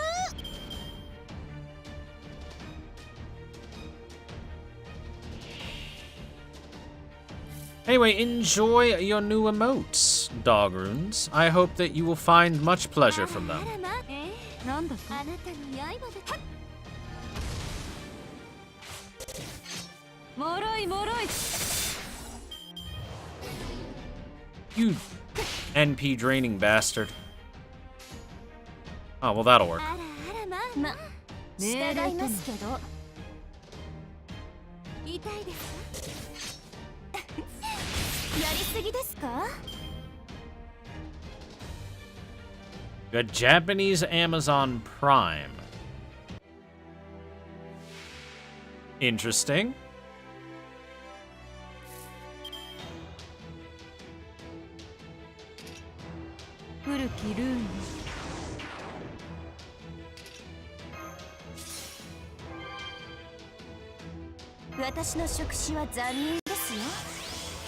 It's time. Stop. 標本にしてあげるわやるしたま従いますけど笑わせないでくれます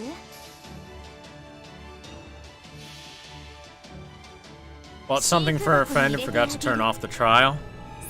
It's only $3.50 a month in USD? What? カーストカッティングクレーター惨めすぎてお話になりません Why is it so cheap?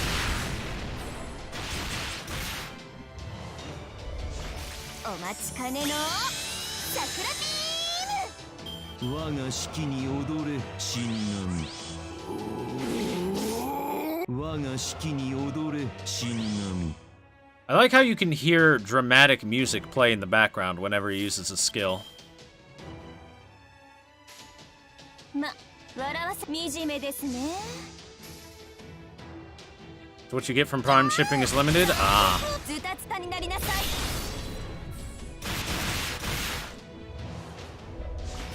お待ちかねの桜ビーム 我が式に踊れ死神 Bastards.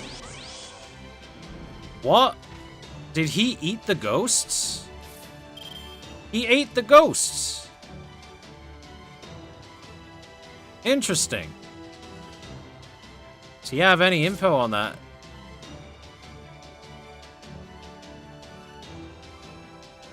Okay then. He eats ghosts to power himself up. I'll have to keep that in mind. 古きルーンどれにしようか残酷に邪神的にです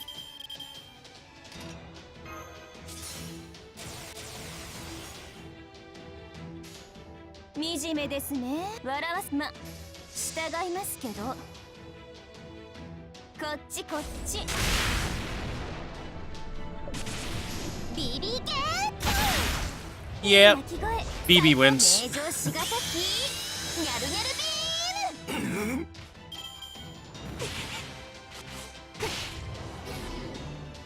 Mama's gonna die before she can NP. She's been bullied too much. ニャルし命令とも困った惨めですね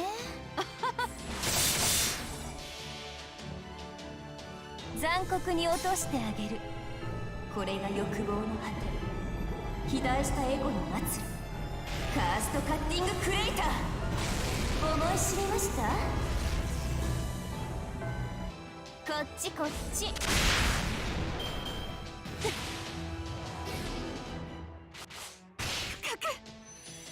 Mama, no. Yeah, Dirt Wizard gifted a big fat 20 subs yesterday because he's insane. And he wants to give me a heart attack one of these days. 本気で行くぞ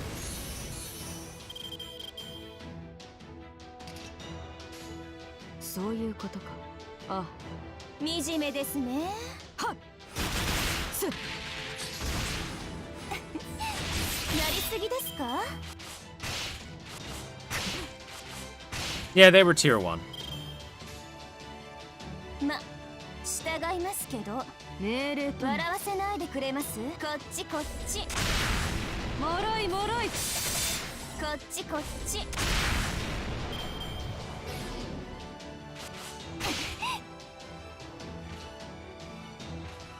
Ha! Ha ha ha, you and your goddamn NP draining bullshit. そういうことなんだとあはっはっ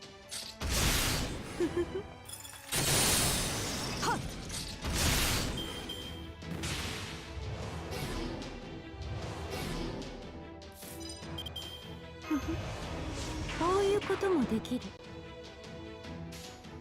あ笑わせないでくれますなんだとはっキャー残酷 Ooh.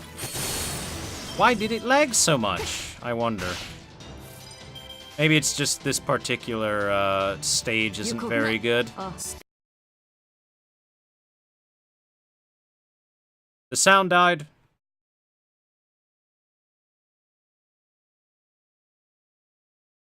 The stage killed the sound, chat.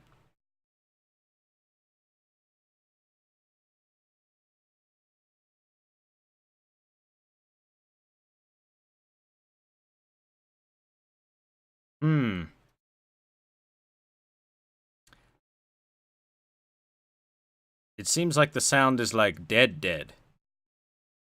The sound has been slain. See if there's any way to fix it. There does not seem to be a way to fix it. I'm gonna have to relaunch to fix it, I think. Well, that's unfortunate.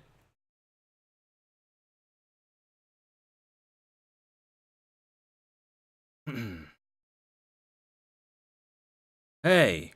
I don't want to make your mood bad, but... Nanda. What is it? Do you really kill him? No, of course, I don't mean killing him directly, but... Let's see.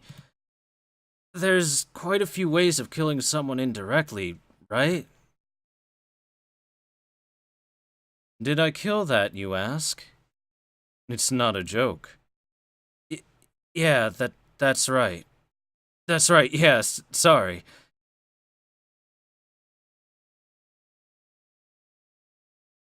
It's not a joke.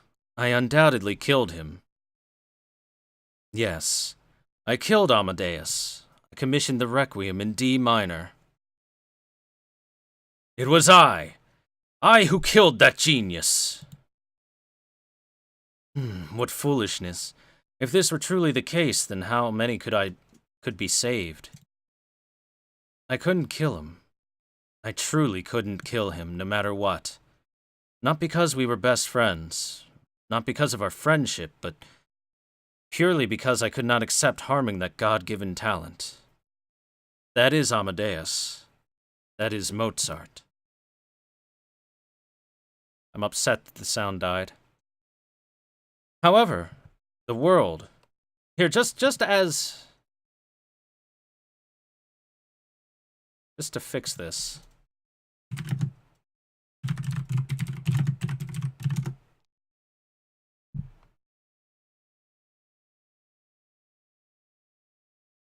Let's do...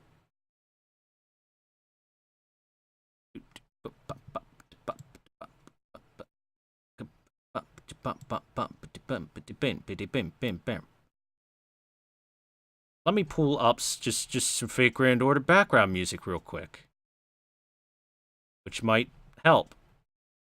How about just something nice and simple?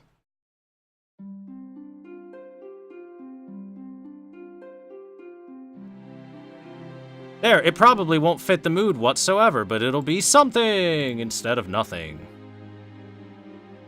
By the way, Lazy Melon, thank you very much for the resubscription. Welcome back.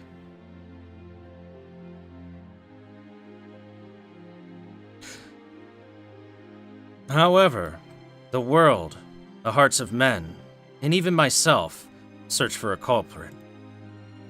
Who was the fool that envied that genius and his divine melodies? Who was the one to cast that man into hell? In order to turn one's eyes away from the true hell where even he has created such godly music, could die with no distinction from the common man. Mine being, it was remade this way. It was remade this way. But very well, this is fine. I loved him. I envied him. I burned for him. I respected him, admired him, adored him. If I am to bear the honor of having killed the child of God, then that is none other than the divine providence. But... However, I feel that man told me something far more important.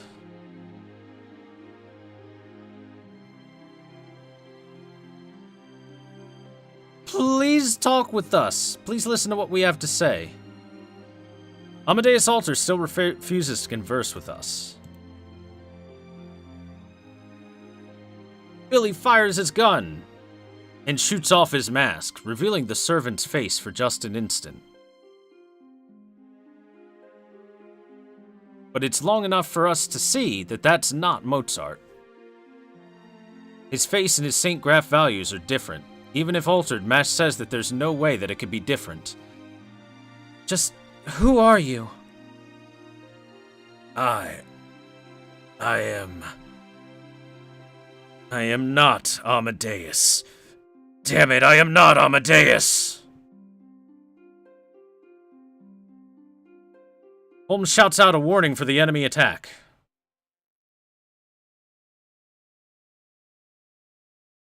Oh. The music changed. Changed to the title music. Hold on. Main menu theme. Nah. Let's do this. Oh yeah, that's perfect music. So is that, clearly. We'll just complete this. I think we're almost done with the dialogue. Your radar must be an old model. Thanks to that, it was easy to get close. This voice, it's... Oprichniki, stand down. It looks like the favorite has come. The court musician is No longer any good, huh? That's fine. He was reaching the end of his use anyway. Farewell, Salieri. Salieri? Antonio Salieri, I see. Is that you, Kadok-san? Mash Kyrie-lite. Well, it's just comms. Well then. This may be a cliched thing to say, but it might be better to do it this way. We finally meet, last master. My name is Kadok Zemlupus, the one in charge of this lost belt and one of the cryptors.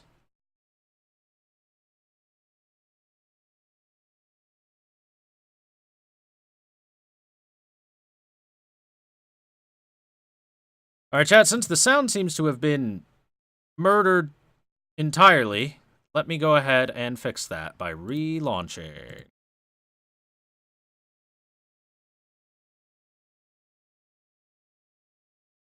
He loved him. He felt that man. Gotchi base. Alright, Kadok has shown up. That's interesting. I wonder if we're gonna have to fight Anastasia. Because last time that happened, it didn't go well for us. That's for sure.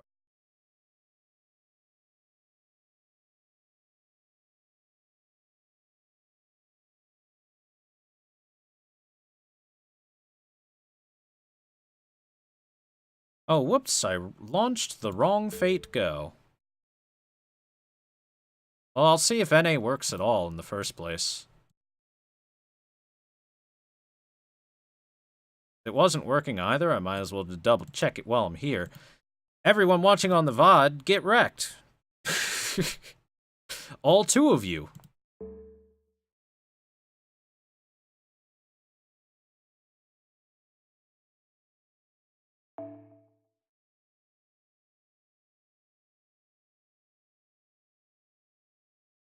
Roll for J Alter? I don't know about all that.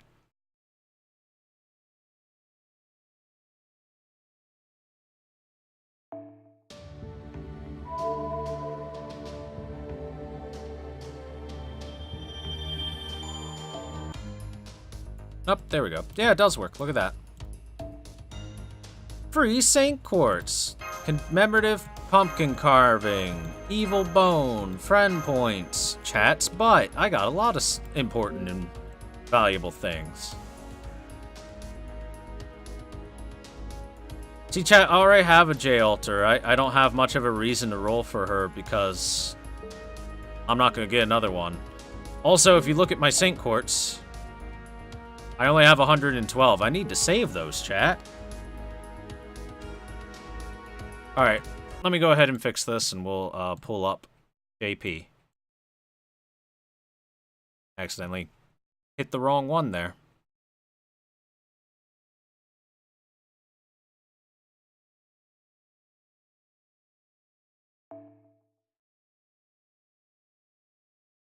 There is a way for quartz. Credit card emote. Merlin is coming? I don't know if I'll be rolling for Merlin, but Melty Lilith is coming eventually. And I'm going to roll for her.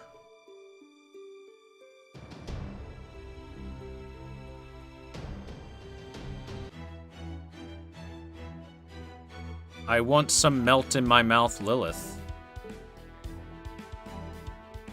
I think I have a free friend summon. And the St. Quartz I'm saving for now on JP is all going to be going into the Halloween banner once Ilya's out. So if you're looking forward to rolls, they're coming in about a week or so. I'm playing NA on the MU? Yes. Because it just runs so much better. And it looks better. And it sounds better. It's just so much better, chat. Alright, let's get back in there.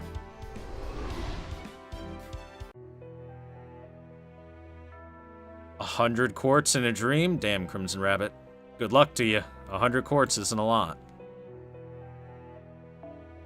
Section 14.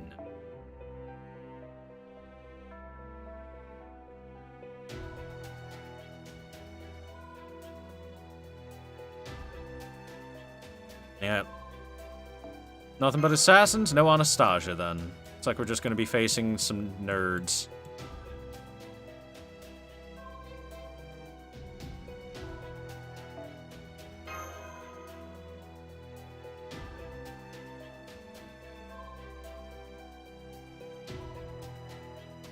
Unless he has EX luck or harem protagonist. Harem protagonist doesn't make the roles work for you. EX luck definitely does, though. Come on, man. Can't pull someone proper support with a... There we go, with a bond up. That's what I want.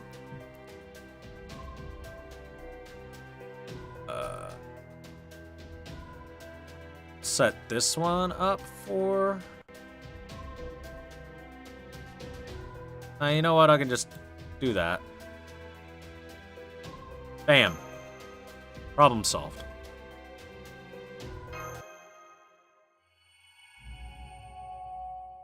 Take off the Halloween CEs now and put regular CEs? I mean, there's like, what, 1 day left of the Halloween event? So it's hit or miss?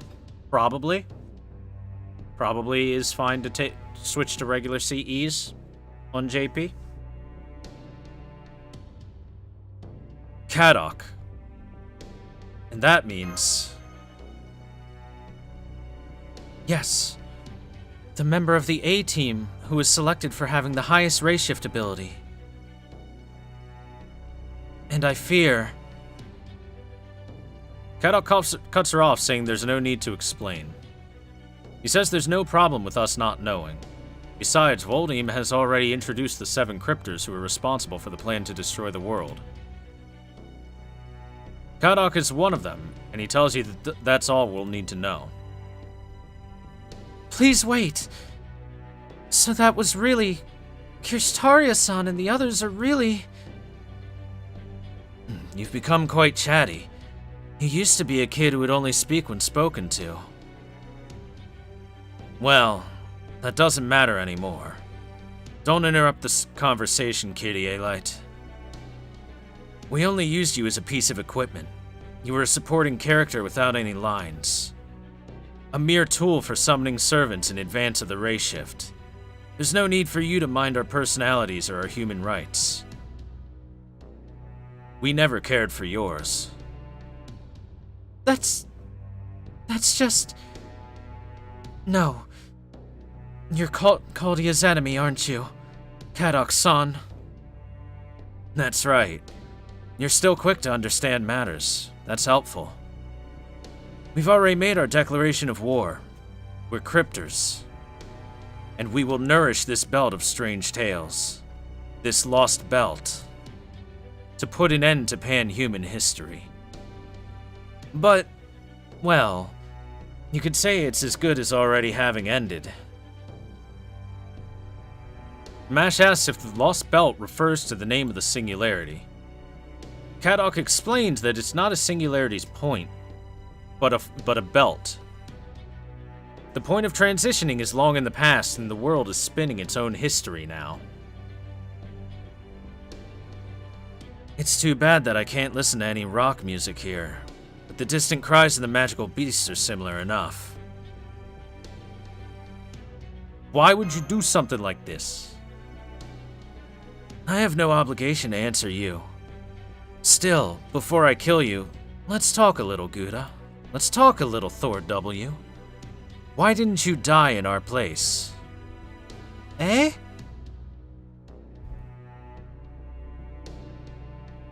In your place? That's right. This guy looks edgy. He looks like the bad boy in a boy band.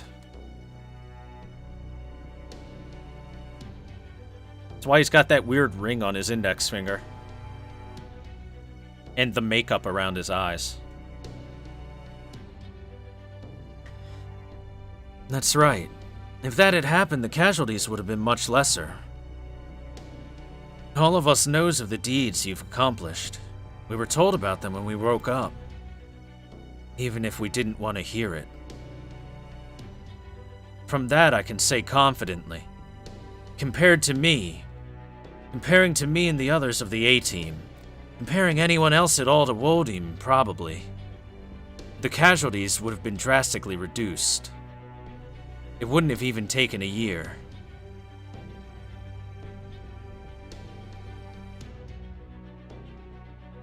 Well, there was nobody available but me.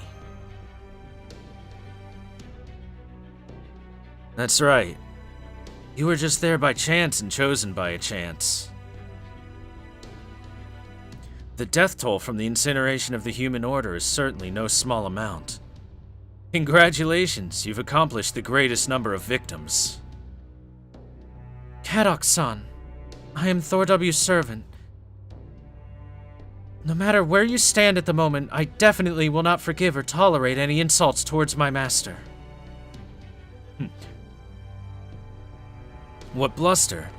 So you thought it before, haven't you? That it'd be better if there was any of the A-Team available. Whether it was Wodim, or Ophelia, or Pepe, or David, if it was any of them, they would have been able to do better.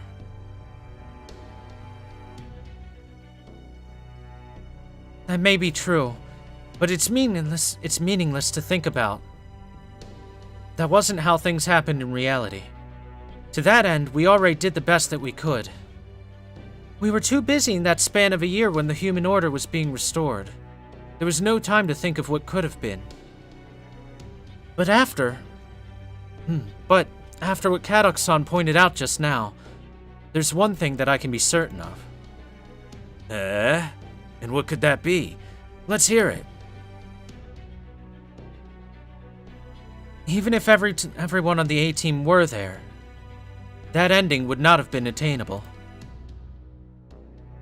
It's because of Master Thor W that I'm alive right now. Nah, that is the case. We would have discarded you at the right time without any hesitation.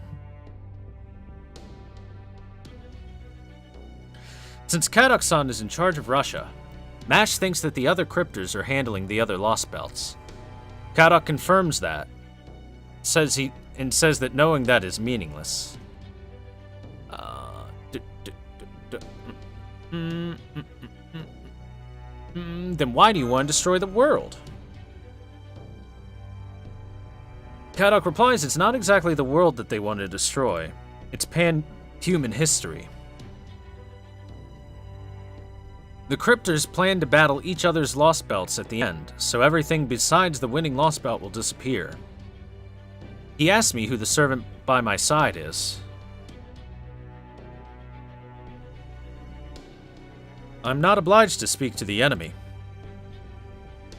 Same here. Well, it's obvious who I am, though. Cheh. Well, whatever. You're all gonna be exterminated anyway. But there's no harm in being careful. Oprichniki, kill them.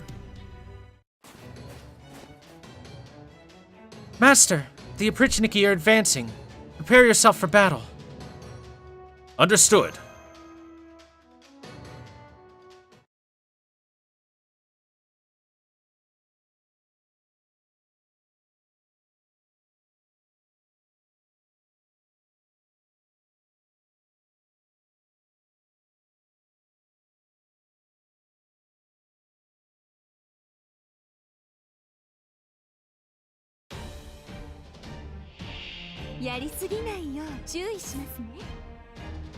Well, I mean, when the sabotage is less the coffin's just not working and more an explosion?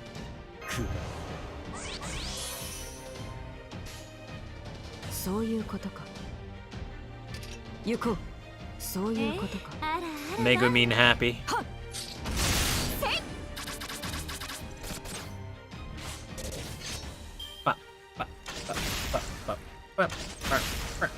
Alright, just gonna be the Oprichniki for now, so we'll be fine against anything that they've got.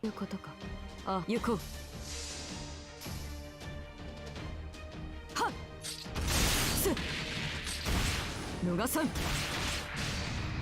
魔人剣煉獄斬り。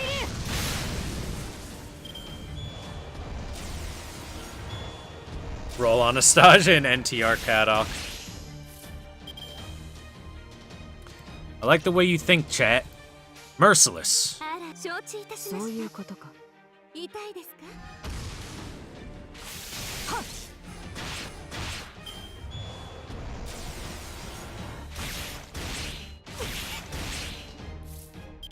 If you're all so smart, why'd you spend the past year being あら dead? まあ妻仰せの塔痛いですか？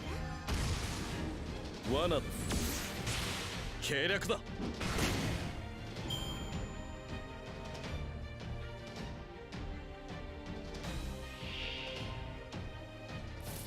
It's a good thing Waver has really good support skills, cause boy do his cards suck. 魔人パワー全開。魔人パワー全開。我があらあらまあまあ。無量無限無辺三個を束ねて無窮となす絶剣無窮三段。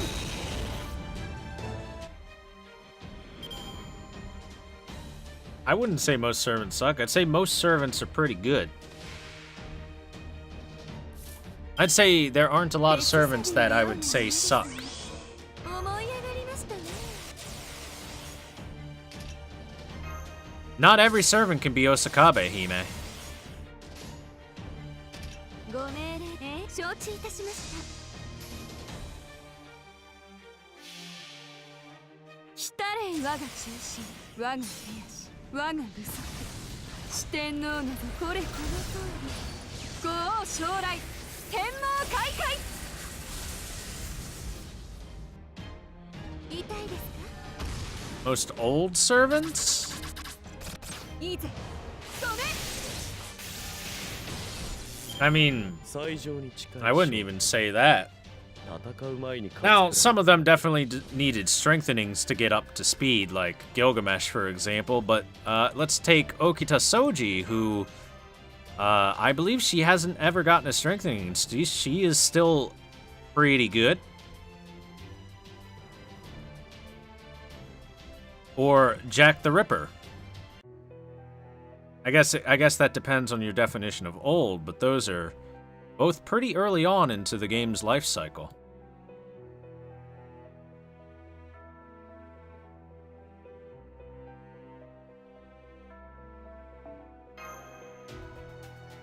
Although Jack definitely needs an animation update. Okay, this is definitely going to be a fight against Anastasia.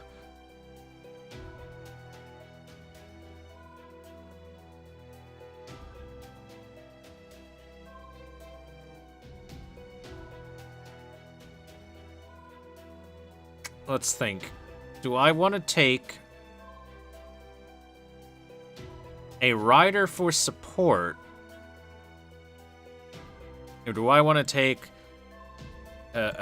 just a caster? I think I'll take a rider because I don't have one of my own. Need a good single target rider. And here's all the AoE riders in the goddamn universe.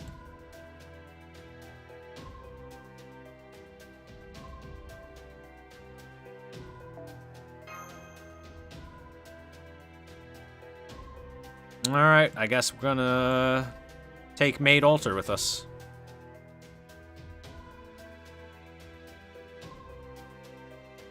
Let's set up a team for this. I'm going to want to take Scotty to be able to buff her.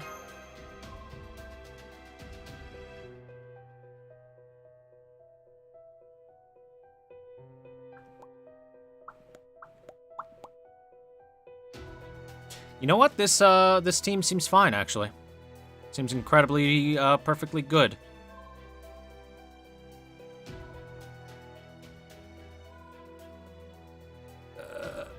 Yeah, alright. Let's get in there.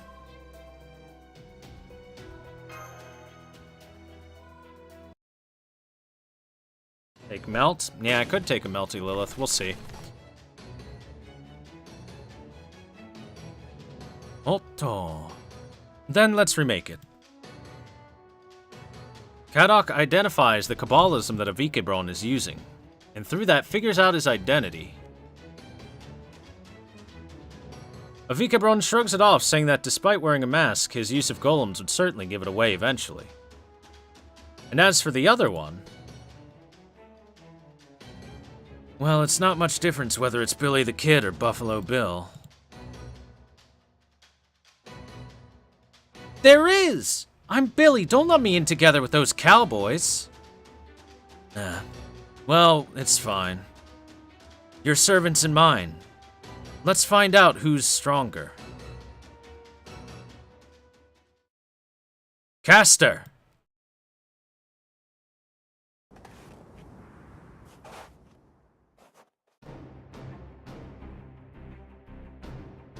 Was it worthwhile coming all the way out here to the frontier, Master?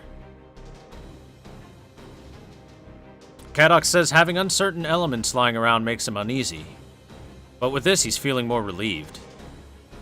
Mash recognizes Castor as the one who destroyed Caldia. Says that she must be a servant from Russia after all. I thought Avikebron might have been of use. Reorganizing the contract, then? Well, it's not like it can't be done. Huh. Alright, this might be a bit difficult, but if it's you, then you can do it. Hey, that's right. Prostrate before the glory of the Tsar, beasts of pan-human history. My name is Anastasia. I am a woman of the eternal and everlasting royal family, which too built a dynasty upon this great land. So it's the descendant of the Romanov dynasty, Princess Anastasia after all. But there's something off about this.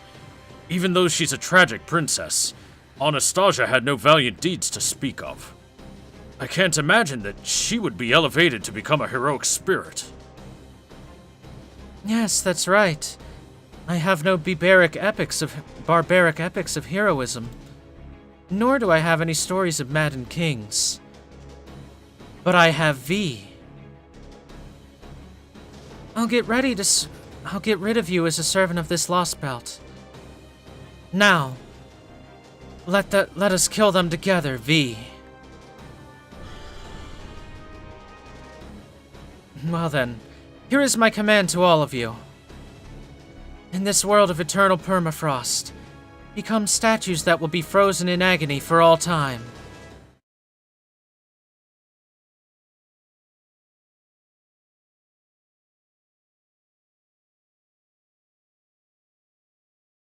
Alright, Anastasia, bring it on.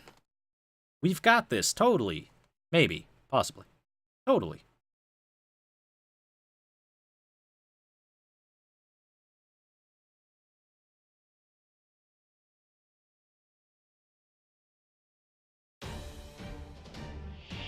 Kimetai. お前は我が城の影に溶けるしかなかろう。古きルーンよ。なんだと？命令とな。Maybe I should have had Ryder sit back for a moment. それ。許す。ここでお前は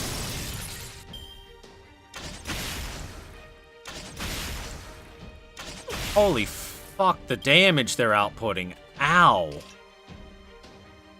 Why they gotta hit so hard, man? Alright, well, in that case, she's gonna be my trump card, so we're going to do a little reorganization for now.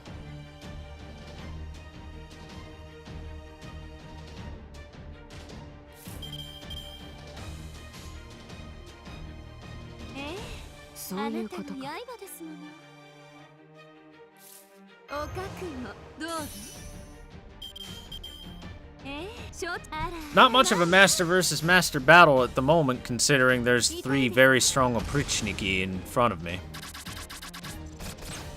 to bar my way before Anastasia. And they are specifically the opposite of what I want to face when I want to bring a rider.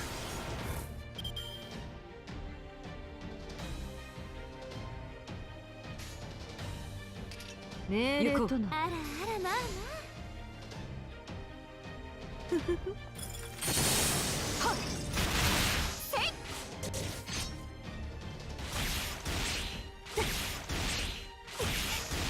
Oof. Well then. In that case, let's make some stars and get ready for her to die. ご命令とあらばこのライああなたに Honoraiko. Oni ni narimasu. 来たれ我が中心我が手足我が愚足四天王などこれこの通り五王将来天皇開会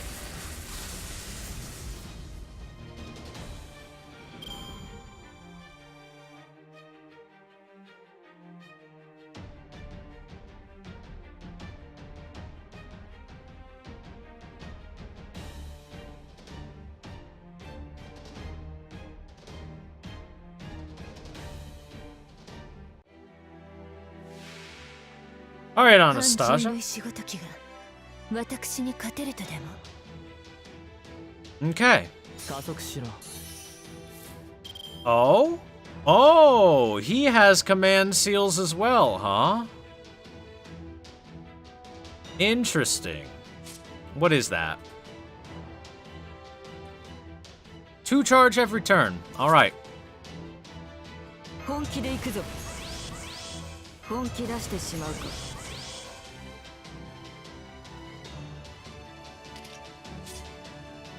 こういうこともできる我が攻防そういうことかあ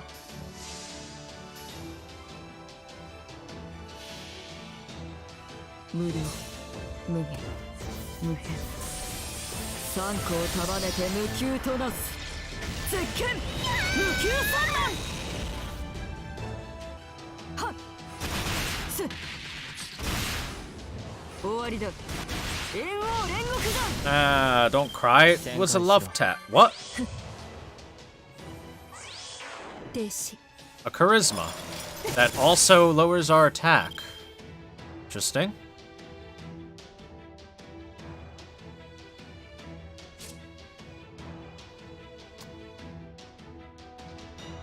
He removed our debuff and increased debuff resistances. What a dick.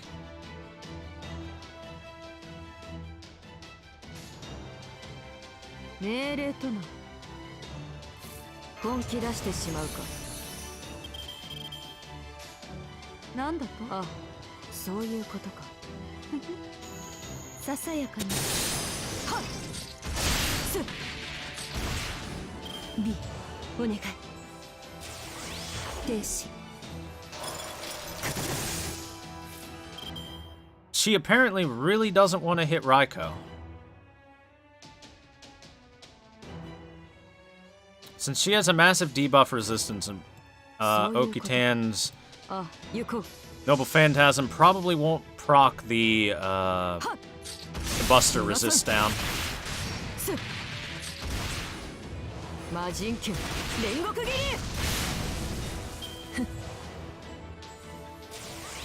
停止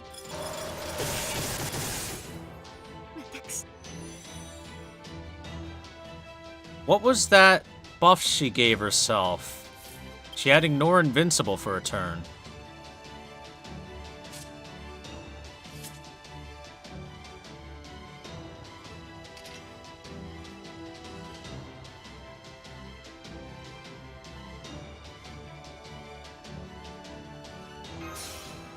Stun this bitch.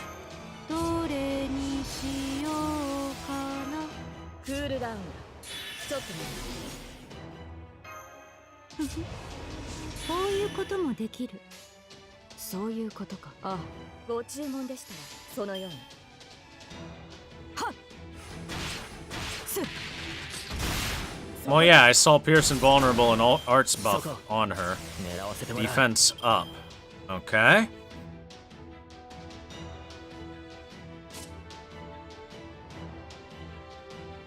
3 turns of defense up, or 2 turns of defense up at least. Boy, I sure would love to just go all in with Okitan right now, but you kinda need to ああ dodge. いいだろう。あはっ我が名に紐付けられし力、我が声に応えて門を開け。 Behold her ample bosoms. 影の城。 Oh, and this town, I guess. スカイはっ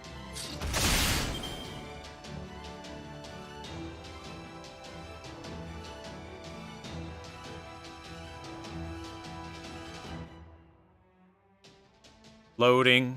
Noble Phantasm. 魔眼解放、バロールエンチャント、サーキットオーバー。皆殺しにしなさい。B。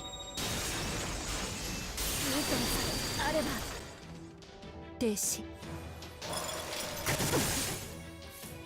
Oh no, my skills are locked. I was gonna do a big NP this turn. Well, I guess I'll still do a big NP. Just not gonna be as big. Well, it's gonna be big. イエス、了解した。 Yes. そのように。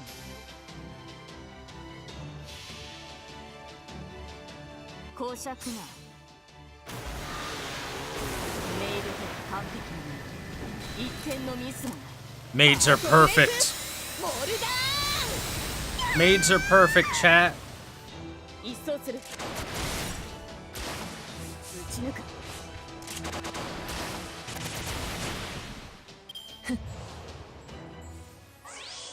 停止。 Anastasia's voice sounds familiar. Who is she? Where do I know her from? クールダウン。ちょっと待って。ああ。ごち了解した。はっ。一掃する。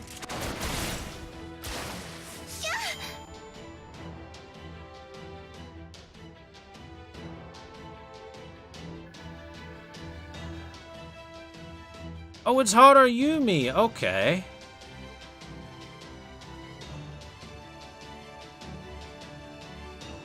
So yeah, she's Albed in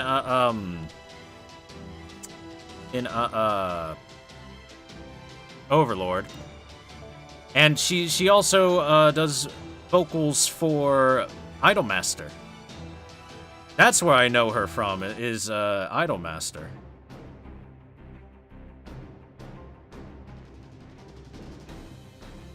Mostly Idolmaster.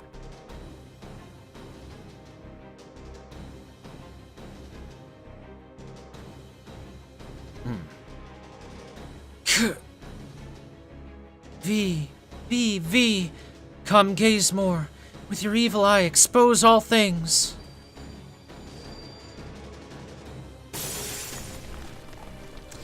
Well.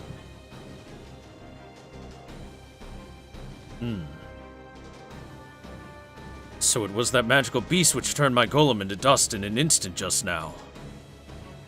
How ill-mannered to call him a magical beast. He is V, my most trusted spirit, an existence passed down through generations of Romanovs which stay close to the Tsar. That's no different from a monster. I suppose it's a bit too late to think about countermeasures against Mystic Eyes.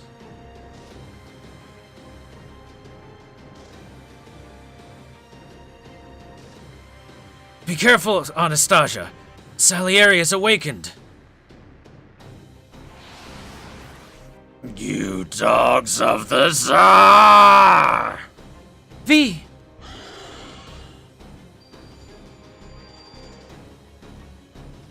Salieri begins using his noble phantasm.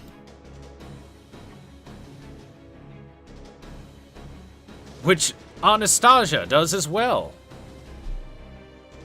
I like how hers is just V. V.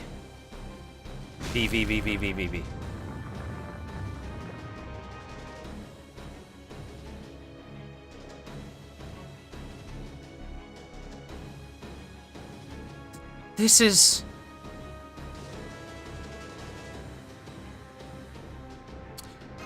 This ain't good. Seems that they're using the noble phantasms with no regard for collateral damage. Ah, that was a shock. I may be the only one who's ever experienced having the court musician swooping in from the sky in a sudden assault. Well, whatever. Damn you. You brainwashed me and misused me. Misusing makes it sound bad. We just use you in an efficient manner, that's all. No matter how weak you are, letting you fly around is just annoying. Anastasia, crush his legs. Oh, there's my chance. Golem, activate. Mine hand is the crozier of blue ice. Ooh. Icy Golem.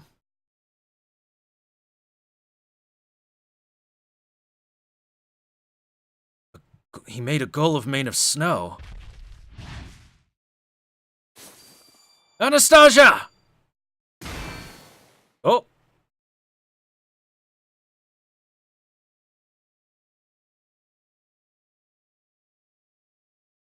For a master to protect a servant, that's a bit... It's nothing much. I just protected you because I felt like protecting you. Right now, neither of us are hurt, so it's fine. Kadak-san, you... Yosh, then let's flee.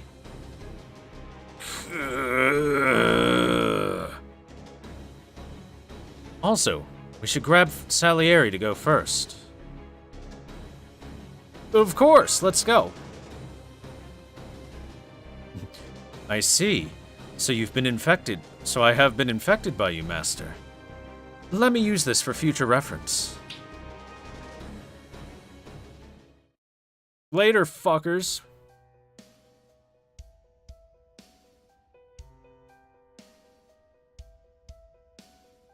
Hunt, track them. Understood. Perhaps it may comfort you if I said that, looking from the results, things didn't end up in the worst way possible. I guess.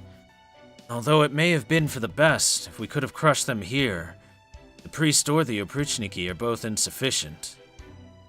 If we can gather all of them together, there could be nothing better. Besides, thanks to you, I thought of a certain something. What's that? If it works out, we may be able to blast through it in a single breath. That gigantic mountain. Anastasia thought it would be fine for the plan to go on a little longer. But it'll depend on Kadok's negotiations. He says he believes that if he can provide the necessary material, then he can sway his target. He says that's the type of servant that his target is.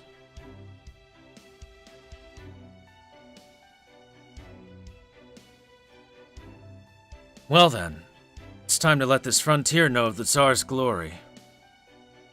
Oprichniki, this town is a nest of rebels, so you know what you must do then. Of course. Thoroughly exterminate. Exterminate. That's good. Crush this town with your hands. They must have done this while alive, too. Just like the ones who killed me. Saying anything more would be disrespectful, Anastasia. Do not speak of disrespect towards me, Master. My bad. Come to think of it, they should be finishing up over there.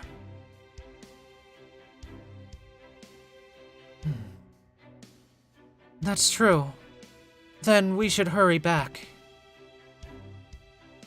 She says that returning soon is important because the Tsar will seek for her help even in her sleep. Even in his sleep, I'm sorry.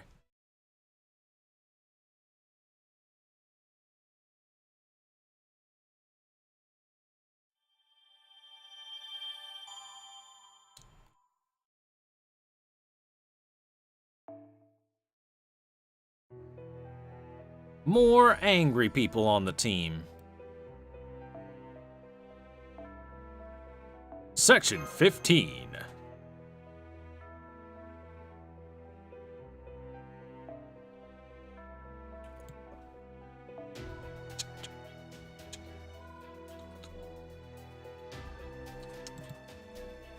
It's three is the Sabers.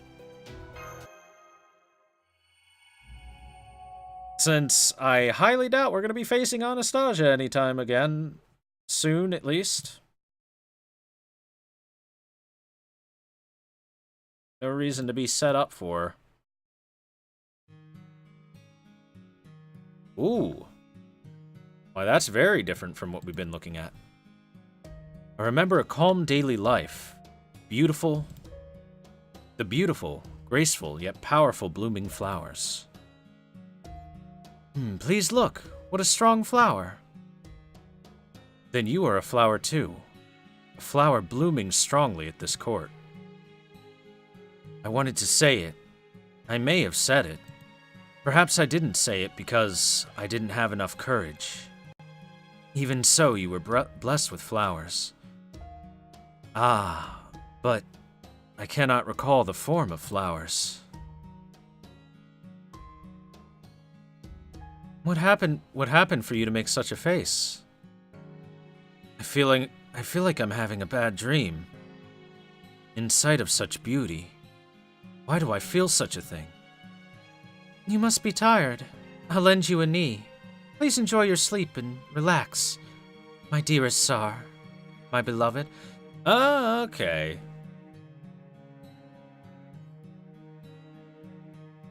The voice was supposed to be Ivan's, I think.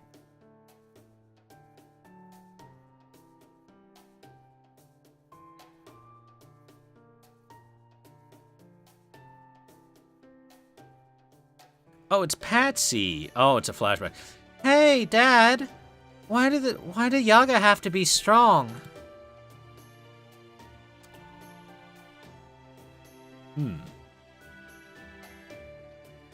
The scene switches to Patsy asking his father why the Yaga have to be strong. His father tells him that in his opinion, the Yaga are mistaken. Patsy asks why, and his father explains that they couldn't choose the moving of the world, and that there was something wrong and they were left behind in the world. But that wasn't their mistake. Since they're here, they'll continue the fight until the day the world ends. Yeah. I remember that exchange.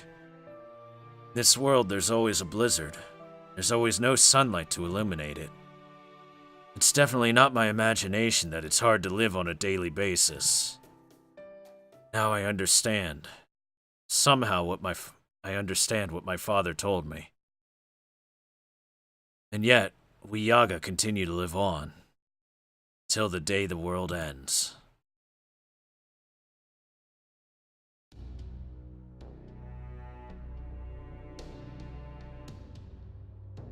That's a much more modern area. This is the capital, Yaga Moscow, huh?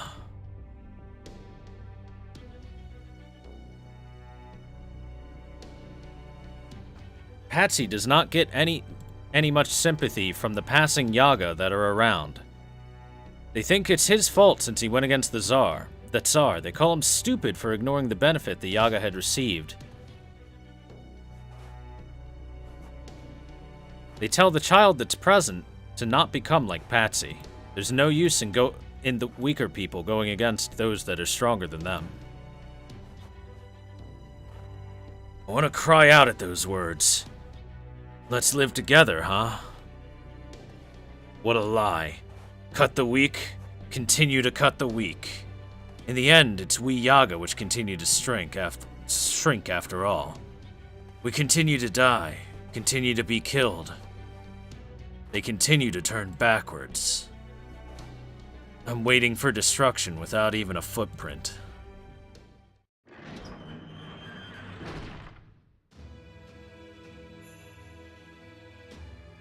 Patsy is brought before the priest once more, who tells him he's the first of the rebels to arrive at this place. He wonders why Patsy was alone in the town while withdrawing.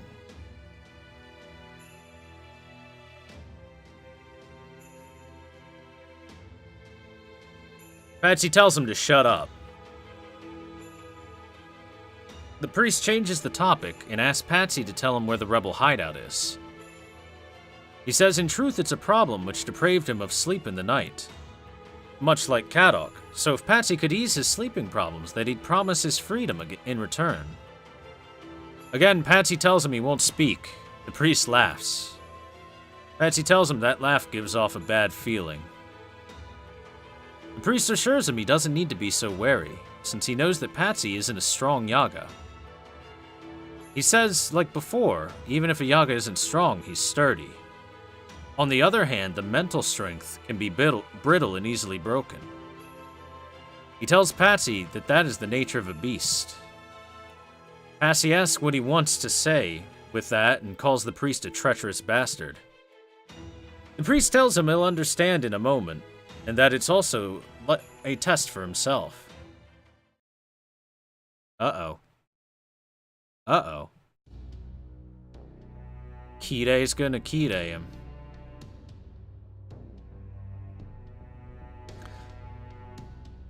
This is...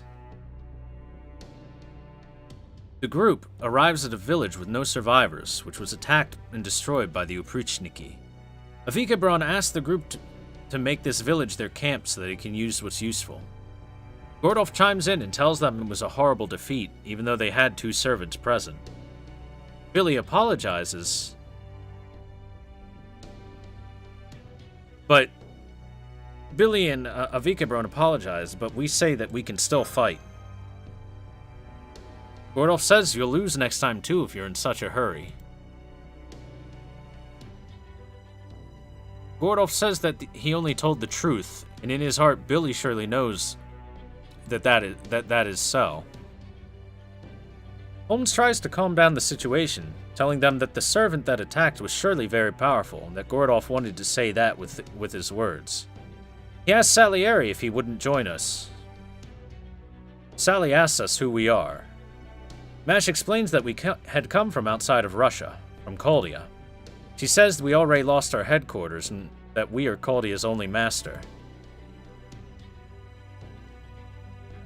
Avikabron also tells him his name and asks Salieri if he's really that Salieri.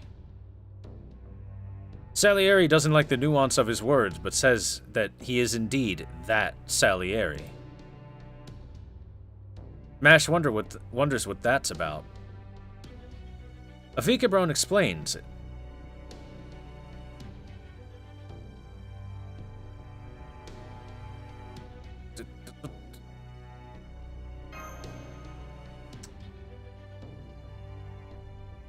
that he is the musician that became famous in the scandal of Amadeus's death. And Salieri explains that he is that representation given a physical form. He tells us to wait for a moment to take off his attire. Mash wonders what he means.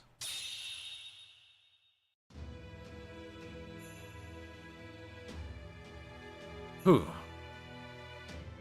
Gonaga. Salieri tells us that this is who he really is, and that we should try taking a look at his status as a servant. Mash is surprised, and Avikabron says that he's pretty weak. He says he didn't think that there was a servant with even weaker specs than himself in Shakespeare. It's not even comparable to Anderson. Salieri says it's no wonder since he's nothing more than a musician. He hasn't composed any songs that remained in history. He's ordinary and just a good for nothing. Only a singularity. He's only a singularity that killed Amadeus, and he exists in the position of that spirit. Whether he really killed him or not has nothing to do with it. He killed him, and that's what was whispered. Avikabron sums it up saying that he's a guy that is an innocent monster. And Salieri only says probably. Holmes says that even after that, during Salieri's late life, these doubts were whispered. And Mash says there's even a movie about it.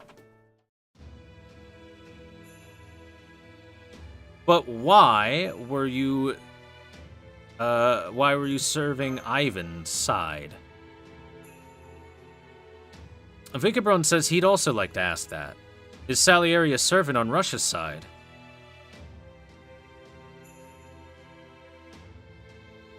He says that Kadok had said lost belt. Salieri asked that he can also ask a question, even though he's currently the one that's being questioned. He asked the people from Caldia if they even know what the lost belt are.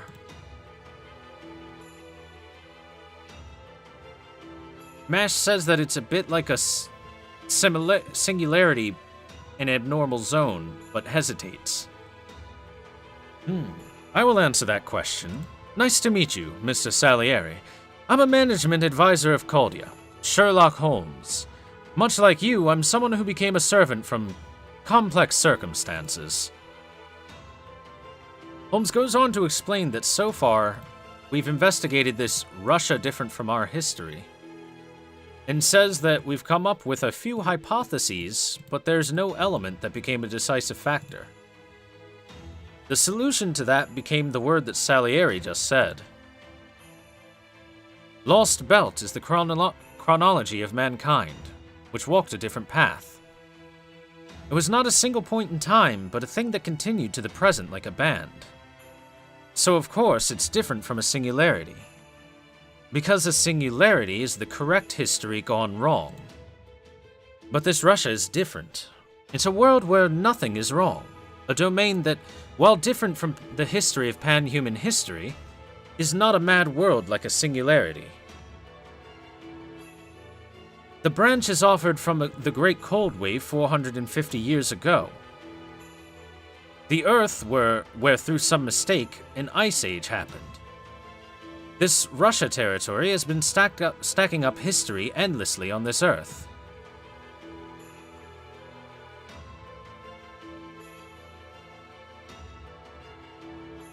So then, if it's a human history that survived this derivation, is it possible to talk about parallel worlds? No, that's wrong. The Lost Belt's not a parallel world. Basically, even in the case assuming there is a parallel world, in the civilization there, the lifestyle of everyone's the same. Because it's the neighbor of the basic world. There are only a few differences because everyone's course is the same. But there's also history that goes off course sometimes. Evolution without something astounding. It can be a natural disaster or a breakthrough in technology. Such a world that's received a change to leave the course. In this universe, it'll be deleted as something different.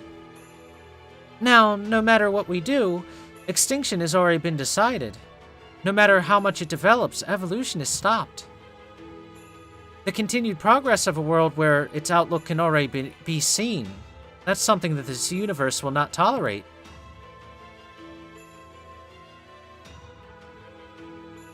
When raising trees, well, you cut off unnecessary branches. It's the same. Even if such a world far away from the tree stump is a utopia, it'll be cut off. This is considered a pruning event in the magic world. And the Mages Association thinks that because of this function, the universe is still spreading without a problem. So, in this pruning event, like at the time with the King of Magic, this Russia became such an extremely cold land by someone's hand. Yes. From the beginning, it was in this environment, because of this environment that human history was constructed. It's a world where the history that should have been aborted 100 years ago has now continued to the present. You can say it's a history that defeated pan-human history. A history that suddenly appeared on Earth.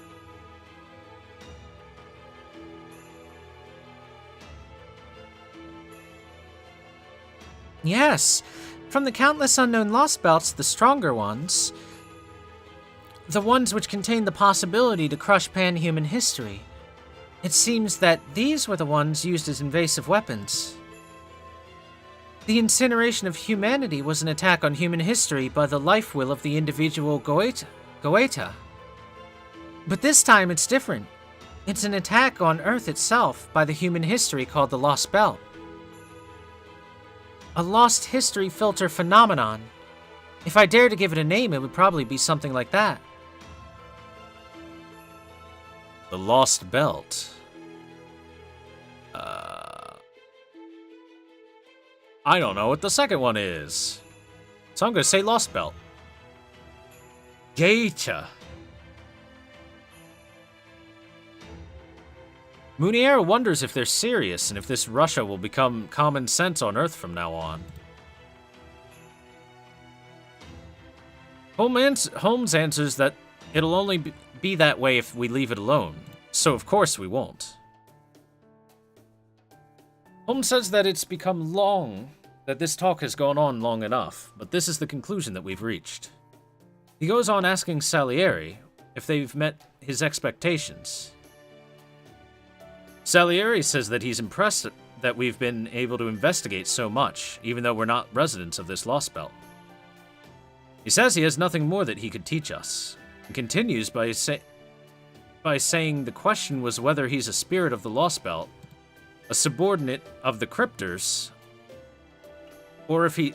But instead he is different, since this Russia has lost its music. He says he's essentially the same as Billy.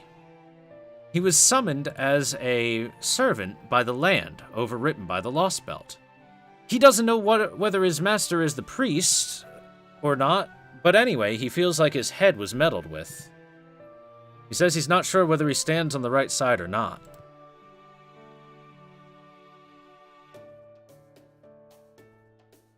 Avikebron says that it's better to believe in it, and at least he's not a Yaga. Salieri says, yes, that's right.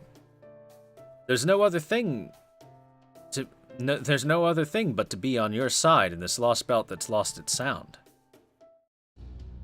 Holmes is happy about that, but wants information from Salieri. He wants to know if Salieri has any information on servants in Yaga Moscow. Salieri says he doesn't know, as he's only the court musician and nothing more. He had no contact to the outside world. There was the Cardinal Macarius who talked with him.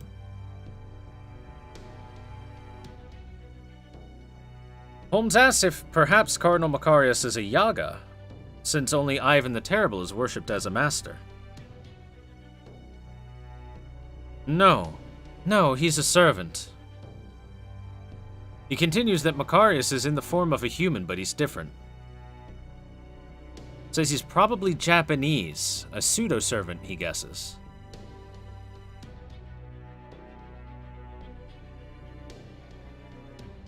A Japanese person that's a pseudo-servant? That priest, Father Kodomine. Salieri says that he knows nothing else, only that he had met the Oprichniki and the master, the servant they battled before.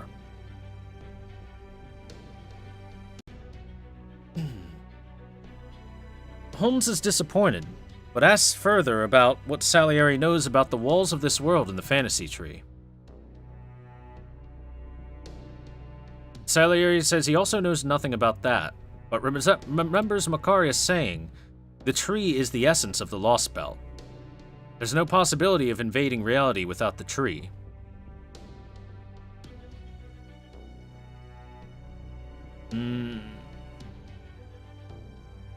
Perhaps that tree is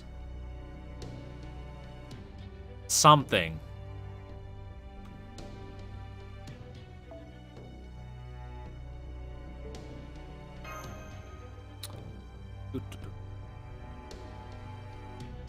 Oh, it was the root.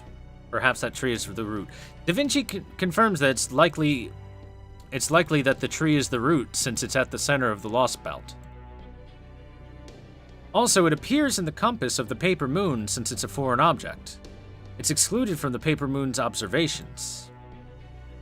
That tree is likely the cause for this lost belt. At least Da Vinci thinks so.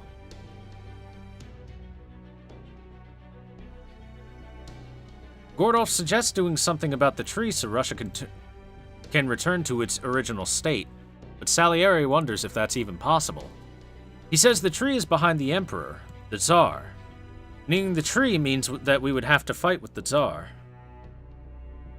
Holmes states that there will be no avoiding fighting the Tsar then, and wants to know how many divisions of the Oprichniki are stationed in the capital. Salieri says all but one division are there. Holmes is impressed and laughs. He says it'll be quite difficult then. Gordolf reprimands Holmes for laughing, saying that it's not the right time.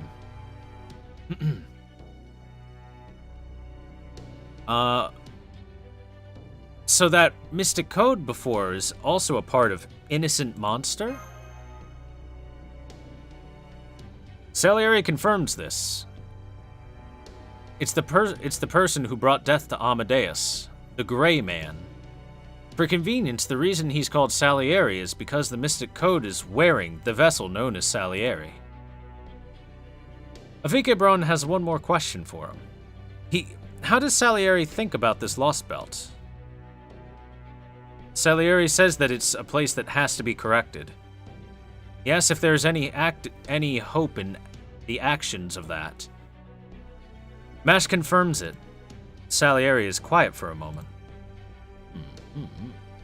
He wants to confirm if we're really the conductor of this orchestra. Gordolf angrily shouts that... How dare Salieri say that? Gordolf says that he's the commander. And says that we're basically a useful trombone. Holmes laughs about it and asks if he is a string instrument and Da Vinci a wind instrument then.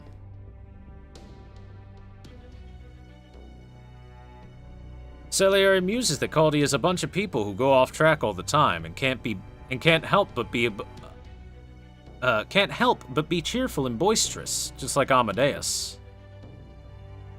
Just like that man. He then says he wants to talk to Holmes alone.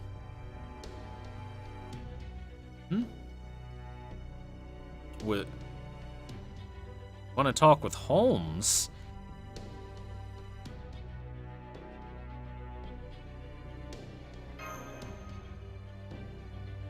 Will it take a while? Sally asks for us to wait for a little while. Billy wonders what Salieri wants to talk to Holmes about.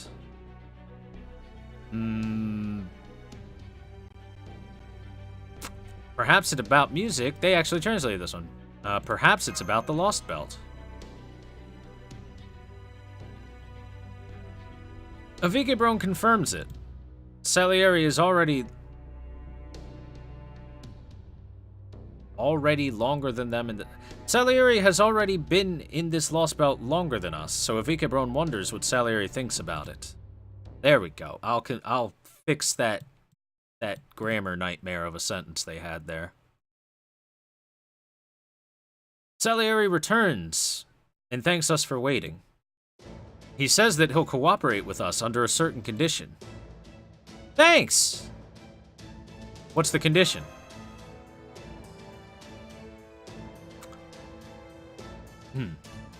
It'll be easy.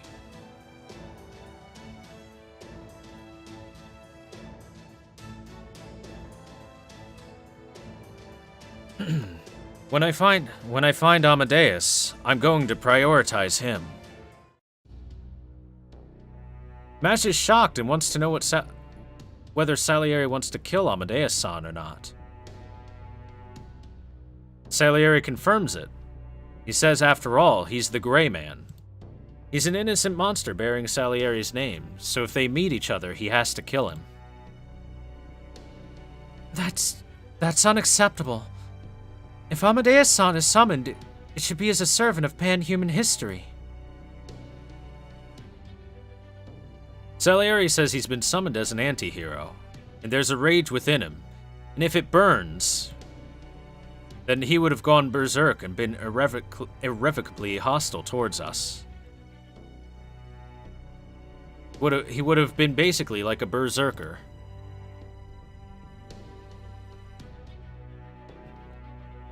Avikabron says that he understands. Seems like the nature of Amadeus' master is affecting him. He wonders whether Amadeus is bad now and says that's the fate of a servant. It has to do with the master's attribute. That's why Salieri will kill Amadeus. He has to kill him. It's like fate and causality to him.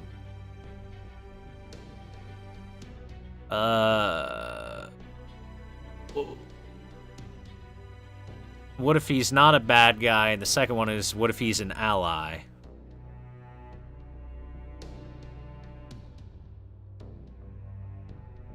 Well, what if he's an ally?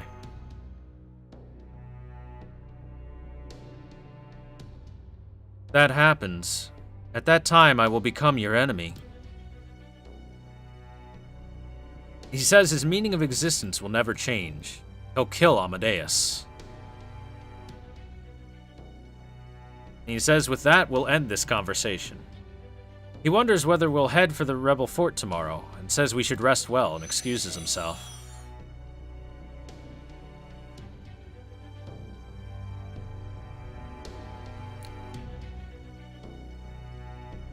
Amadeus-san is the enemy. She compares this shock with the time in America when Cuchulainn and he also went to the enemy's side then.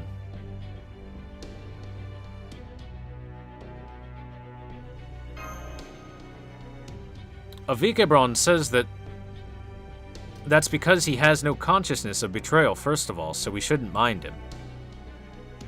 Especially with mythical heroes, they have it easy when picking friend or foe. Because they believe in going to paradise, they treat enemies and friends according with fear or favor. So the value of Amadeus, who encourage you, will never change. It's not a mistake because those are the words from his heart. Yes. Thank you, Avikabron. Avikabron-san.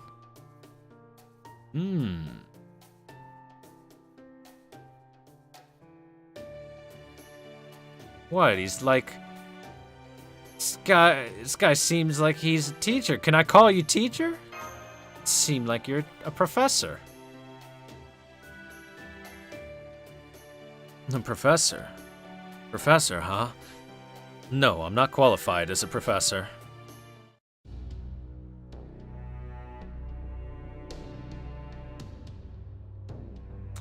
Holmes starts to change the subject. He wants to bring the attention of everyone to Kadok's servant. He says he wonders if she is Kadok's exclusive servant, as she was the monster that attacked Caldia and put it on ice. Mash confirms that Kadok called her by her true name, Anastasia. Anastasia?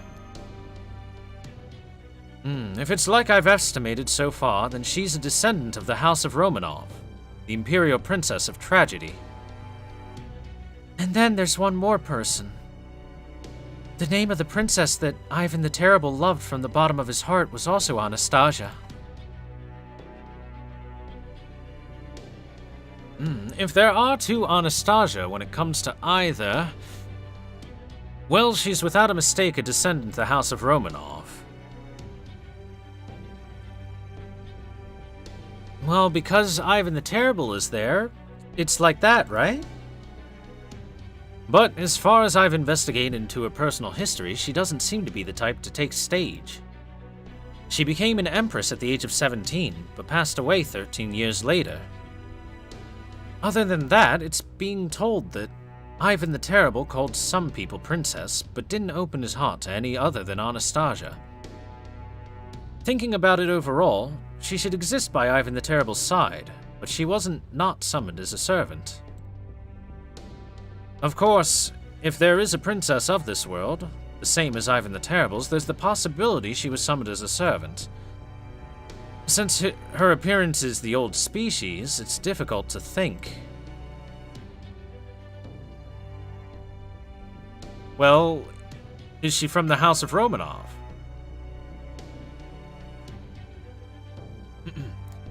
Exactly. Anastasia Nikolaevna Romanov. She is the Ice Princess, who carries the darkness of Russia on her back. Then to summarize Anastasia's personal history, let me tell you the hidden secrets excavated from Chaldia's library. The Library of Chaldia? That... wasn't it destroyed during the invasion?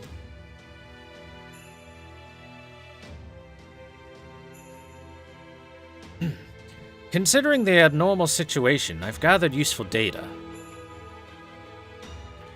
Anastasia Nikolaevna Romanova.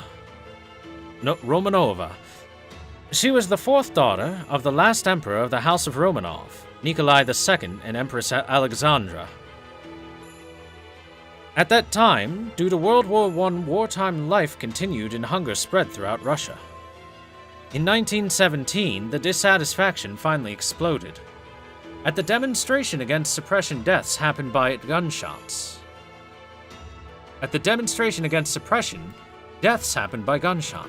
There we go. Parts of the military also rose up in rebellion. In the capital spread martial law. Although they tried to suppress it, furthermore, the Duma also rallied. After great disorder, the Tsar abdicated. The House of Romanov collapsed. They got de facto a life under house arrest.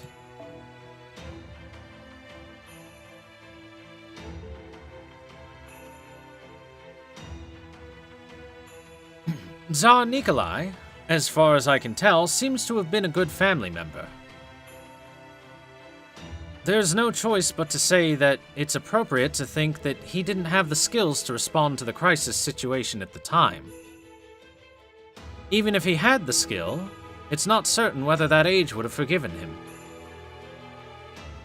After that, various powers fought in Russia and went to form the Soviet Union, a large nation. And aside from that, let's focus on the family of Nikolai II. They were forced to live a life under house arrest. It became a hiding from the luxurious life until then. But it seems that the servants and cooks were still hired. The situation gradually worsened the following year, in April of 1918. The regime at the time feared that the Czech and White Army moved to recapture the Tsar's family, so their execution was decided. In reality, it seems that they, upon holding an official trial, planned to leave an official record. But if the Tsar's family is recaptured, then their own government could have been overthrown. As Anastasia's mother, Tsarina Alexandra, was the cousin of the German emperor, there was still worth in using them. Due to the extremist assassination of the German ambassador, that value was lost. To say it as it is, they were recognized as in the way. Their existence, their blood being there. To say further, they were afraid to make it public, so they were made to kill them secretly.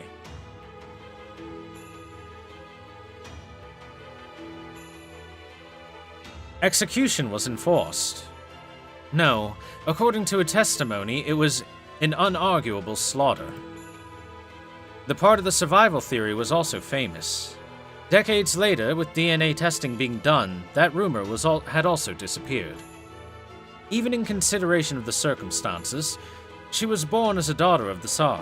She was robbed of her innocence, and then died. It was a tragedy, a victim of history. That's the kind of being the girl called Anastasia is. And that's it for the history of the pan-human history. However, when it comes to the history of magic, the story continues. The history of magic? Was the House of Romanov involved in magic? Well, were they connected closely?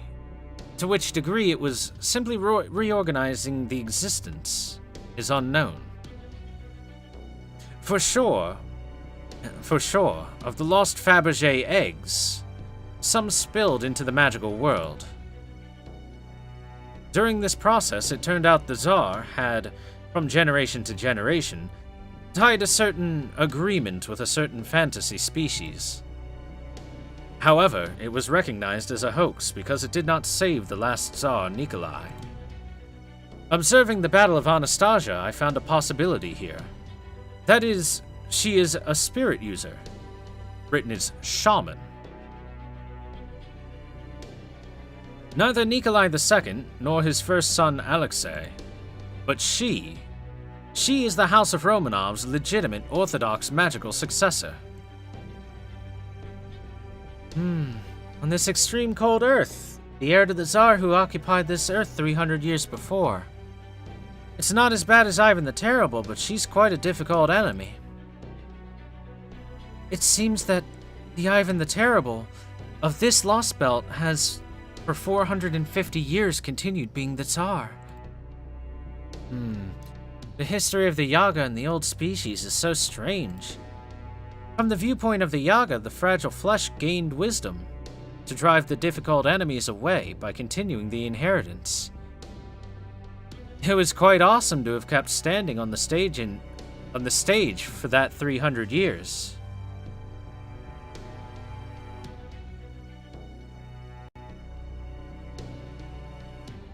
Well, although I told you about her history, I'm sorry, but there's no countermeasures. Is that so?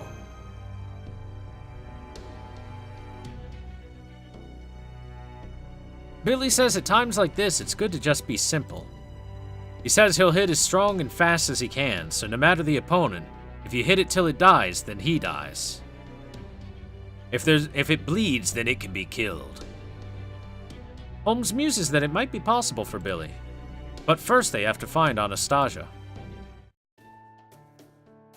Gordolf says that it would probably be good to summon a new servant, a servant that we can use as a shield. Of course, then it would be his exclusive servant then.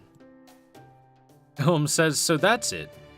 If that's it, then it means he won't work hard.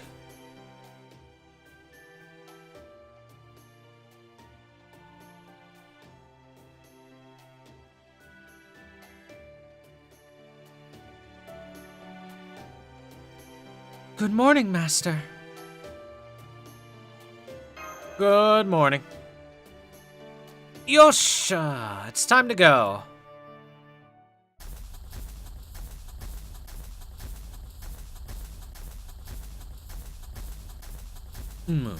Golem, stop.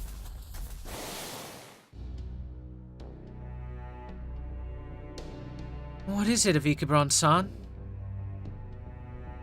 Salieri wonders if it's a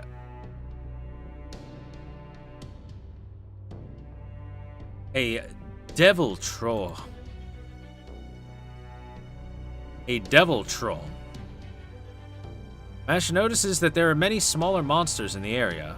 We can probably avoid them, but Avikabron says that it's just in theory, though. And Mash confirms. Avikabron says that this devil troll could be what it is.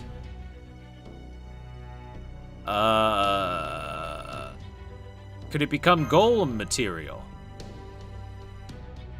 Yes. Salieri says it can't be helped then. He'll lend us a hand. For his first battle, he says it's quite a big monster.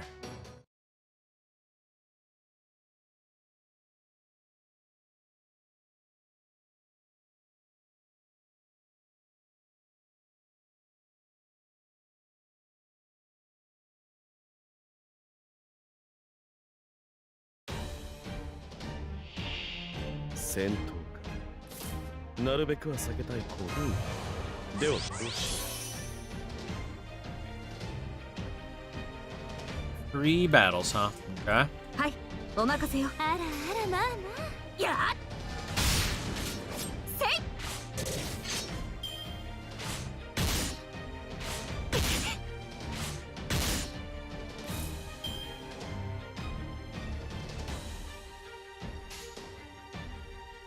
お任せよ。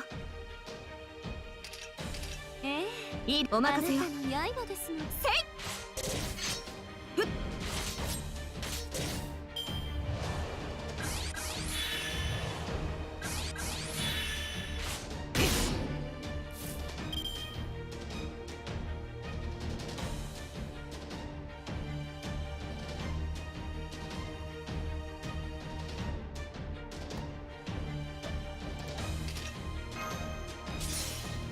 Heal!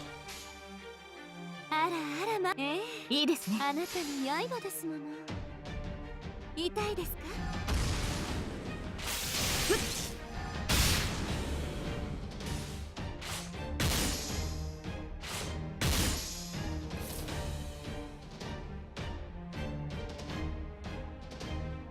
決着の時だ。承知いたしました。お任せよ。痛いです。 Salieri seems like a nice enough guy so far.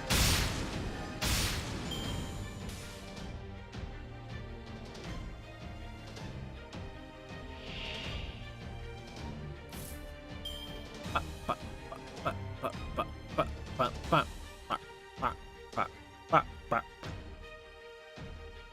手すさびのようなものですね。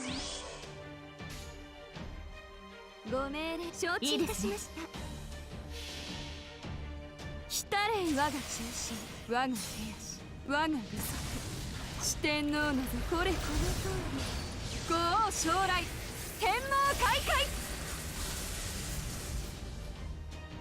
痛いですか？ Nice. Good damage. Now we got tons of stars for next turn, which should be the big Hydra. Yep. I did say it was a Diavoltron. 決着の時だ。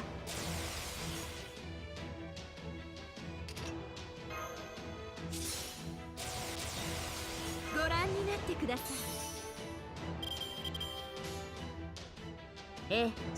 決着をつけましょう。あなたの刃ですよ。束ねるの星の息吹、輝ける命の本流、エクスカリバー。はあ。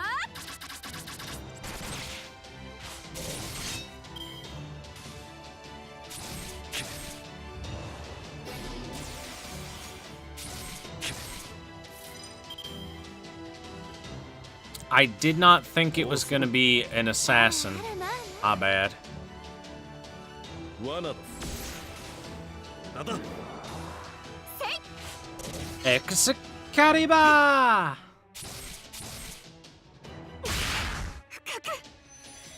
God, that fucking neck slam does so much damage.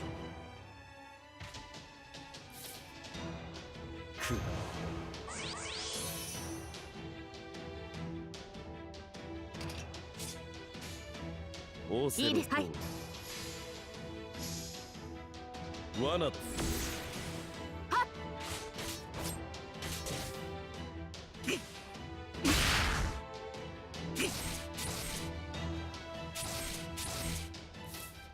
Bastard! 決着の時だ。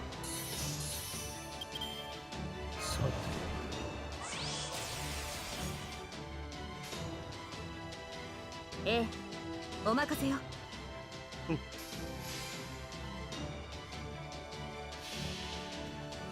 束ねるの星の息吹、輝ける命の本流、エクスカリバ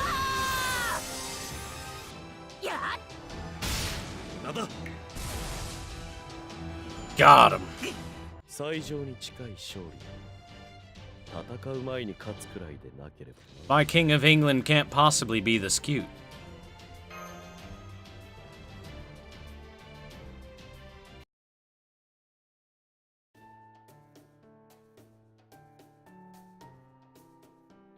Goddamn, Section 15 has been long despite only having the one battle. Lots and lots of dialogue.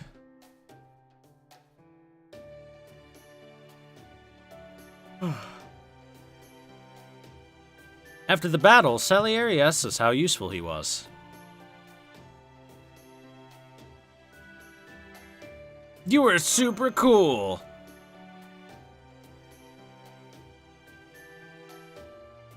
Humu. Humu, humu, humu. I see. So you like this, Mystic Code. As expected, as expected. He's so happy!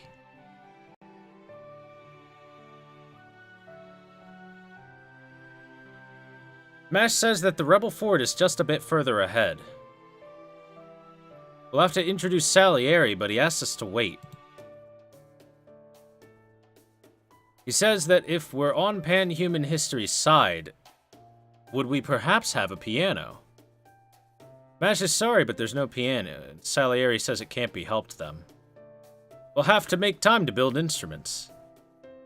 Billy says before that he prefers to fight. Salieri says that even though it's pointing out the extreme, he knows. Avikabron says that he'd rather just cast some golems than fight, right? And Avikabron confirms it. He'll give priority to fighting. He won't make instruments. Salieri says he's the same. Before being a musician, he's still a servant. So of course even he'll give priority to battles. You're both hobbyists, huh?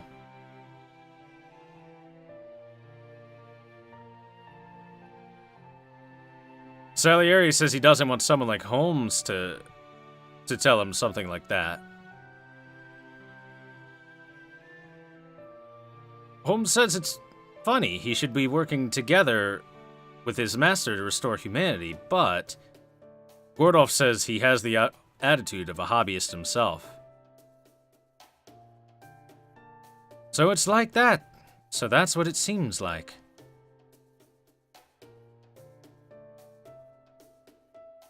If you look at it like that, then everyone who struggles to make things will look like a hobbyist. It's absolutely unbelievable. Da Vinci-chan also is... What do you want to say?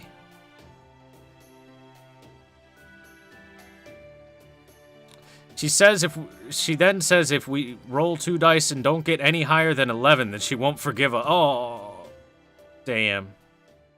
Da Vinci's gonna be mad at us now.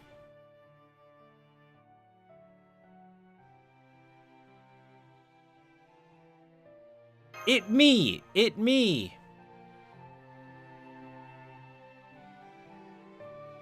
Oh, you're back. Open the gate. Welcome back!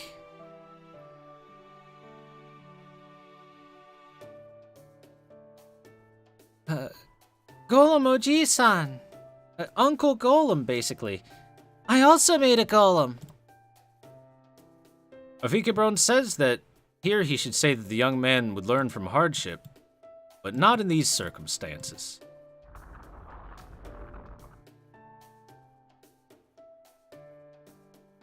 The child made a mini golem. He thinks that he can do many with their help. The boy is happy and suggests to use the mini golem for jokes, but Avikabron says that they're not supposed to be used for that. Adelante Alter also comes to us, and surprised that we've returned. She asks who the other servant is. Salieri tells her his name, but says it's no big deal if she doesn't know it. Adelante Alter recognizes him as the one who is Amadeus. She then asks about his appearance. Salieri says that it's an innocent monster, the gray man who killed Amadeus. He continues that Salieri is just a convenient name, but if Adelante Alter prefers to call him that, then it's fine. Adelante says that she was called from a different aspect as well. It's not very unusual in this world. She turns to us and says there's something that she needs to talk about.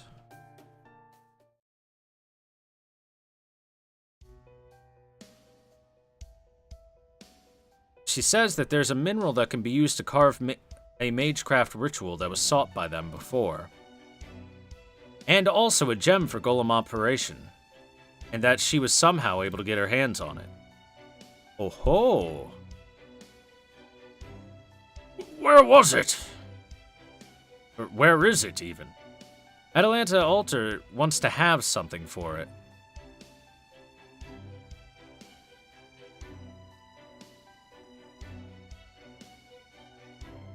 Gordolf is angry, but Adelante confirms that she, even though she said we're a valuable fighting power, and she believes in us in MASH, But once their vehicle has been repaired, perhaps it can get out of this world? She questions. Mash says it isn't like that since the problem of this Russia is our problem as well. She asks Gordolf if that's correct. Gordolf confirms that Mash is right and that this is our problem as well, so we won't be running away that easily. In fact, we can't run away. But for adults, there are also things called circumstances. I will not wait for such a situation. Meaning? Meaning, if I had to put it into words, at the time it will be unavoidable, so to say.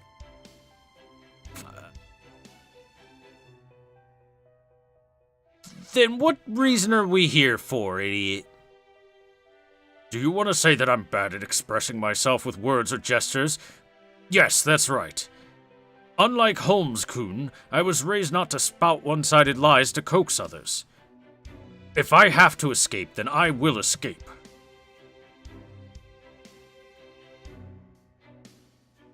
So your boss is like that, huh?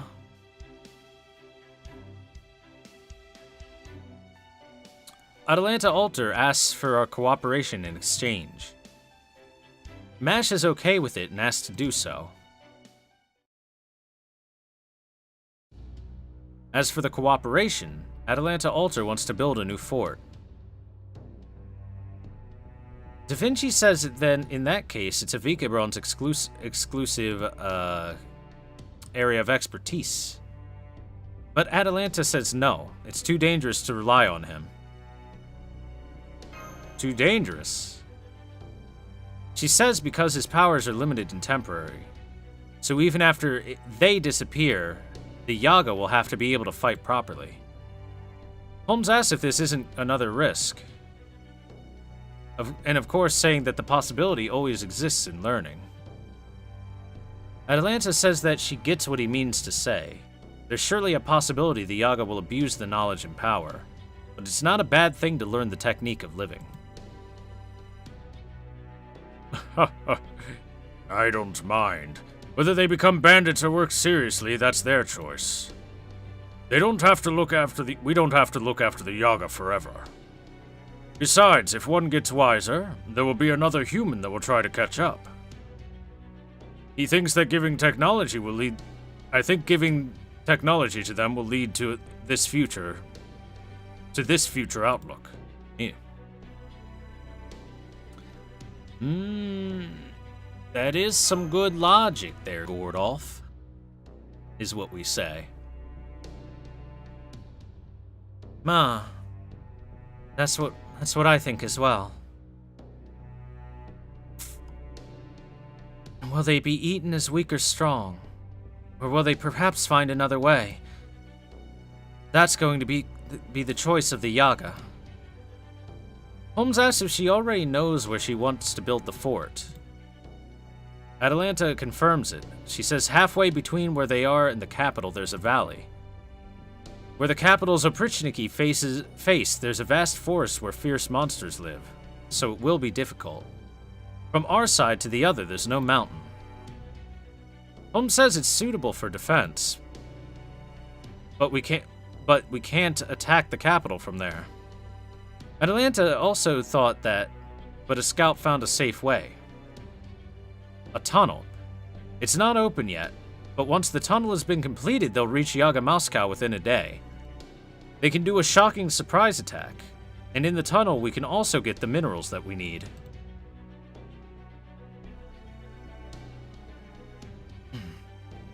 So for now, we should dig that tunnel and build the fort. I've already selected team members, so as soon as you're done preparing, let's leave.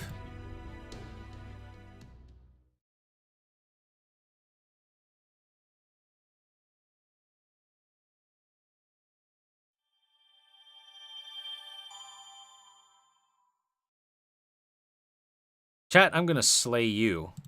Without the S.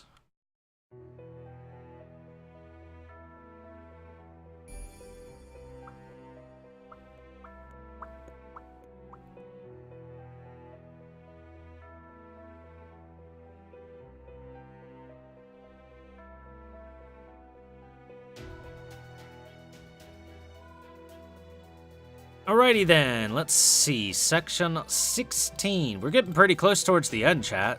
This is 16 out of 22. 22 sections, apparently.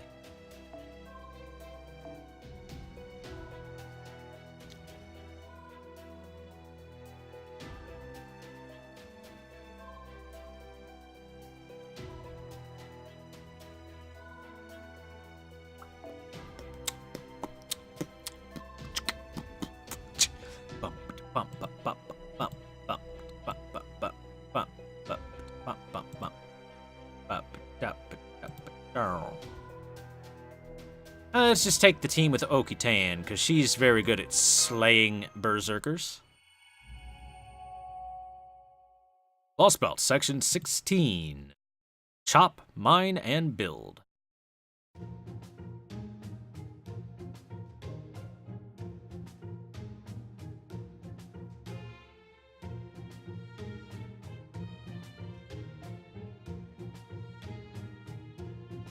Atalanta tells us that there will be nothing to worry about since Billy will be watching over the base. Salieri says that he wanted to stay back, but it'll be fine. He pauses and says he picks up the sound of howling. Says it's probably a group of beasts. Atalanta praises his ears and says that based off the smell, the beasts are probably in the swamp ahead. She suggests we hunt down those beasts for some food rations. Vikebron, Yoroshiku versus Golem Master. I want to call him Golem Master.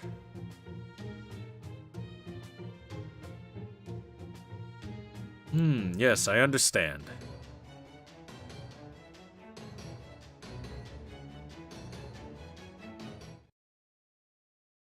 Time to hunt.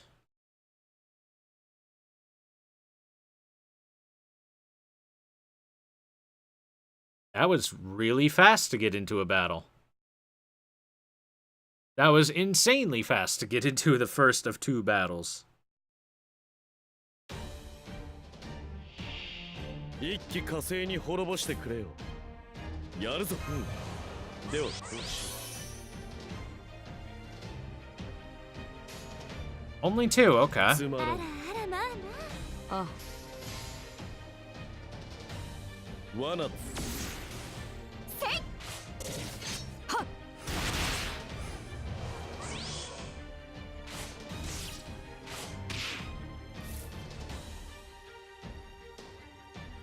本気出してしまうか。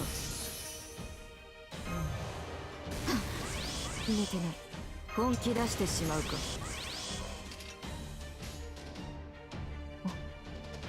仰せの私か。刃ですもの。無料、無限、無変。三個を束ねて無給となす。絶見無給三段。 Sandan! Yay! Yay, Mukyu Sandan! Umu!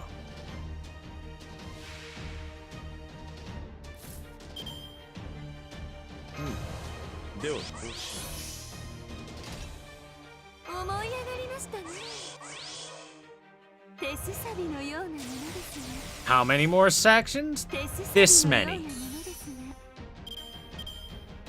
I'm holding up my hand to show you how many. ごめん、承知いたしました。来たれ我が中心、我が手足、我が武足。四天王などこれこの通り。五王将来、天網開会。痛いですか？いいぞ。ごめん。お役に立てましたか？それは何よりです。 Wasn't expecting her to do quite as much damage as she did there.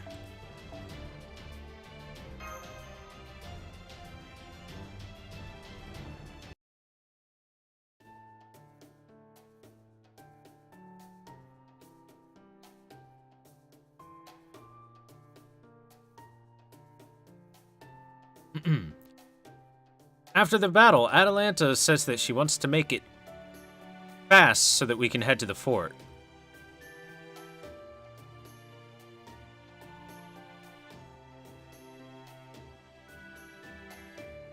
And goes on to say, now that I think about it, your golems sure are brutal when it comes to fighting in a group, aren't they? That's so. Avikabron politely thanks Atalanta for her praise and says that it's normal for a caster like him, since with a stable of source of magic, he can create an endless number of them. No. That aside, you can create them very quickly, which makes them very dangerous. They may be mindless soldiers, but you're making them appear with just a snap of your fingers, right? If you weren't just a philosopher, but served in the army, then... No, that would be a nightmare for your enemies. I have no desire for honor or fame, or rather, I would feel better off without them. But more importantly, I think you're about to reach the valley. Ah.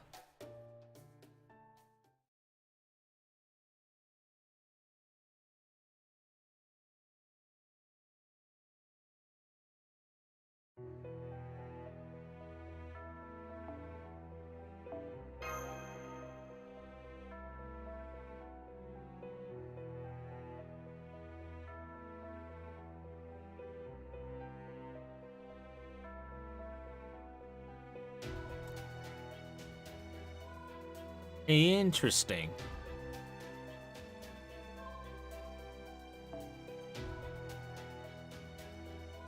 Let's go anyway.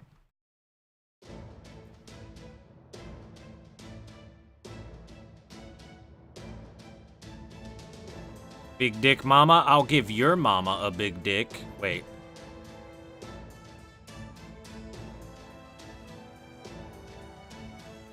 The group make it to the valley and see the fort, which is still under construction.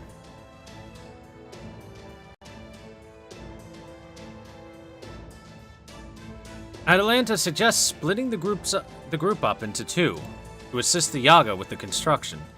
Since there are a lot of beasts lurking around, she says everyone should be on the alert.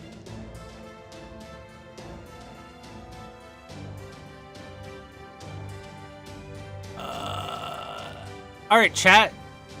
Do you want to cut trees in the forest or dig a tunnel?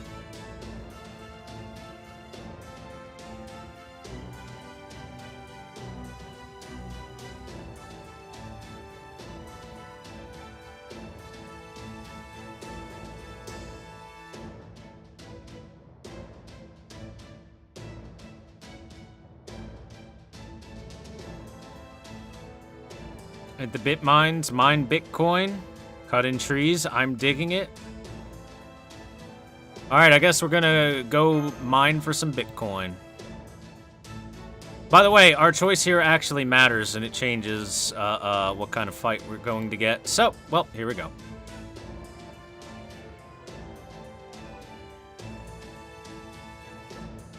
Everyone says goodbye before leaving, while Avikabron sets up defense with some golems.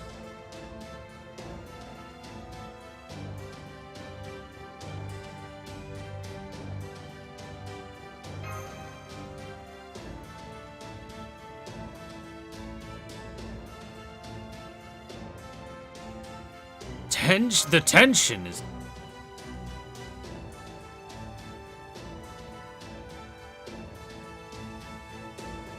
Go! Rem!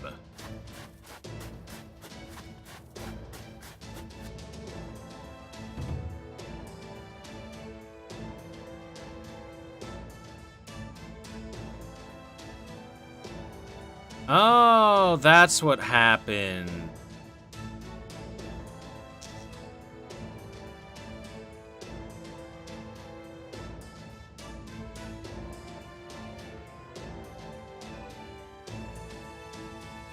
So here's what happened, chat. Apparently there's wildly different,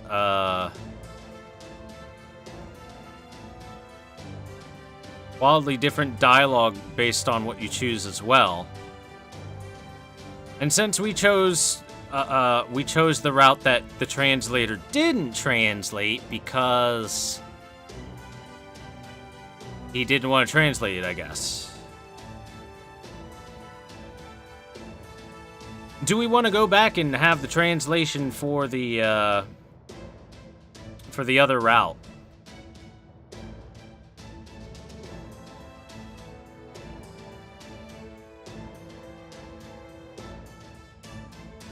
Because I'm fine with it. Otherwise, we'll just have to skip forward.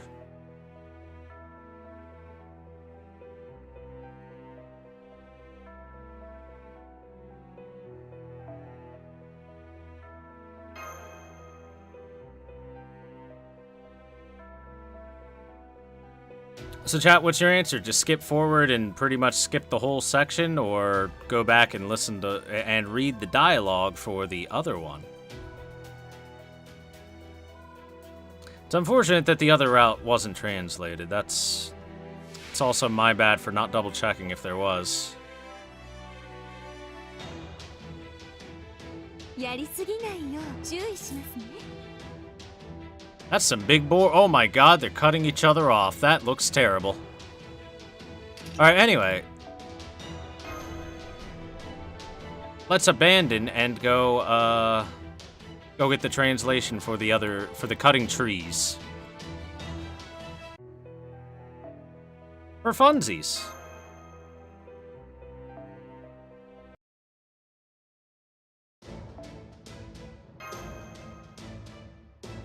Alright, I'm gonna go cut trees. Once again, everyone parts their ways. We're told to be careful. And this time, a Vikebron will stay back and set up defense with a golem.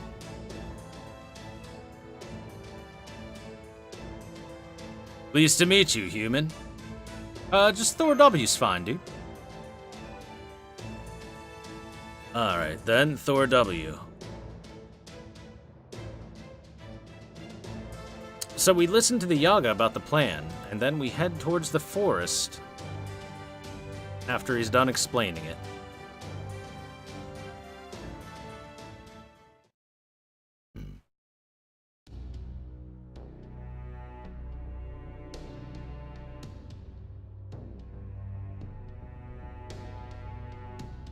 Because that route is a nightmare compared to the other one. You have to kill like 9 giant boars. That's fine, I'd kill 9 giant boars, no big deal. Just a couple demon boars. Alright, we'll find out where this goes. Even if I step outside for a bit, the air changes completely. According to our villagers, we're inside Djavoltron territory. Uh-oh. Anyone who dares to venture forth will be killed and become their feast right away. So please protect us. Whom?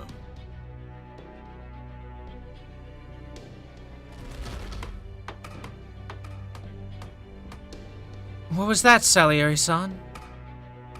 Salieri excuses himself and tells us that he's going to need some silence, since the sound from everyone cutting trees is too much for his ear. It's so much that he's unable to focus on things.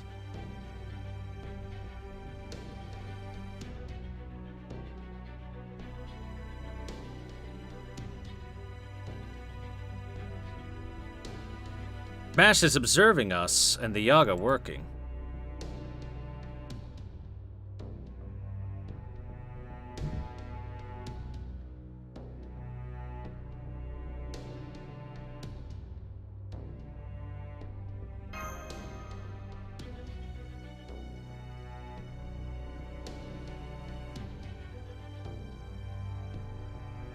She says that, the Yaga strength is actually something else.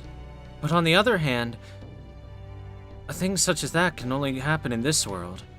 If it were the humans of our world, they would have already been wiped out as a species. Wait!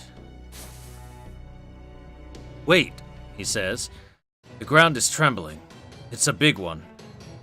It's that Djavoltron. Mash orders the Yagas to evacuate immediately while Salieri and I prepare to get a fight going. Let's go, Master. Get those Yaga somewhere safe so that we can kill this Diavoltron. But it's a tough enemy. I need to channel my inner fire. Channel? He's Amadeus. He's Amadeus. After all, just Amadeus after all. Amadeus. Amadeus. Channel? Wait. Let's go, Amadeus. I'll tear out that tongue of yours which knows not but to speak of vulgar matters.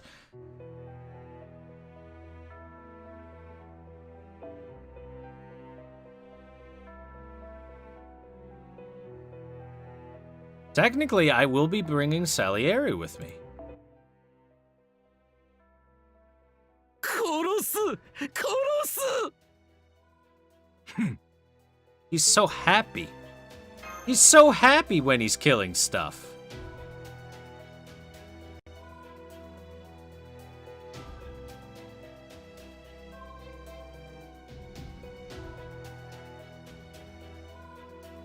Kurosu.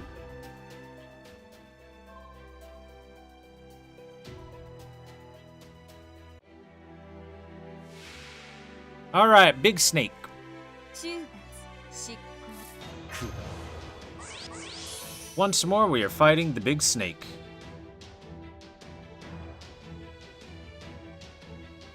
本気で行くぞ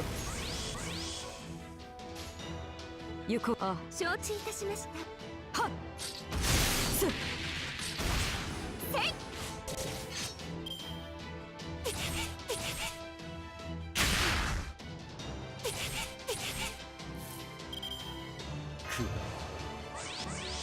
Mama, no. 手すさびのようなものですね Why do the snakes immediately attack Mama so often?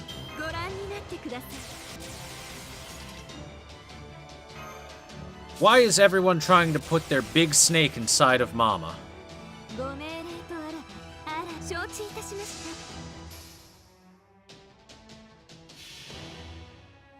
た来れ我が中心我が手足我が具足四天王などこれこの通り五王将来天網開会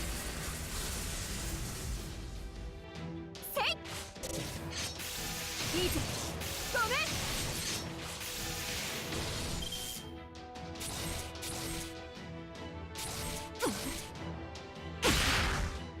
Zip zap, the Chad is back.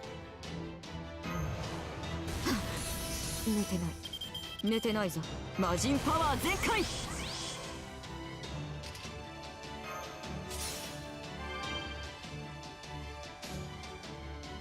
我がそういうことあ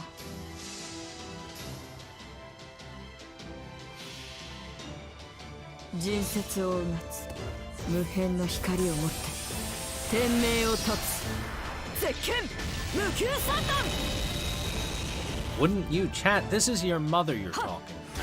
す How can you be so vulgar? 終わりだ炎王煉獄山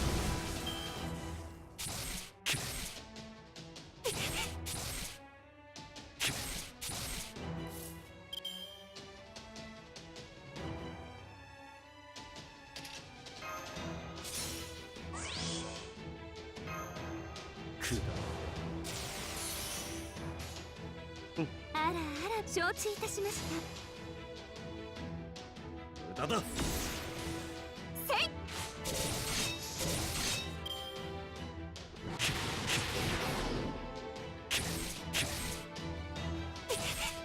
Well, damn.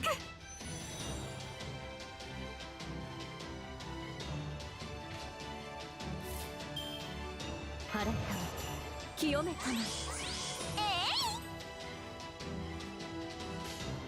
そういうあ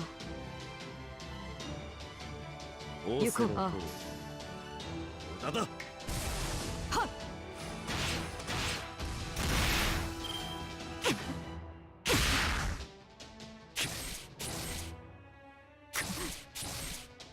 Never seen that MP from that snake? I'm sorry, I don't happen to have any single target people. 腹たま And can't kill him in 2 turns. Mr. Freaking butt. つまらん。行こう。 Baka. 豊足花に憂いなく Baka. 終わり。 Nice crit. Cool.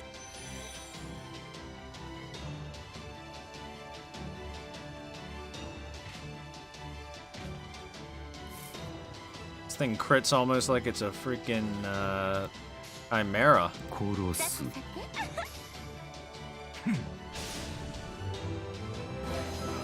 豊足花に憂いなく兄上には及びませんね。出直してください。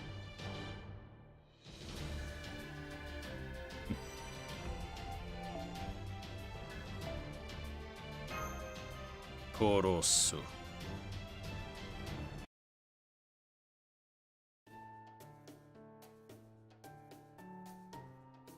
It's always been the it's always been the breath for me. Anytime it's used in NP.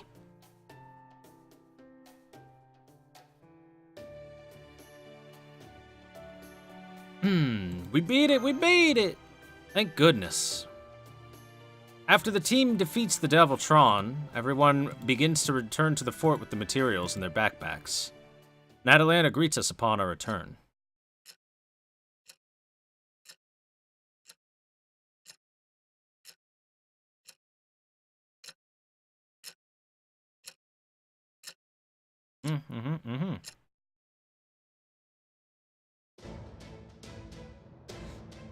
Atalanta gives us details on the construction progress, and mentions that while digging we found some ore that have been turned into golems and are in the midst of transportation.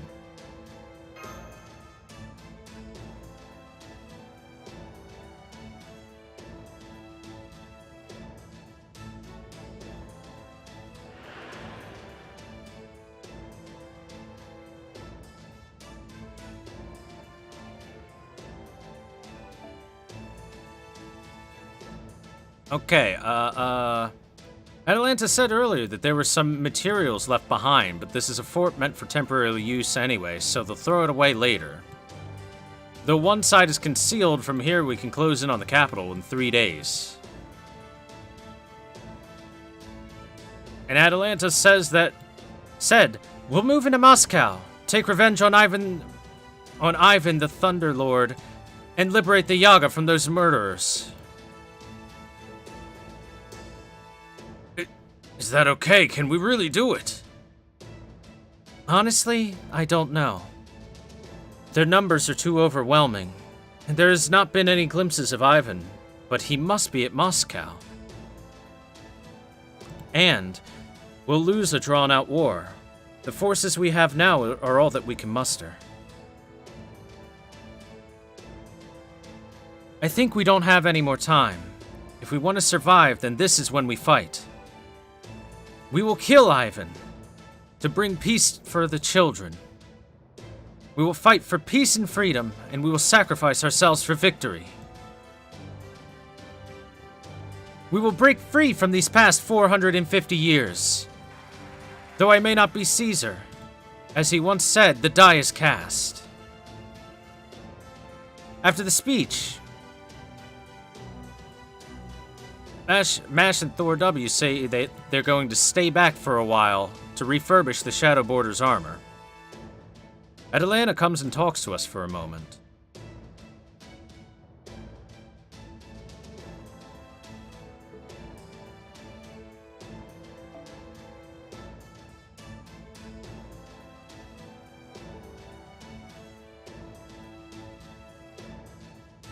She says, of course, for us to win the battle at Moscow, your aid will be necessary.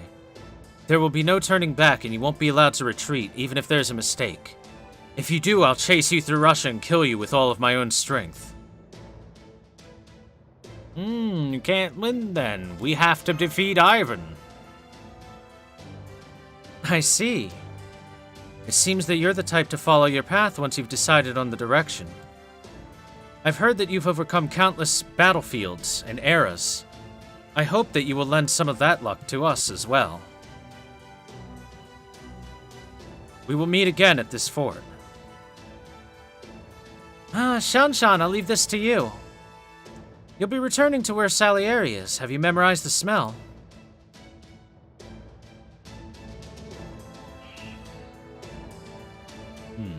So that's why I'm staying, huh? Well, it can't be helped. There's no piano in the Shadow Border, correct? Then I haven't a single speck of interest in it. Me too. But why does Da Vinci call it the Shadow Border, I wonder? Ah, never mind. It seems like Beowulf isn't moving.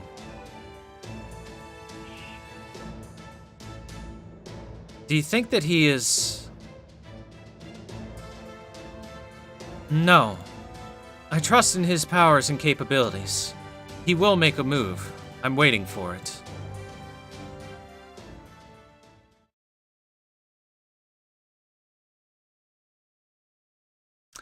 Kind of a bit of a bare bones translation that time around.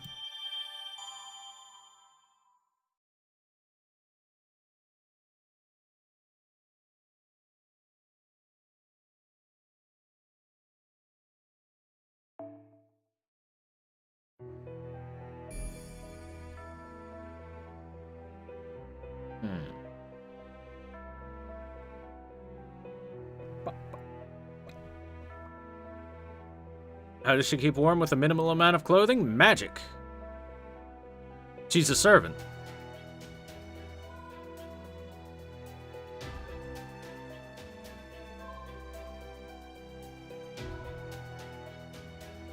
As a servant, her body isn't nearly as affected by the any extreme temperatures.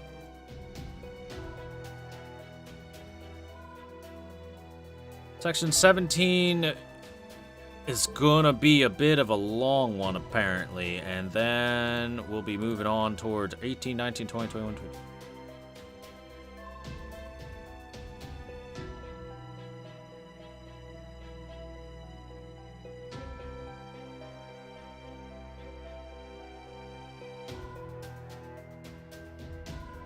Alright, I think we'll finish off section 17, and that'll be where our stopping point will be. I think that'll be a good stopping point. Because that'll leave 5 sections for the next stream. Which will hopefully be enough to make the stream robust enough and allow us to get through it.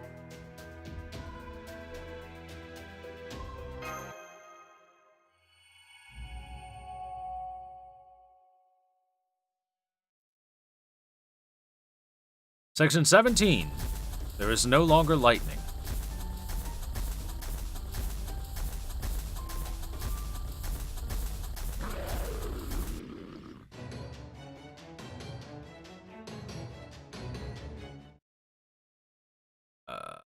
Okay, so apparently we were just stomping along and got attacked by wild beasts. Well, that was quick. Goddamn. It was so quick, the translator didn't even translate a goddamn part of that. Amazing. 始めましょう、マスター。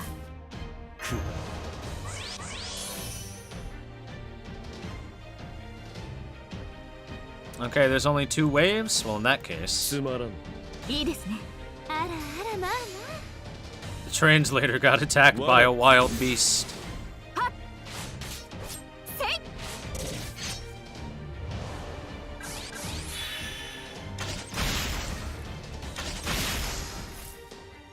本気で行きましょう。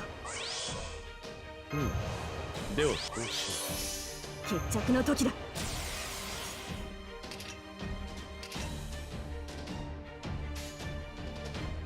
ええ、決着をつけましょう。う。つまらん。束ねるの星の息吹、輝ける命の本流、エクスカリバー。痛いですか Hey, there's beasts with them.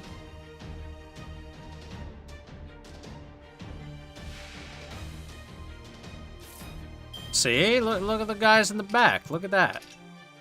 ご覧になってくださいご覧になってください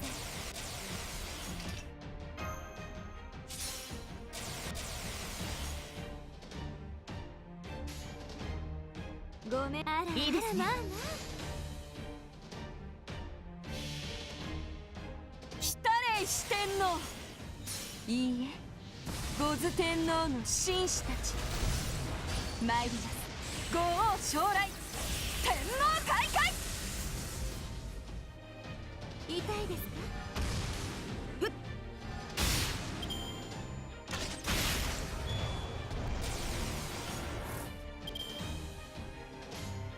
オーセロット承知いたしました。無駄だ。 Chat, you're a bunch of perverts. I bet when you hear her say "ara ara mama," you want her to give you a lap pill. And to clean your ears, you filthy degenerates.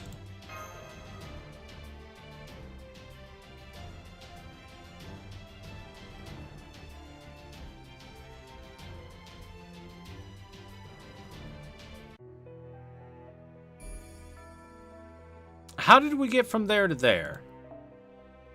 It's quite the leap.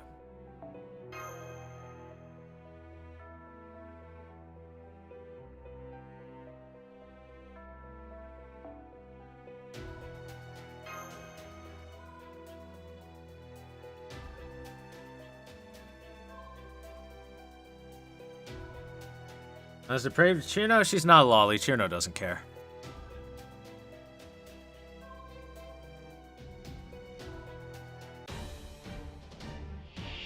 やりすぎないよう注意しますね。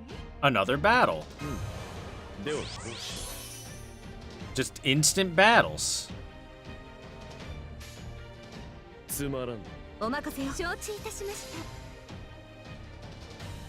た。無駄だ。痛いです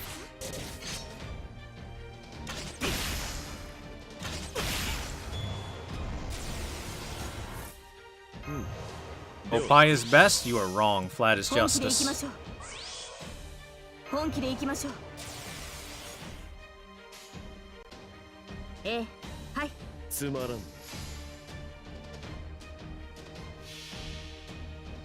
束ねる星の息吹。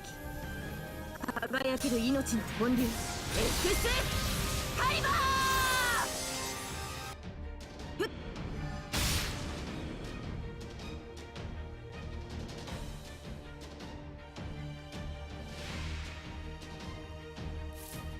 Chat, you're a lolly.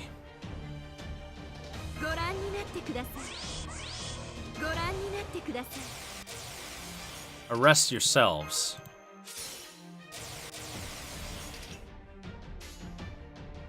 あなたの刃ですもの。来たれ四天王。いいえ、ゴズ天皇の紳士たち。参ります。豪王将来、天皇開会。痛いですか？いいぞ、ごめん。まだまだ未熟ですね。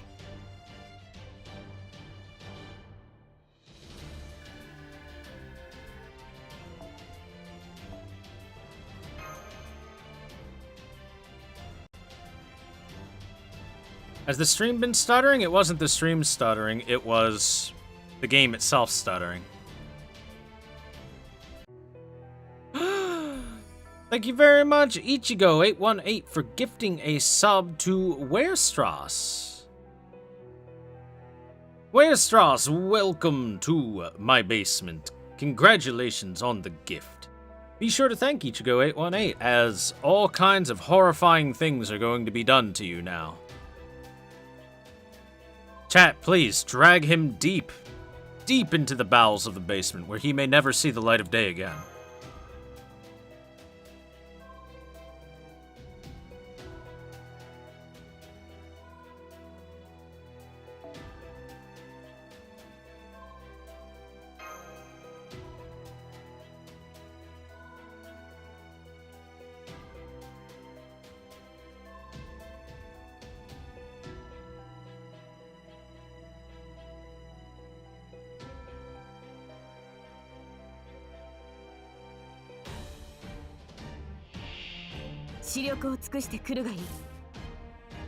Wow, we're just こういうの tons of battles right now.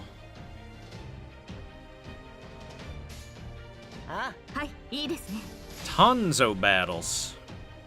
あ罠だ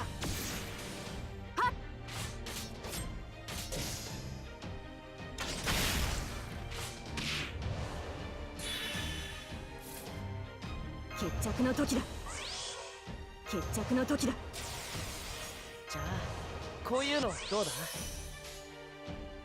ええはいあらあらまあ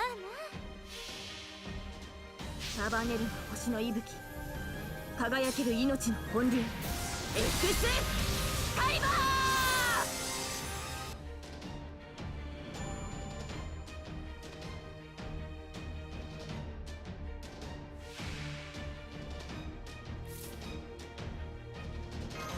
じゃあこういうのどうだ手すさびのようなものですね手すさびのようなものですね決着の時だおかくもどうぞ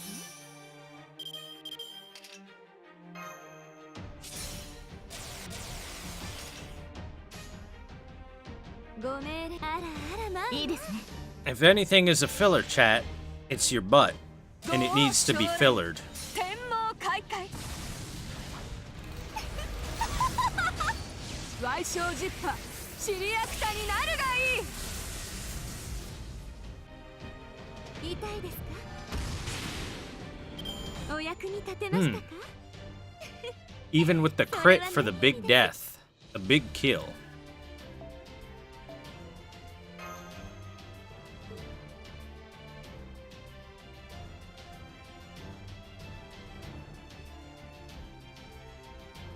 Maybe Section 17 won't take that long after all. Maybe it'll be done right away.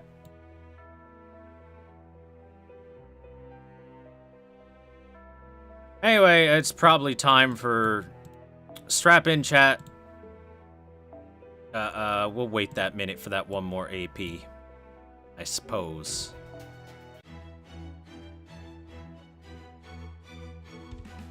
Hi, Joho. Thank you for it. Yeah, everyone on my list seems to be playing, so that's all I ask. As long as people are active.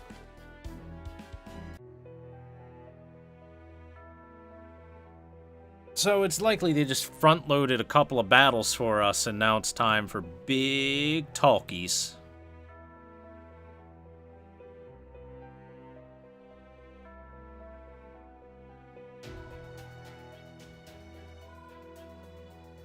Oh wow, hi Dirt Wizard. Why you coming back so late? Isn't it about your bedtime?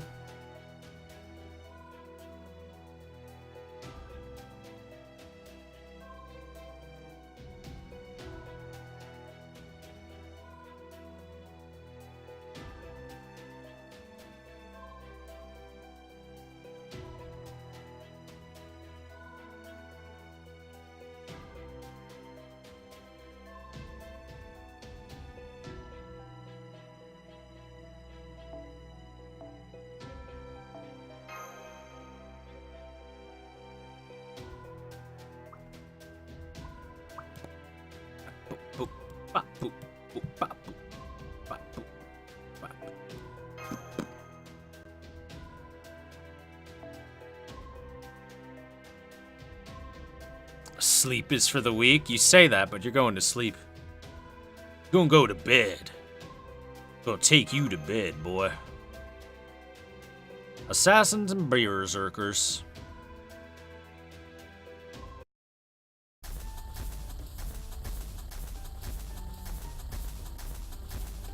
This part's not translated again. Hooray. After all, why would it be? It seems that we're heading back towards...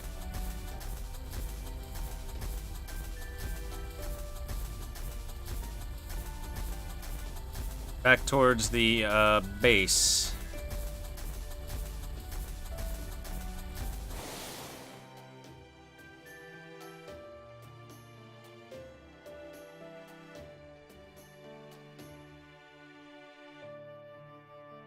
Shadow border.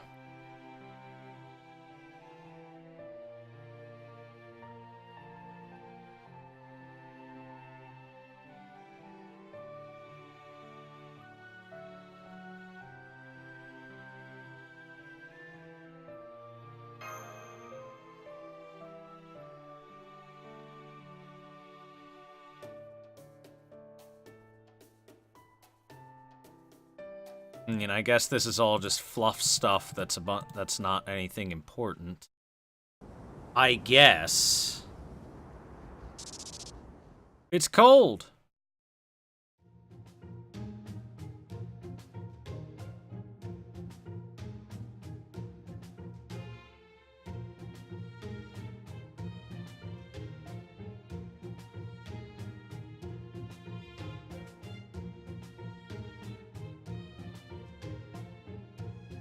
So, the first bit of dialogue is going to be Atalanta Alter talking with Salieri. That's the first thing that they actually translate. So we've made it back to the Shadow Border. Hey, well, I'm back, Mash. Thanks for waiting.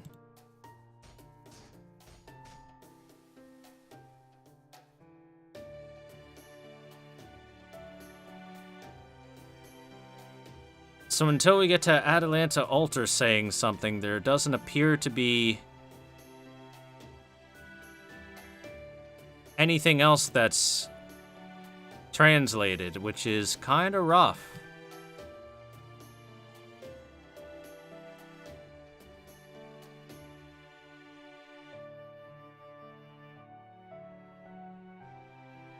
Hey, that's unfortunate. We'll just have to click through till we get to it.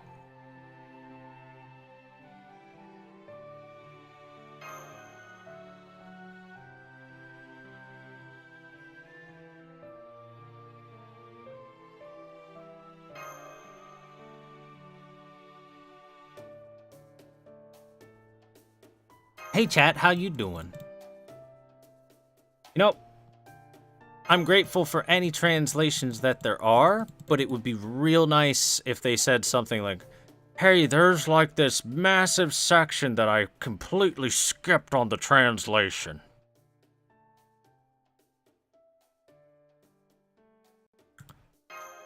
Let's get some coffee.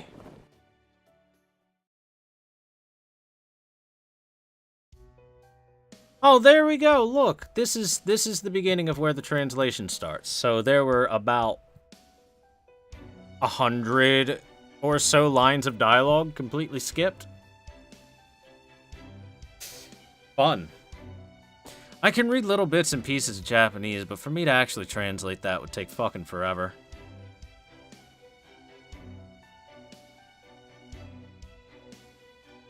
Feeling tired even with the coffee. What's wrong, Salieri? Will you keep the Yaga children company? I'm not good with children. Having said that, if I put my armor on, the mana expenditure will be intense. If I remember correctly, aren't you renowned for being a skillful teacher of music? Children aiming to be composers are either geniuses, fools, or failures. It's my first time dealing with naive children. You could just play the piano. Well, is what I'd like to say, but we don't have a piano, huh? We do not. Atalante, I have a question. What is it? You. How much exactly do you know? What about? I promised Thor W that I would stand on the side of pan-human history. What are you going to do, Atalante? I assume you already noticed what kind of thing a lost belt is. For this world, just which one is evil? Enemy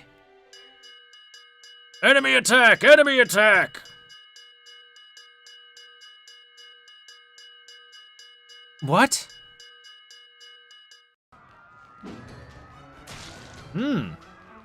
Yeah! Father! Glory to the Tsar. Every fool shall be punished. Get back! Go hide behind the adults! Let alone trying to siege it. To think they'd invade the fortress in one go. However, there shouldn't have been any signs of the slaughter Jaegers in the vicinity. Slaughter Jaegers. The Oprichniki in the vicinity. Slaughter Jaegers. That's a good translation. I like that. We should have been calling them Slaughter Jaegers the whole time.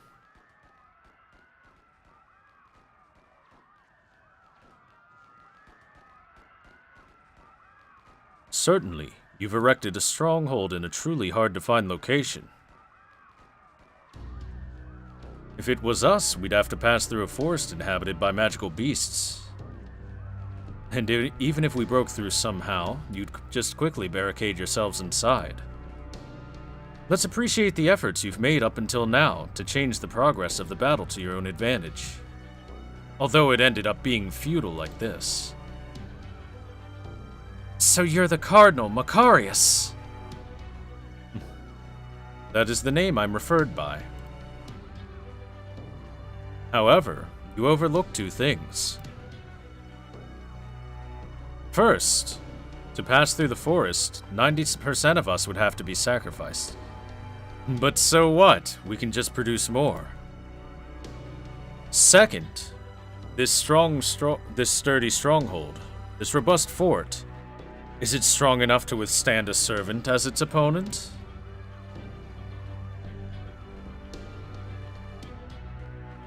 It has to withstand an anti-fortress noble phantasm.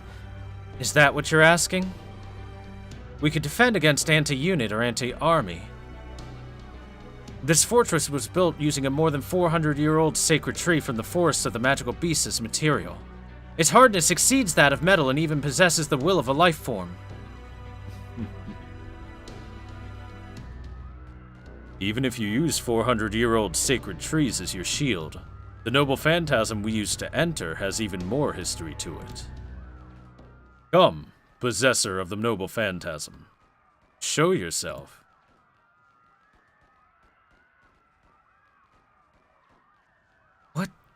What's that? A cave's opening? Don't tell me! Oh shit. Thank you for the information, Patsy-kun. The Tsar will no doubt be pleased with your devotion.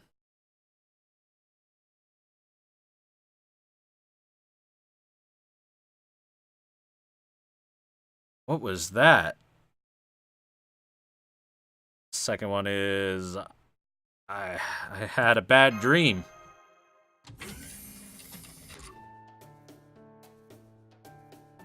Good work, Senpai. You look pale. Do you feel alright? You're okay. Well, that's a relief. The repairs to your Mystic Code have been finished. It seems like it was damaged a little, so Da Vinci-chan mended it in her spare time. A side job?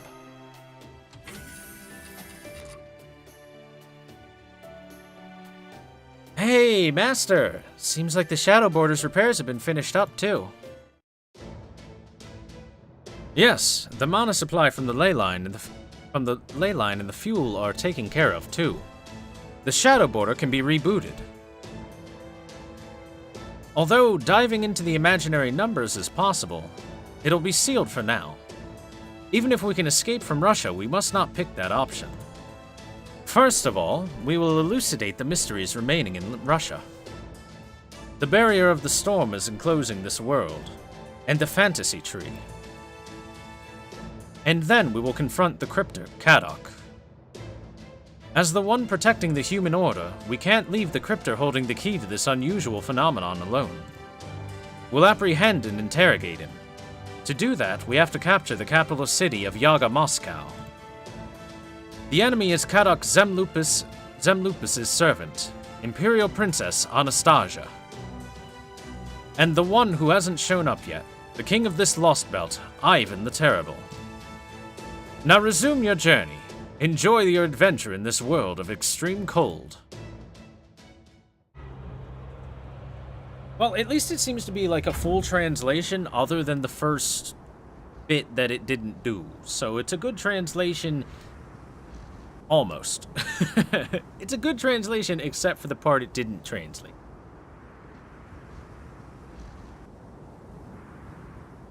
Let's depart. Master. Okay, I'm off as the second choice. I'm gonna leave, and the first one is... I'll leave something to you, but I don't know what. Let's see if the translation has it. It does! I'll leave house sitting to you. Master, just now... What was that cry? What? Shan? Huh? What are you doing here? Weren't you heading towards Salieri's direction? What's up? Do you got some sort of message? Received surprise attack. Requesting help. Oh no, it's apparently Salieri's voice. Received surprise attack. Requesting help. It's hideous, kill it? Nah, that's a cute little plushie toy right there. A surprise attack, huh? That's bad, let's hurry. Normally, I'd bring out high mobility type golems for each of us, but I don't have that much time for casting. This will be somewhat cramped, but I want you to get on mine. If it's just me, it can run with all of its might. Okay, let's do that. Let's go.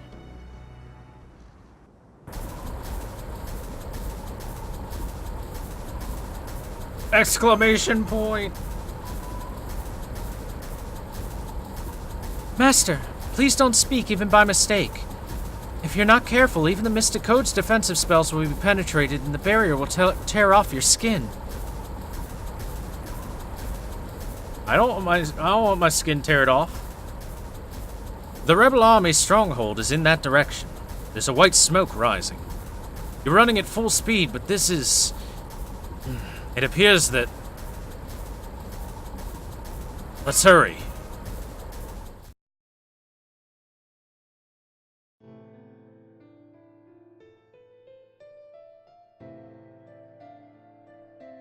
This is...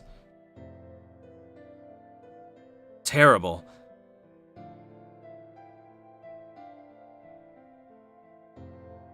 Let's look for survivors. Search for survivors here. Call out to them. Is there anyone there? Oi! Anyone alive? Ugh. That voice just now. I found him.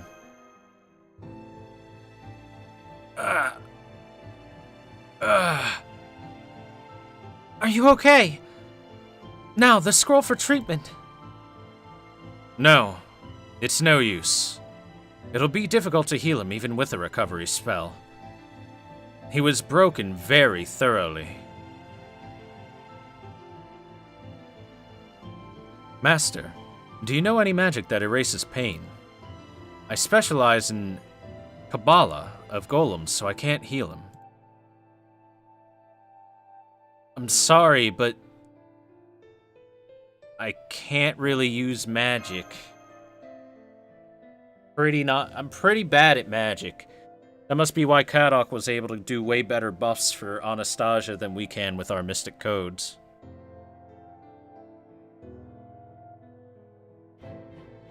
I apologize. I asked something hard from you. Ah, it's you guys. We got done in.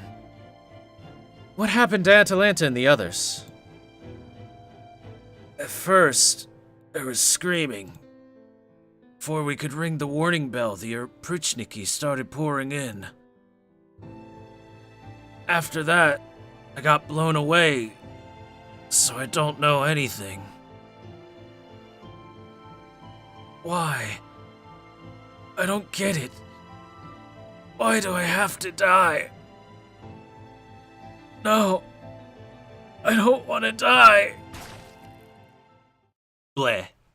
He's dead.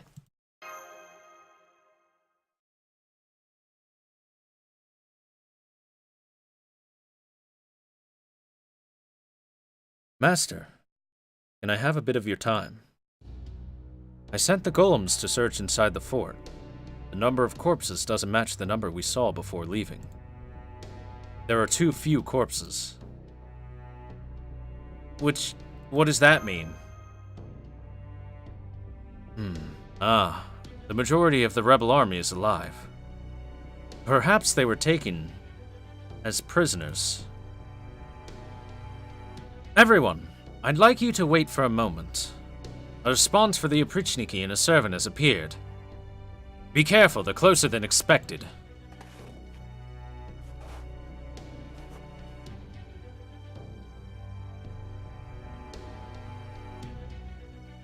There is nothing to be surprised about. This is the great Emperor's noble phantasm. Its name is Chornij Oprichniki, the black dog seeping out of mine dreams. It is just about summoning armies. If it's just about summoning armies, you can find several noble phantasms like that here and there. But when it comes to continuously summoning them without limit, it has no equal. No matter what the conditions are, something like not moving is extremely harsh for Ivan the Terrible.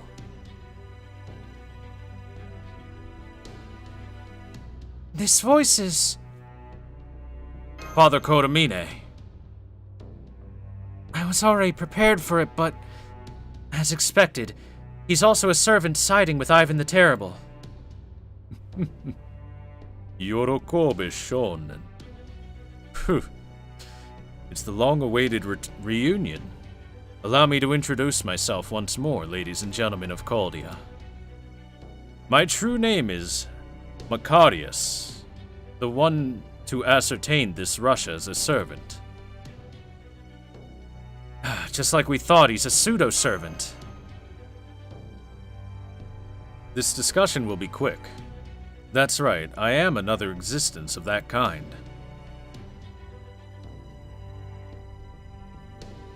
This person seems to be a participant of the Holy Grail War, someone with a close relation to it. I manifested by borrowing his power. Macarius, the educator of Ivan the Terrible. I heard that he was a man who didn't raise Ivan as an archduke like tradition dictated, but as a Tsar, as an existence that held the holy authority of God. I see. Apparently even your exterior is like that of a priest. So if you were to call it appropriate, then it's certainly appropriate. Only when it comes to outside appearances, though. Would it be alright if I were to ask you one thing, Cardinal Macarius? By all means. It was you who captured the rebel army, was it not? Indeed. There were corpses of children. That's the work of the Oprichniki, am I correct? Who else could it be? Then, do you allow that as a servant of God?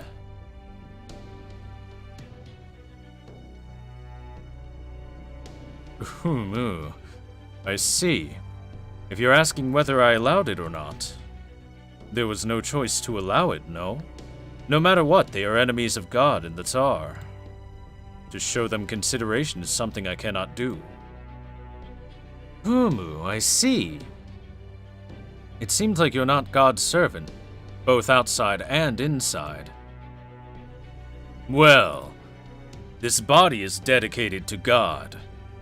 All of my actions, even all of this is just me performing my role. Let me ask you one more thing. Answer me frankly like a priest. Who talked? There was Patsy. You already realized it, did you not? Patsy. So you tortured him. It's no wonder then.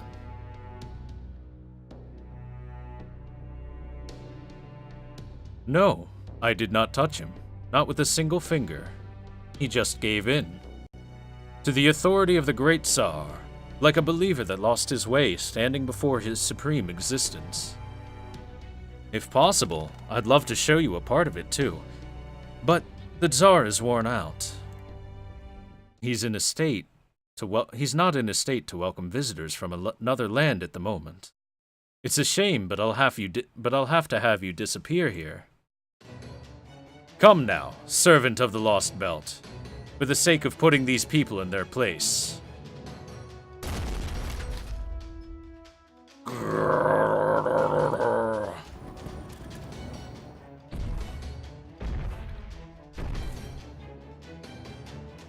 Oh no! Kill. I'll kill and devour.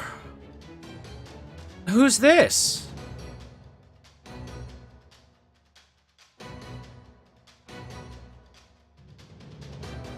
You're Asterios?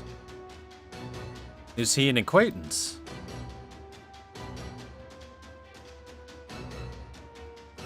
The one from the pan-human history seems to be quite a peaceful existence.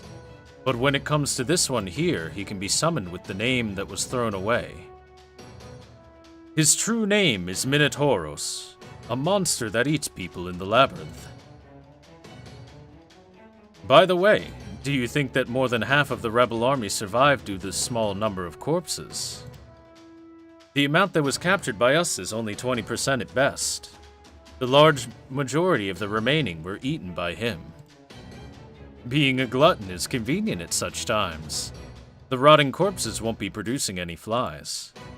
The flies in the Lost Belt are ferocious, you know. Just to survive in this land of extreme cold, they'll devour all meat they see by any means necessary. I will kill you. This is the Labyrinth of the Minotauros. Oh no, we're being split up. Avikebron! Alolan Asterios. It's flat out the Minotauros.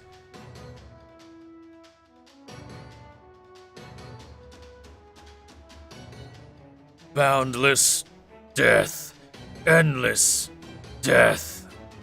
Kill. Kill. Oh! Here he comes, Master.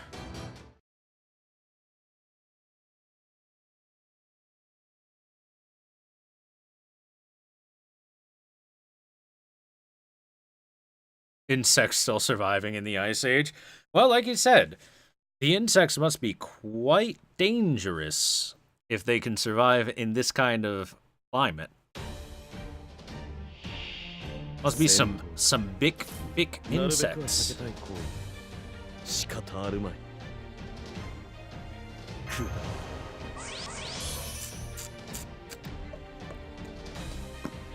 Bum ba bum ba ba da ba da bum ba da ba bum ba bum ba ba da ba da bum ba da ba bum ba bum ba. あ、行こう。計略だ。はっ。す。 Ow. Also Al. Continuing the Al. 魔人パワー全開。あ、我がそういうことか。はっ。無料、無限、無変。三個を束ねて無休となす。絶剣無休三段。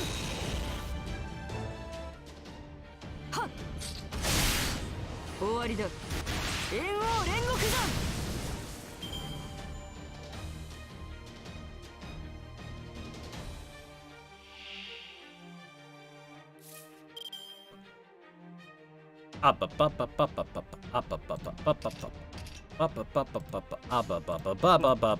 そういうことか。罠だ。罠だ。はっ。 1 damage, idiot. Alright, stop hitting Mama Raiko, please.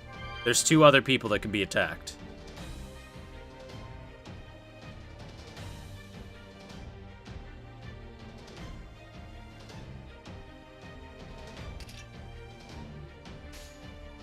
あらあらあなたの刃ですものせい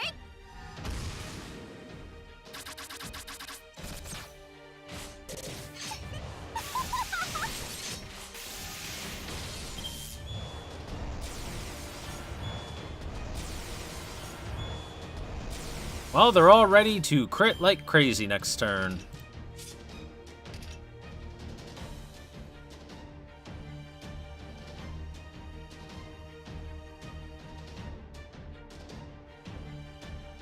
Wow, I got fucking unlucky with my cards. Come on, I just wanted Okitan to have her Noble Phantasm available. Damn it.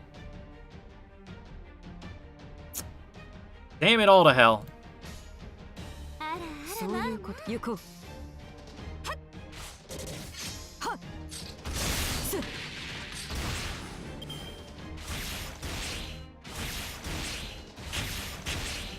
Mostly because I knew that that turn was going to hurt everybody involved.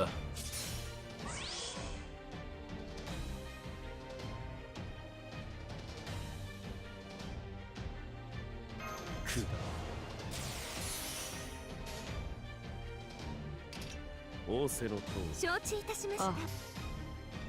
無駄だ。痛いですか？はっ。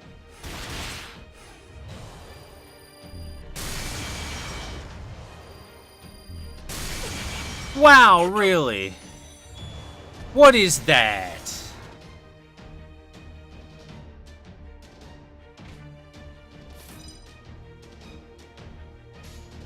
My luck is great. つまらん。つまらん。 Well, 罠だ。罠だ。 oh well, it's fine. It's annoying, but it's fine.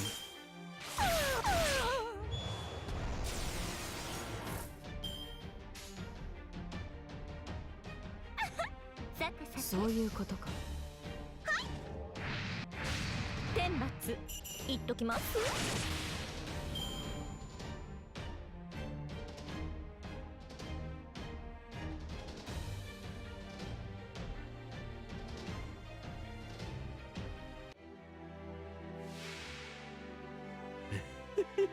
怖いか。怖いよな。食われるもんな。 Ah, his voice isn't nearly as deep as I was thinking it would be. Okay.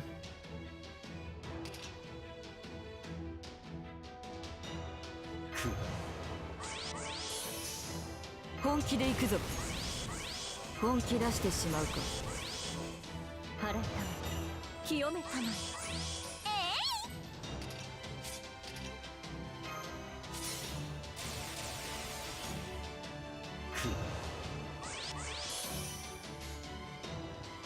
起きろ。あ。 Man, chat, Tamamo has big boobs.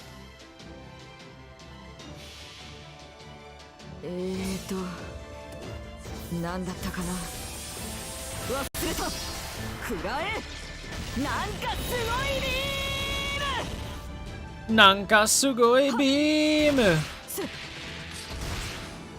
終わりだ。猿王煉獄山。うまそうだ。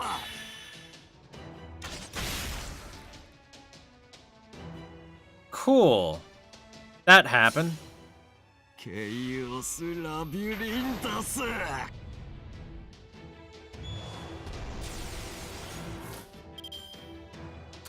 He just full charged himself right away, huh? Okay. All right. Alrighty. 物理で殴る。あ。 It's fine. これぞ大軍師の究極陣地。 アイラズの地破ってみせるが罠だ。はっ。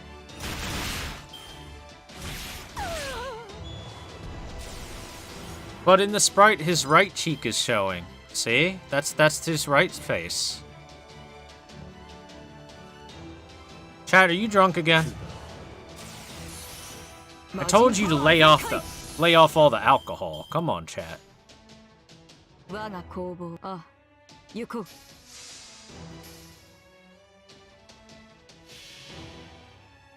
無料、無限、無変。3個を束ねて無給となす絶剣無給三段はっ魔人剣煉獄斬り Wrecked. お疲れですか？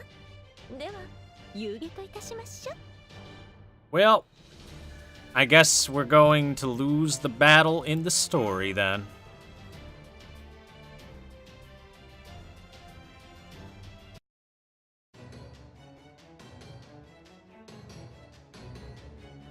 Damn, what's with this sensation? Even if I stand still, it's like I keep running. It's like my head is being shaken against my will. Even after we pushed him back a bit, it's frustrating. But it really seems like this is our defeat. Damn. Sorry, Master.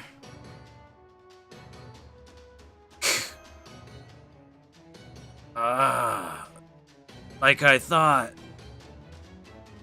I'm full. I'll leave you for tomorrow.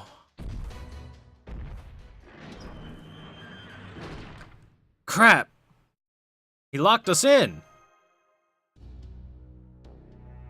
According to the legend, Theseus, who beat the Minotauros, returned by following Ariadne's thread, but for us, since we were just locked in here all of a sudden, there shouldn't be any aid. What about Avikabron?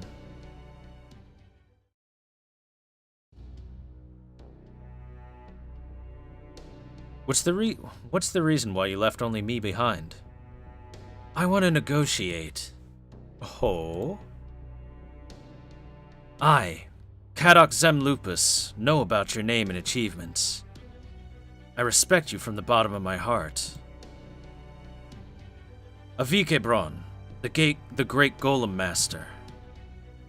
And I know about your wish too.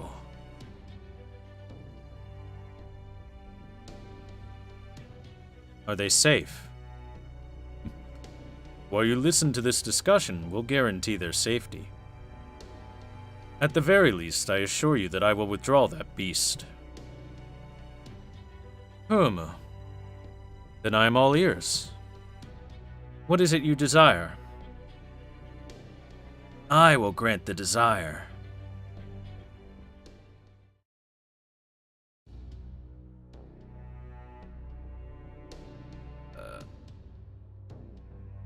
The second one is, did he get lost? The first one is... looks like we got separated.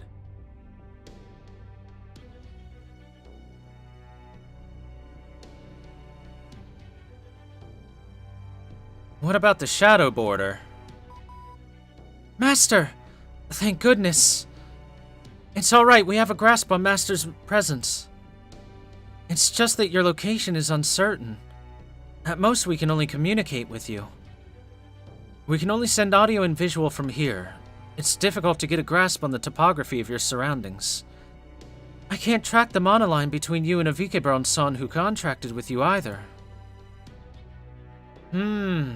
Seems like the enemy separated Thor W and Avikebron on purpose. If it's golems, I wonder if they can travel through the labyrinth on foot. Well, I don't know either of them, so... Human wave tactics is the first one. Second one is... True, if only we could get more. I'm going with human wave tactics. Human wave tactics with golems. They might be effective.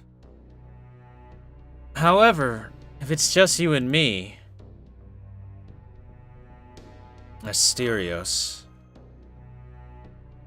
Ah, yeah. He's not Asterios-san anymore, is he? He's an easygoing person. Oh, wait. Sorry, this is Billy talking about stuff.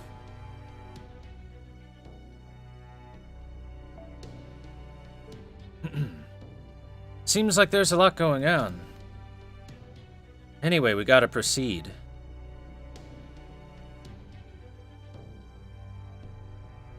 It's no good. We're back to the same coordinates again. I wish it was a problem that could be solved by shooting a gun. Is there no way to break out of this deadlock?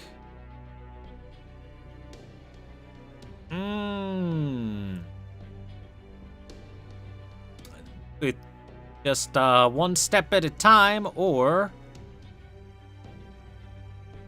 I don't know what the second one is. Second one is steadily, straightforward. You're positive, aren't you? Yes, since he's my master.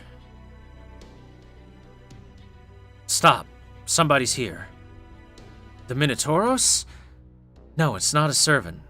Is there a magical beast lost in here? Ah, it's you guys. Patsy-san. Ah, Patsy. It's been a while, hasn't it? What's with those eyes? More importantly, Patsy-san. No. Well then, Master. Step back a bit. No, but just do it. Huh. I'm gonna ask you frankly. Did you talk about the hideout of the rebel army?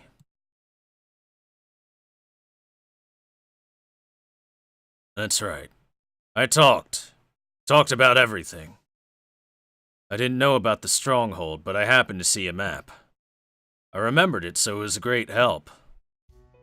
Why would you do such a... I ain't gonna tell you. If you're gonna kill me, then do it. I'll resist even though it's useless. I don't have strength like you guys. What's wrong? Just kill me. Patsy! Why? Why would you do such a thing? I'm no good. It's already hopeless. I saw him. I saw the Tsar.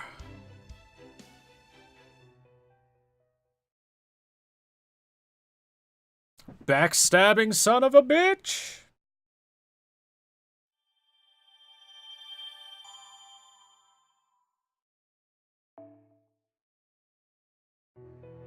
Alright, chat.